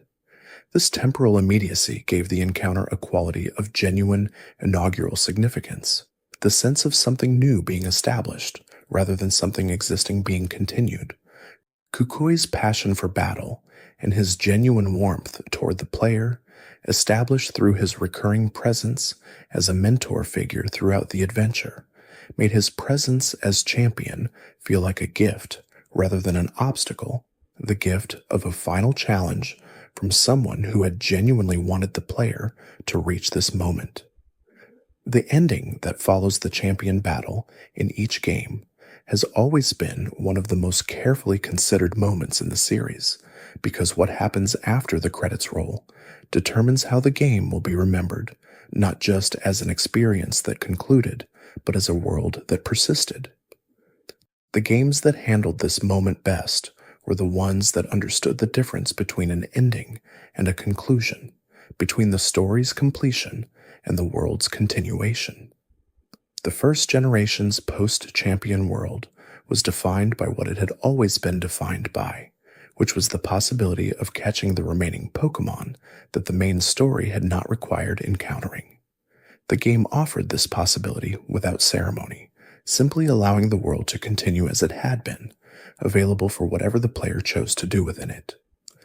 This approach was modest but honest, acknowledging that the story had concluded without pretending that everything interesting about the world had been exhausted.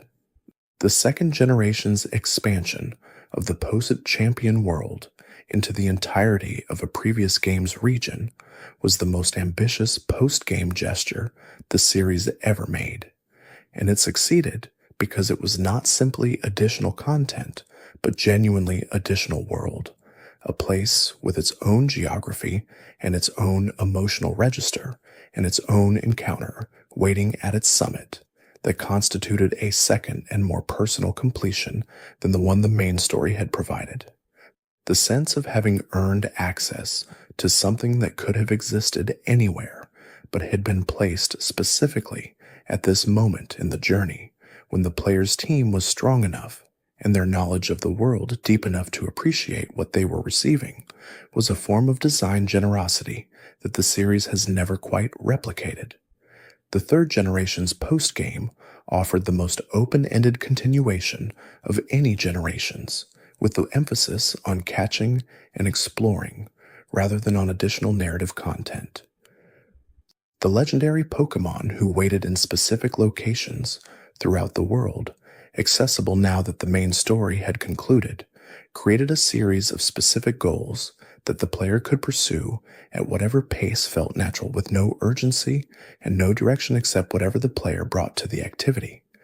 This openness was its own form of respect for the player's time and for the player's relationship with the world, an acknowledgement that what the world had to offer was genuinely available, and that the pace of engagement with it was entirely the player's to determine. The fourth generation's post-game introduced new narratives that extended beyond the main story's conclusions, offering additional legendary encounters whose stories were connected to the game's central mythological framework, but whose specific circumstances were revealed only after the champion had been defeated. These additional encounters thus felt like the world offering more of what it had been building toward, like the game acknowledging that the mythology it had established was large enough to contain more than one culminating moment. The player who engaged with these post-game encounters found that the Sinnoh region's depth was genuinely greater than the main story's arc had been able to show. The fifth generation's post-game was perhaps the most narratively rich the series produced, with the sequel games that followed the originals providing the most complete vision of what post-game continuation could look like when it was fully integrated into the game's design rather than simply appended to it. The world 2 years later, with all the changes that 2 years had brought, was not simply a continuation of the original adventure, but a genuinely new experience that referenced and built upon the original without requiring it, expanding the world's story in directions that the original games had prepared without completing. The sense of continuation that the best Pokémon games left behind The feeling that the world persisted and that the player's relationship with it persisted even after the screen went dark was one of the series' most consistent and most valued qualities. These were not games that ended when their stories concluded, but games that continued to exist in the imagination, their worlds available for return whenever the player chose to return to them, their creatures available for the continued investment of attention and care that the journey had established as the relationship these games offered and rewarded. The towns built around water in each region have always carried a specific quality of atmosphere that distinguishes them from inland settlements, a quality connected to the particular way that proximity to water changes the character of a place. The docks and piers and harbors that marked these towns created a sense of movement and departure, of journeys beginning and ending, of the sea as both a boundary and an opening. Vermilion City in the first generation was perhaps the most quietly affecting of these places, a port town that sat at the edge of Kanto with a harbor full of implications and a gym leader who had sailed the world. Arriving there after the routes that preceded it carried a specific feeling of having reached something significant, a place where the horizon opened in a direction the interior of the region had not offered. The harbor towns of subsequent regions developed this quality in different directions, each reflecting something about the region's relationship with the sea and the specific role that maritime travel and maritime culture played in the world being depicted. Slateport City in Hoenn was a port built around commercial activity, its energy connected to trade and to the movement of goods and people that a functioning harbor creates. The researchers and the collectors and the sailors who populated its streets gave it the feeling of a place where the world beyond the region was genuinely present, where the horizon was a real thing, that real ships crossed in real ways. The seaside aesthetic that appeared in specific cities and routes throughout the series created one of the game's most reliably beautiful visual registers, a combination of bright water and coastal light, and the specific palette that ocean environments produce. The sound design that accompanied these spaces, where it existed, added a layer of sensory completeness that made the visual experience feel more fully realized. The best seaside routes in the series were genuinely pleasant to move through, not just as game spaces that needed to be traversed, but as environments that rewarded the time spent within them. The lighthouse structures that appeared in several generations of games, tall buildings whose upper rooms offered views over the surrounding landscape and whose functions connected to the traditions of maritime navigation, were among the most evocative recurring architectural elements in the series. The lighthouse in the second generation's Olivine City was particularly memorable because its keeper's distress at a sick Pokémon who lived at its top connected the building's function to a story of care and responsibility that was entirely consistent with the game's broader themes. The lighthouse was not simply a geographic landmark, but a site of emotional significance, and the memory of ascending it, while the city's ordinary sounds fell away below, was one of the generation's most distinctive experiences. The ice-type Pokémon and the cold environments they inhabited created a specific aesthetic counterpoint to the warm and tropical registers that dominated many of the series' most beloved regions.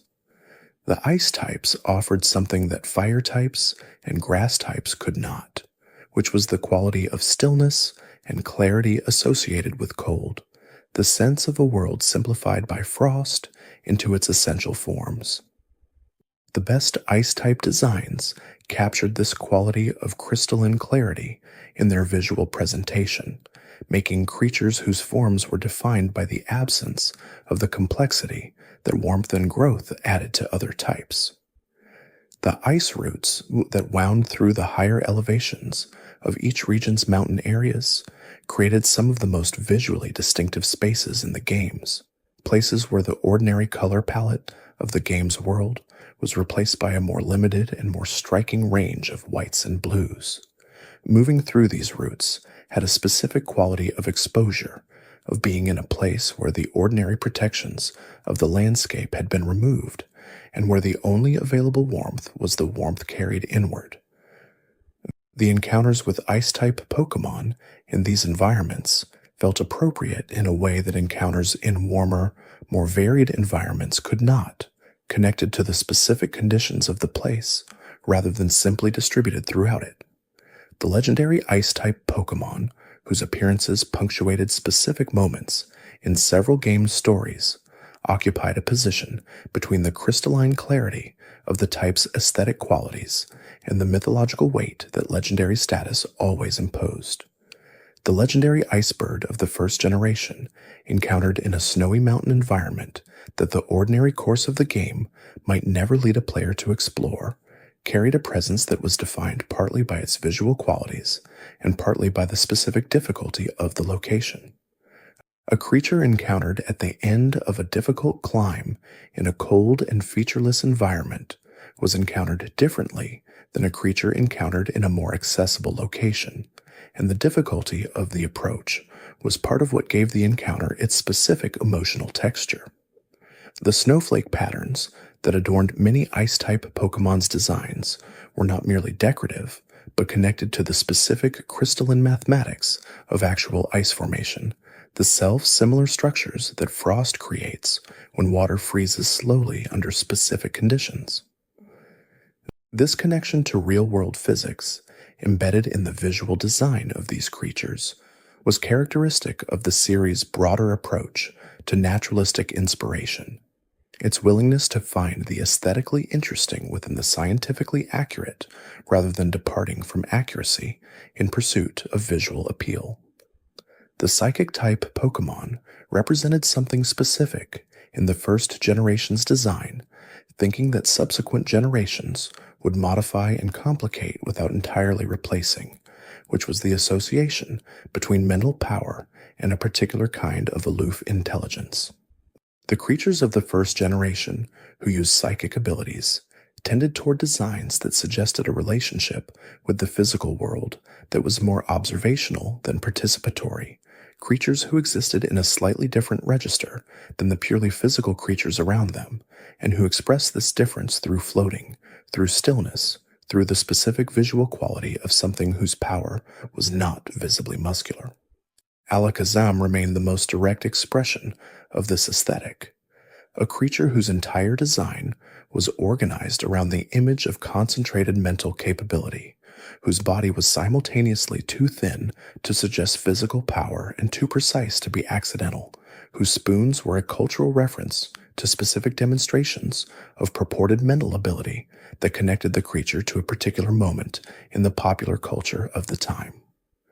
The spoons were not arbitrary but loaded, connected to specific claims and specific controversies and specific qualities of public imagination about what the mind could do if sufficiently developed. The psychic-type legendaries, who appeared across generations, expressed the type's associations with perception and understanding in ways that connected to each game's larger cosmological concerns. The legendary trio of the first generation, three birds whose powers included stopping time and creating cold and summoning lightning, suggested that the most fundamental forces of the world were accessible to sufficiently powerful consciousness. The Uxie and Mesprit, and Azelf of the fourth generation, small creatures embodying knowledge and emotion and willpower, connected the psychic type more directly to the philosophical questions the fourth generation was exploring, the questions about what consciousness was and what it meant that consciousness could interact with reality in the ways the legendary Pokémon demonstrated.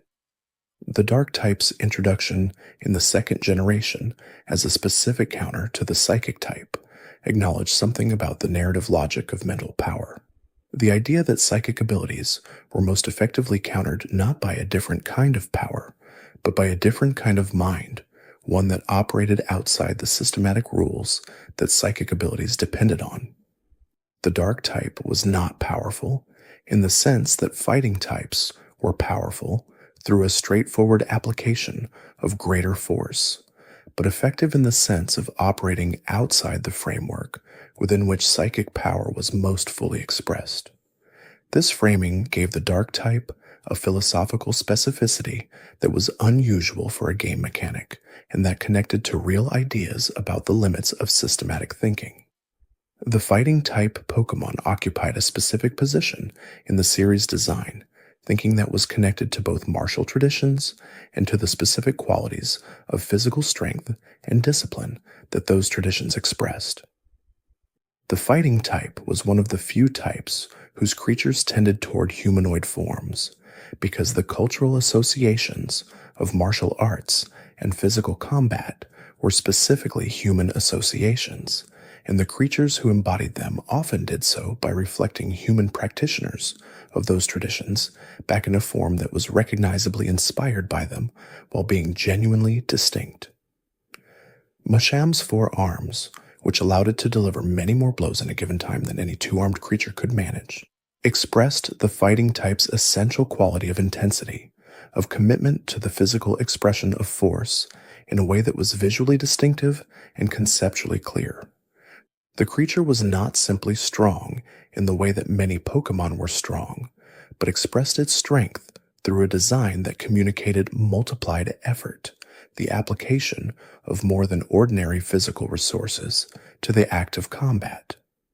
The 4 arms were not merely additional limbs, but a visual argument about what it meant to be maximally committed to a fighting approach. The martial arts traditions that influenced many fighting type designs created a subtle cultural geography within the type, with creatures drawing from different traditions, expressing different aesthetics and different philosophies of combat.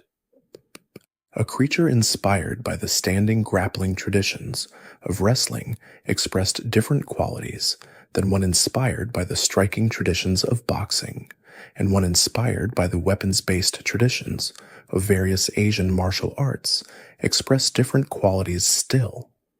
This variety within a shared type created the sense of a world that had multiple approaches to the specific challenges of physical combat, multiple philosophies of what it meant to be genuinely skilled rather than simply strong. The overlap between fighting types and the concept of discipline was one of the series' most consistent implicit themes, the idea that the most effective physical capability was capability that had been developed through patient practice rather than simply inherited through birth. The fighting type Pokémon, who were defined by their training as much as by their natural capabilities, were expressing something about the values that the type embodied, values that were compatible with the game's broader narrative about the development of trainers and their Pokémon through shared experience and accumulated effort. The normal type Pokémon have always occupied a position within the series that is harder to characterize than any other type, because the normal type is defined partly by what it is and partly by what it is not, which is any of the other specific elemental categories. Normal type Pokémon were the default, the creatures whose capabilities were not organized around a specific elemental association, and this lack of elemental specificity gave them a particular quality that was both a limitation and a freedom.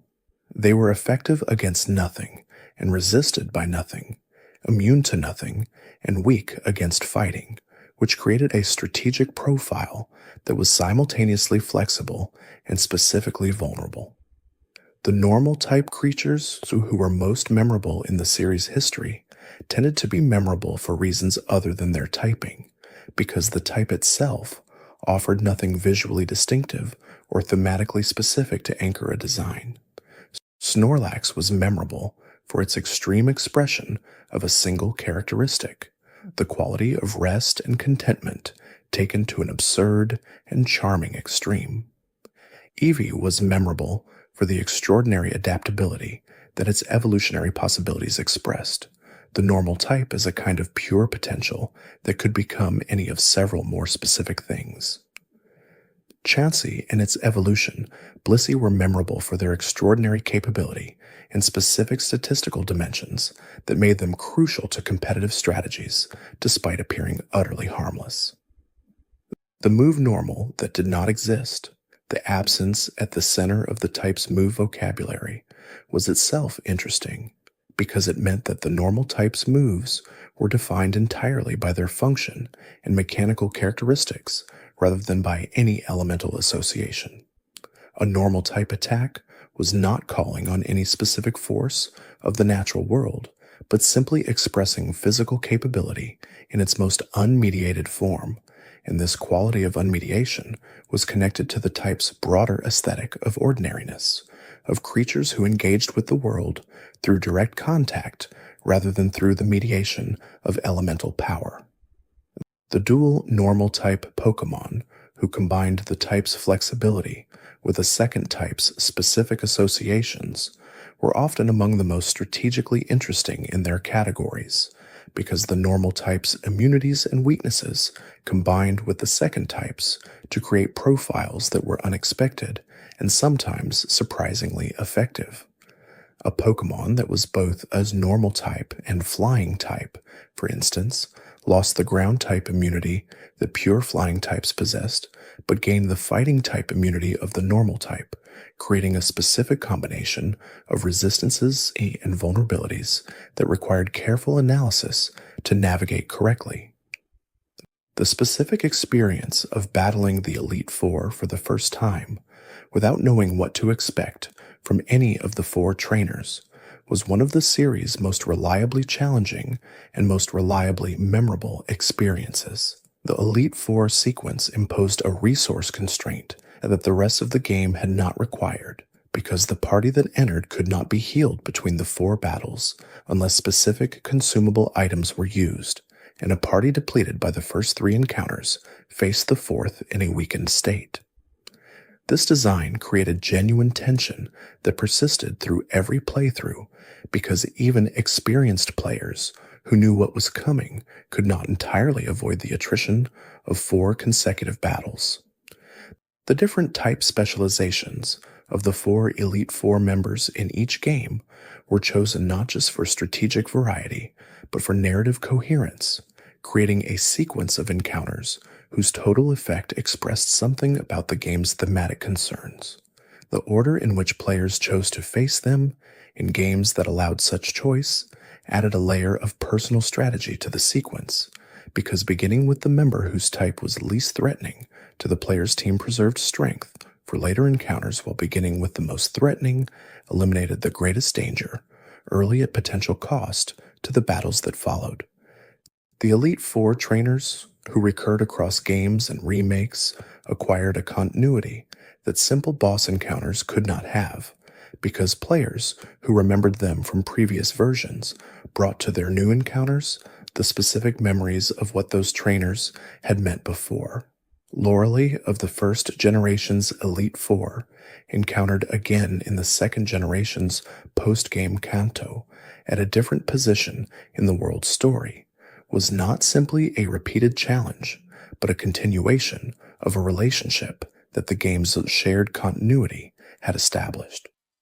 Finding a familiar face in a new context created a specific quality of recognition that was among the series' most reliable pleasures. The moment of the Elite Four's completion, of having passed through all four chambers and arrived at the champion's door, was always accompanied by a specific quality of anticipation that the games created through pacing as much as through content. The corridor leading from the final Elite Four chamber to the champion's room was brief, but it created a pause, a moment between the last completion and the next beginning, that allowed the accumulated tension of the sequence to settle into something specific and feeling shaped rather than simply mechanical. Walking through that corridor was one of the series' most consistent experiences of genuine anticipation. The nature of memory in these games is worth considering carefully, because the games create a specific kind of memory that is different from the memory created by most other entertainment forms.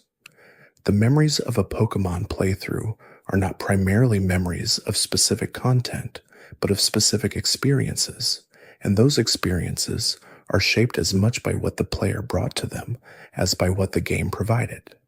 The memory of catching a specific Pokemon in a specific location at a specific moment in a specific playthrough is a memory that belongs entirely to the person who holds it, shaped by the specific combination of circumstances that produced it, and impossible to share fully with anyone who was not present for it. This quality of irreducible personal significance is connected to the game's structure as genuinely open experiences within established frameworks.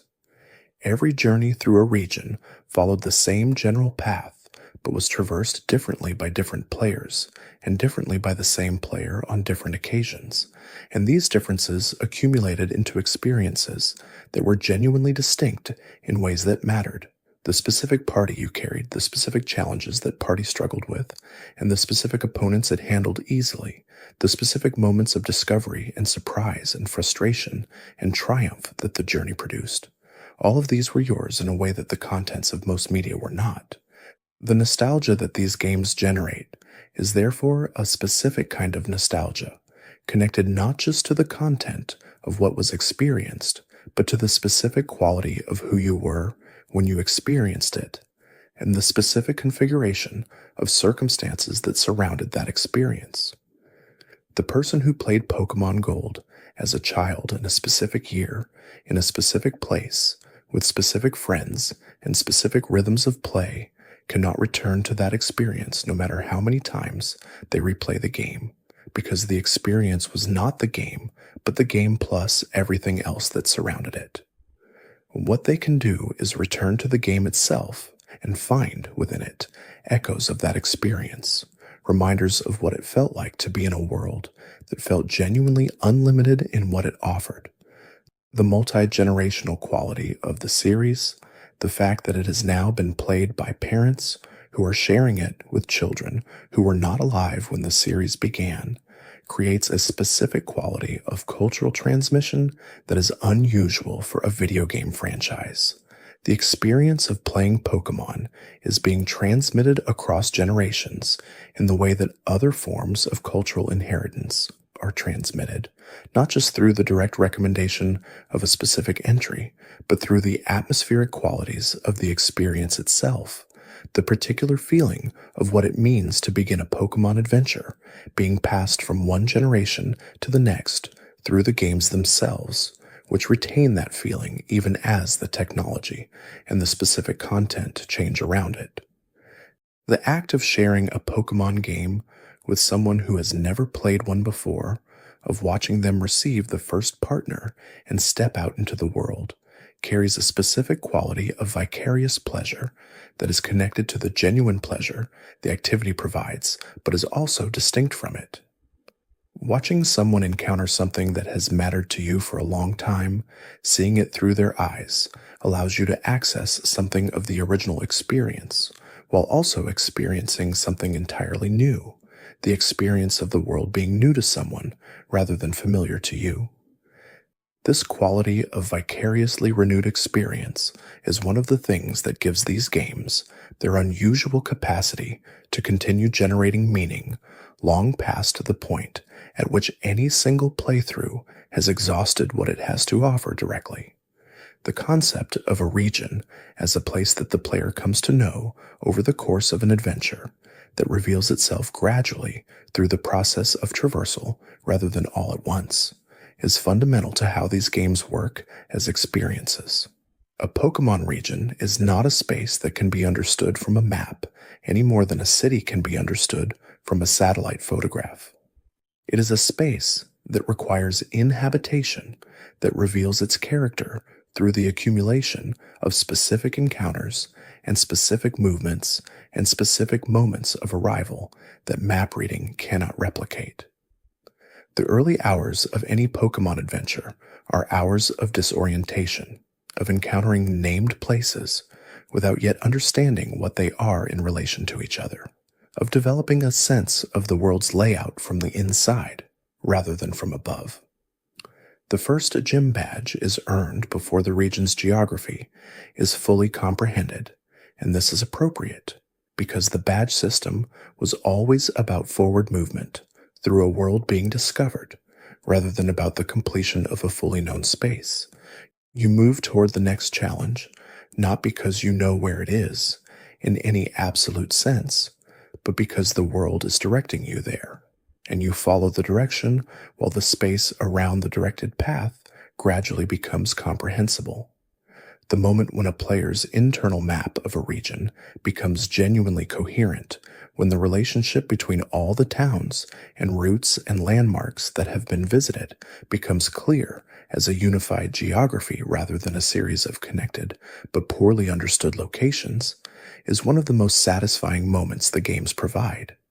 It is the moment when the region stops being a sequence of places and becomes a place, when you can stand in any part of it and feel the rest of it arranged around you in comprehensible relation.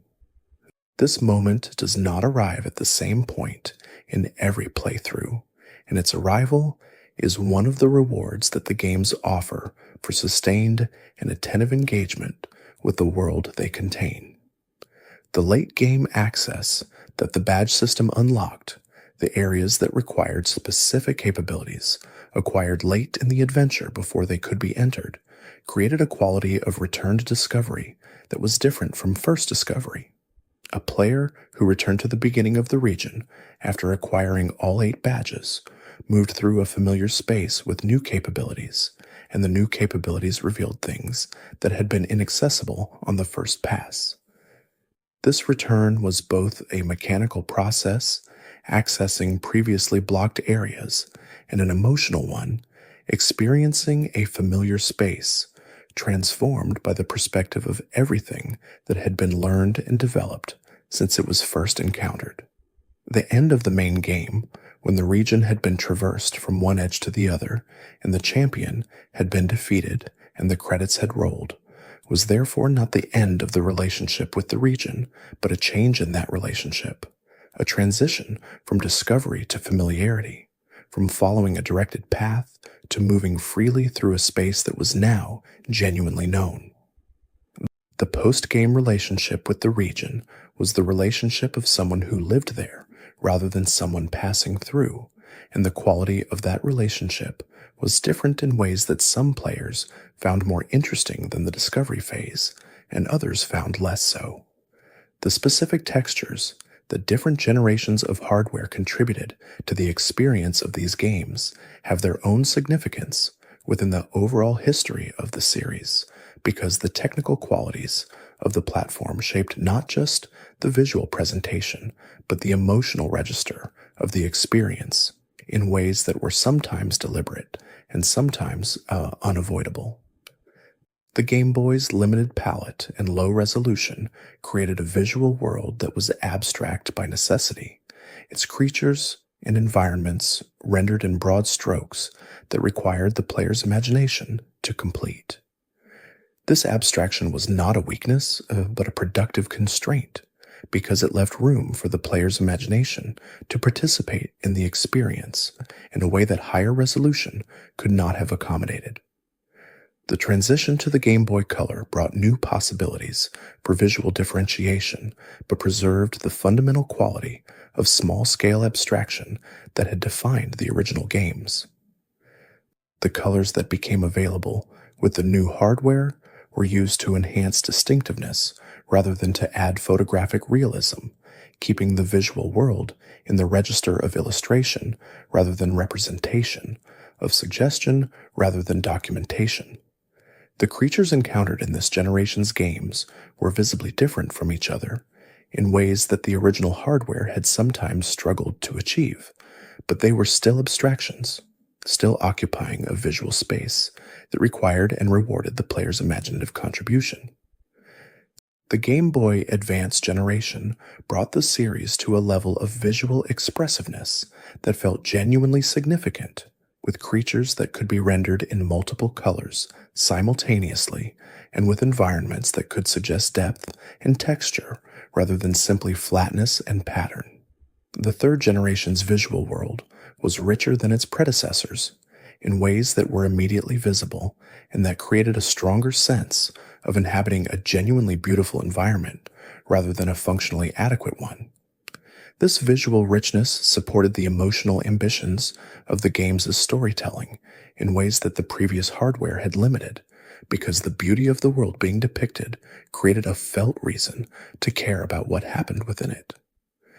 The Nintendo DS brought a second screen that the series used for map display and for the small creature companion features that became one of the platform's most affectionate elements, adding a layer of peripheral engagement that connected the adventure on the main screen to a quieter and more contemplative relationship with the companion visible on the touchscreen. This use of the dual screen was not gimmickry, but an expression of something genuine about what these games were, their concern with the relationship between trainer and Pokémon visible even in the hardware affordances they chose to use.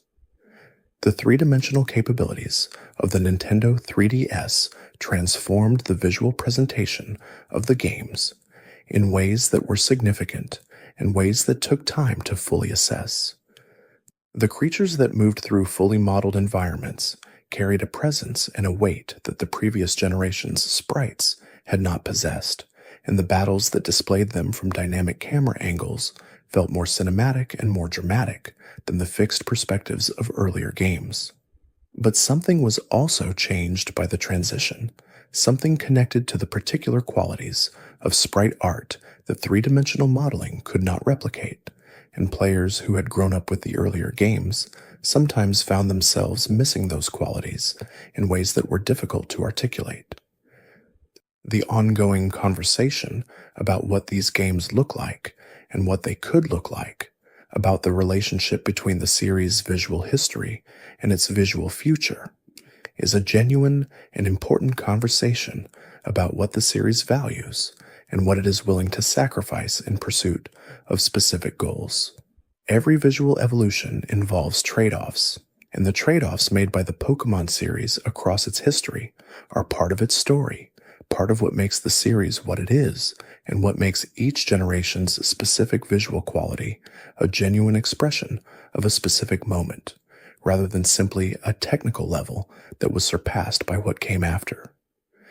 The birdsong and ambient sound design that accompanied the overworld exploration in these games was one of the series' most consistently undervalued elements, because it operated below the level of conscious attention in ways that made its presence felt without being noticed. Players who turned off the sound while playing experienced something genuinely different from the full experience, not just because the music was absent, but because the ambient sounds that filled the spaces between music cues, the wind through grass, the sound of water, the specific acoustic qualities of indoor and outdoor spaces, were absent as well. These sounds created the felt sense of being in a specific kind of place, even when the visual elements of that place were limited by the hardware's capabilities. The cries that Pokémon produced when they were encountered in battle or sent out by their trainers were the sonic equivalent of the creature's visual designs, attempts to create distinctive individual sounds that could be associated with specific creatures and recognized when heard again. The evolution of these cries across hardware generations, from the brief synthetic blurps of the first generation to the more complex and expressive sounds of later games, tracked the same general arc of increasing expressiveness that the visual designs followed. But the original cries, however technically limited, had their own kind of rightness, their brevity and simplicity connecting to the abstractions of the visual world they accompanied in a way that was genuinely coherent. The music that played during the long stretches of tall grass traversal, the route themes whose specific emotional qualities shaped hours of play, was doing important work that is easy to underestimate because it was so successfully integrated into the overall experience that it never called attention to itself. The best route themes created a quality of forward momentum that was appropriate to the experience of moving through the world, a sense of direction and of purpose that connected the player's physical movement through the game space to an emotional experience of being genuinely en route to something. This combination of movement and music was one of the most effective tools the series had for creating the felt sense of adventure, of being in the middle of a journey whose destination was genuinely worth reaching. The ending that this long and unhurried journey through every Pokémon game has been building toward is not an ending in the usual sense, because the games themselves have never been about ending, have always been about the continuation that follows whatever conclusion the story provides. The series has offered many conclusions across its history, many champion battles, and many credit sequences, and many moments where the main narrative arrived at its resolution. But it has always been more interested in what came after those conclusions than in the conclusions themselves, more concerned with the world's persistence than with the story's completion. What these games have always known, and what this long telling has been trying to say in its own slow and gentle way, is that the relationship between a player and a Pokémon world is not a relationship that ends when the story does. It is a relationship that changes, that shifts from the active and directed quality of the main adventure to the quieter and more contemplative quality of the world fully known, and that this shift is not a diminishment but a deepening. The world becomes more itself when you know it completely, when the landmarks that were once mysterious have become familiar, and the routes that were once uncertain have become trusted paths. The creatures who have traveled with players through these worlds, who have grown from fragile beginnings into formidable companions, who have been present for the most difficult moments and the most triumphant ones, remain present in the memory of the players who carried them in ways that feel qualitatively different from the way that most game content is remembered. They were companions in a way that most digital entities are not companions, because the game's design worked to make them feel genuinely responsive to the care and attention invested in them, and the response they offered was real in the way that responses to genuine care are always real, regardless of the medium through which the care was expressed and received. The world of Pokémon will continue to expand across future generations, and each expansion will carry with it the weight of everything that has accumulated before it. The players who come to those future games will bring with them whatever version of the series' history they have personally inhabited, and the games will offer, as they have always offered, a world that is open and a journey that is genuinely theirs to shape. The tall grass will still be at the edge of the starting town. The first choice will still matter. The world beyond the first step will still be genuinely larger than it appears from the threshold. The specific quality of silence that surrounds a Pokémon adventure in its quieter moments is one of the series' most underappreciated gifts, a quality connected to the spaces between encounters and between story beats where nothing in particular is required of the player and the world exists simply as a place to move through. These silences are not empty but full of the ambient presence of the world, of the sounds of the environment, of the gradual accumulation of familiarity, with the landscape being traversed without urgency. Players who have spent long hours simply moving through the routes of a beloved region, catching creatures they did not need, and revisiting locations they had already completed, know this quality of silence well. It is the quality of a world that has become genuinely comfortable, that asks nothing and offers everything. The evolution of movement speed across the series, from the relatively slow traversal of the first generation's overworld to the running shoes and faster default speeds of later entries, created a different relationship with the world's geography in different generations. The slower movement of the early games was not a limitation, but a condition, one that required spending more time in any given location, and that therefore created a stronger sense of each location as a specific place rather than simply a stretch of terrain to be crossed. The faster movement of later games served the player's desires for efficiency and for the reduction of friction, but it also changed the felt quality of the world, making it feel slightly smaller and slightly more traversable than the earlier games had allowed it to feel. The bicycle mechanic that appeared in every generation as a way to move more quickly across routes created its own specific experience, the particular quality of speed available to a player who had acquired the right item and was using it through a familiar stretch of terrain. The bike was not simply faster than walking, but carried a different relationship with the environment, the world moving past more quickly, and the encounters accumulating at a different rate.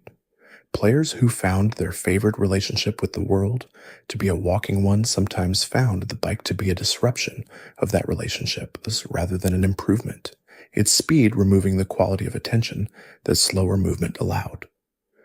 The specific challenge of the Safari Zone and its equivalents, areas where the normal mechanics of catching Pokémon were replaced by a system that offered limited tools and time, created an experience of scarcity and urgency that was quite different from the ordinary rhythms of wild Pokémon encounters. Finding a specific creature within the Safari Zone's constraints required patience and a willingness to accept outcomes that the normal system did not impose, and the creatures available exclusively through this system carried the particular value of things that had required a specific kind of effort to obtain. The Safari Zone was not always beloved, but it was always memorable, and the creatures acquired through its specific challenges were remembered differently than creatures acquired through ordinary means. The Pokémon that could only be found in very small numbers throughout a region, appearing rarely and briefly in locations that were otherwise sparsely populated with other species, created the specific experience of searching for something genuinely rare within a world that was otherwise abundant. The patience required to find these creatures, the repetitive encounters with unwanted species while waiting for the specific one to appear, was a form of engagement that tested something different than battle skill or knowledge of the type system. It tested the specific quality of persistence, of remaining attentive through repetition, of continuing to try when the outcome was uncertain and the wait was long. The shiny Pokémon that appeared throughout the series as extremely rare color variants of ordinary species, distinguished from their standard counterparts only by their different coloration and the brief sparkle effect that announced their appearance, created a category of discovery whose significance was entirely disproportionate to any mechanical advantage they conferred. Shiny Pokémon were not stronger than their standard counterparts. They did not have access to different moves or different statistical profiles. They were simply differently colored, and their rarity was the entirety of what made them special. Yet the response to finding one was consistently one of the most intense experiences these games could produce, because the rarity was genuine and the encounter was genuinely unexpected, and the brief window of opportunity to capture it was genuinely high stakes. The shiny Pokémon was the series' purest expression of the value of rarity for its own sake. The long hours that dedicated players spent hunting for specific shiny Pokémon, resetting the game repeatedly, or traversing specific routes for hours in hopes of the specific color variant appearing, created a relationship with patience and with time that was specific to this activity, and that generated its own community of shared experience. Players who had spent dozens or hundreds of hours hunting a specific shiny, and who had finally found it, understood something about sustained effort and its rewards that the ordinary course of these games could not teach. The hunting was its own form of engagement with the game's world, a form organized entirely around a single quality of attention that the world would eventually reward if held for long enough. The concept of a signature move, a move associated specifically with a single Pokémon or a single evolutionary line that expressed something specific about that creature's nature or capabilities, created some of the series' most memorable individual creatures by giving them something that no other creature possessed. A signature move was not just mechanically distinctive, but narratively and aesthetically distinctive, an expression of identity that connected the specific characteristics of the creature to a specific set of capabilities that only it could access. The creature was, in a real sense, defined by what it could do that nothing else could, and this definition created a depth of character that creatures without signature moves sometimes lacked. The legendary Pokémon who possessed signature moves were particularly well served by this design approach, because their unique moves could be calibrated specifically to express what was mythologically or symbolically distinctive about each creature, rather than simply what was strategically useful. A legendary Pokémon's signature move could tell a story about what the creature was, about what forces it represented, and what effects it had on the world when it acted with its full power. The move was not just a combat tool, but a characterization, a crystallization of the creature's identity into a single, repeatable act. The connection between a Pokémon's signature move and its Pokédex entries created a coherence between how the creature was described and what it could do that the game's best designs exploited. A creature described as consuming the life force of those around it would have moves that reflected this quality. A creature described as moving faster than the eye could follow would have moves that expressed this speed. When the correspondence between description and capability was precise, the creature felt genuinely realized, a coherent entity, rather than simply a collection of statistics and associations. The broader story of the Pokémon franchise, the story of how a series beginning as a game about collecting creatures on the Game Boy came to occupy the position it holds today, is itself a story worth sitting with in the quiet of a late evening. It is a story about the specific quality of an idea that happens to be perfectly suited to the moment of its expression, an idea whose time had come in the specific sense that the people who encountered it were ready to receive it and to carry it forward into their own lives in ways that would eventually make it larger than any of its creators had imagined it would become. The specific quality of that original idea, the premise of a world of creatures that could be encountered and partnered and developed, was not complex, but it was complete. It had within it everything necessary to generate the enormity that followed, because it touched something genuine about how human beings relate to the non-human world, about the desire for connection with creatures different from ourselves, about the specific pleasure of mastery developed through patient engagement rather than sudden acquisition. The idea was not a commercial strategy, though it proved to be an extraordinarily successful one, but an expression of genuine interest in a genuine possibility, and the genuineness of that interest communicated itself to the people who received it. The world that has accumulated around that original idea, across all the games and all the media and all the decades and all the people whose lives have been touched by the franchise in ways both minor and significant, is testimony to the specific power of genuine ideas expressed with genuine care. Not every game in the series has been perfect. Not every decision made across the franchise's history has been the right one. The series has struggled at times and succeeded at others, and the specific pattern of its struggles and successes is part of what makes it interesting as a subject of reflection. But through all of it, the original idea has remained genuinely compelling, and the people who have returned to it across decades have found it still capable of offering what it originally offered, the world beyond the starting town, the creature at your side, the journey that is genuinely yours. The night holds all of this now, quietly, without urgency. The games are wherever you left them, patient as they have always been, ready to continue whenever you are ready to return. The adventure does not diminish in the waiting. If anything, it deepens, acquiring the particular richness of things that have been anticipated rather than simply resumed. Rest well. There is always more world to discover, and it will be there when you are ready to discover it.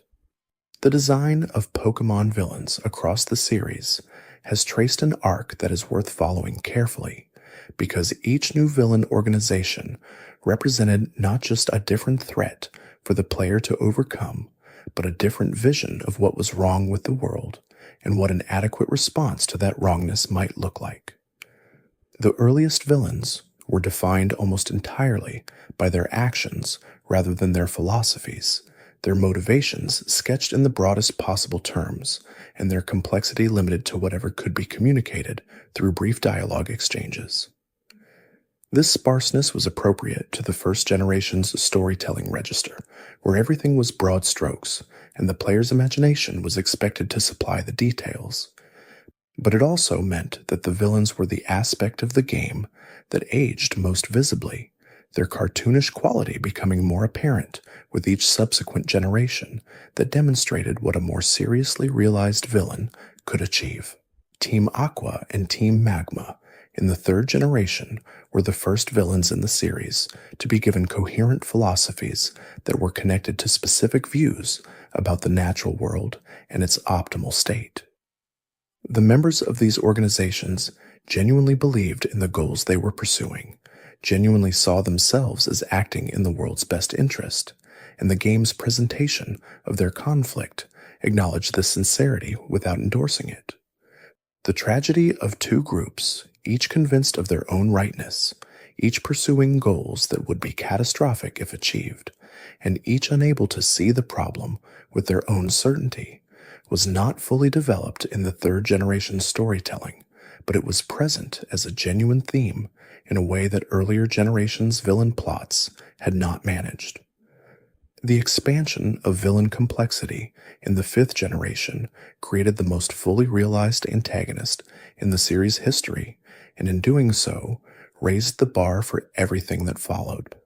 The care with which N's psychology was developed, the consistency of his convictions across every encounter, the genuine tragedy of his situation, all of these were achievements that subsequent generations had to reckon with rather than simply build upon.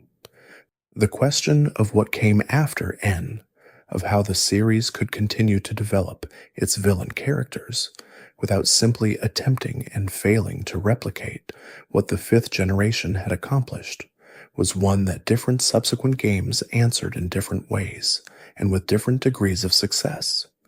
The villain teams of later generations tended to acknowledge the difficulty of following the fifth generation by finding different registers rather than attempting to compete directly. The seventh generation's villain, or more precisely the character whose actions drove the conflict rather than the organization nominally responsible for it, worked in a register of genuine human damage and genuine human longing that the fifth generation had approached but not quite reached, the damage of a parent who had lost themselves to an obsession, and the longing of a child who wanted their parent back. This register was quieter than the philosophical confrontations of the fifth generation, but in some ways more immediately affecting, because it was rooted in experiences that required no abstract understanding to feel the weight of.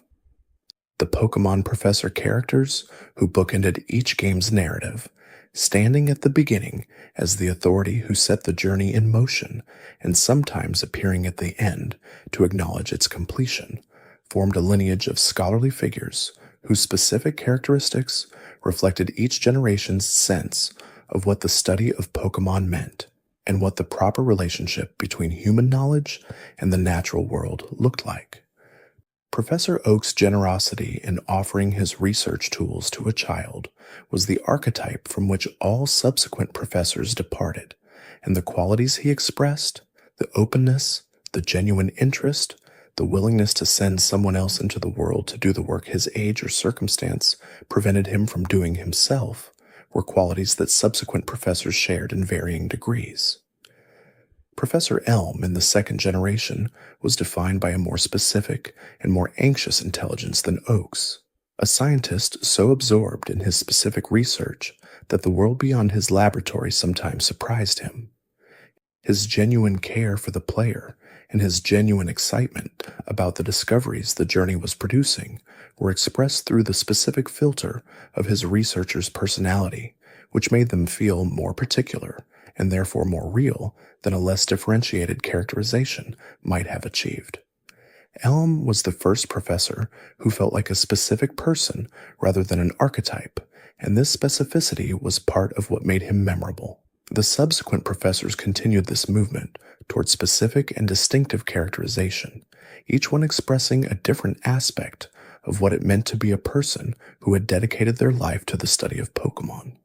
Some were defined by their particular research focus, others by their relationship to the communities they worked within, others by specific qualities of personality that connected to the region's broader cultural identity. Together, they created a tradition within the series of respected and caring elder figures whose function was to connect the player's adventure to a larger framework of knowledge and inquiry that extended beyond any single journey.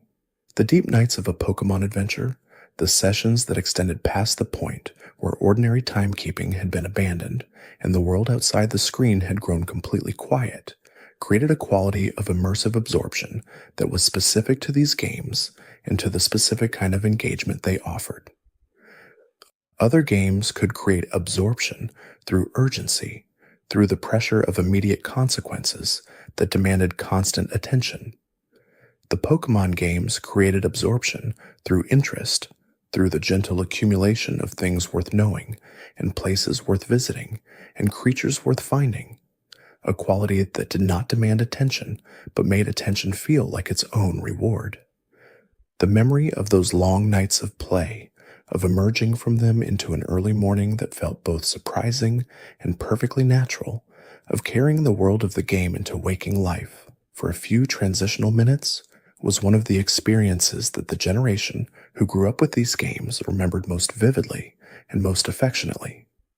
It was not the memory of any specific in-game event, but the memory of a quality of engagement, of what it felt like to be genuinely absorbed in a world that offered enough to sustain that absorption across the hours without depleting it. The games understood something essential about how to be genuinely interesting rather than simply stimulating, and the deep nights of play were the evidence of that understanding. If this long journey through the world of these games has offered even a fraction of that quality, if it has created a space of gentle absorption that made the hours of listening feel well spent, then it has done what it set out to do. The games themselves will be more generous, as they always are. They offer not just words about a world, but the world itself, available for entry whenever the moment is right, and the tall grass at the edge of the starting town is calling. Thanks for watching. If these quiet details helped you relax, there's another video waiting on the left of your screen. You can let it play as you close your eyes. You might hear something soothing before you fall asleep again.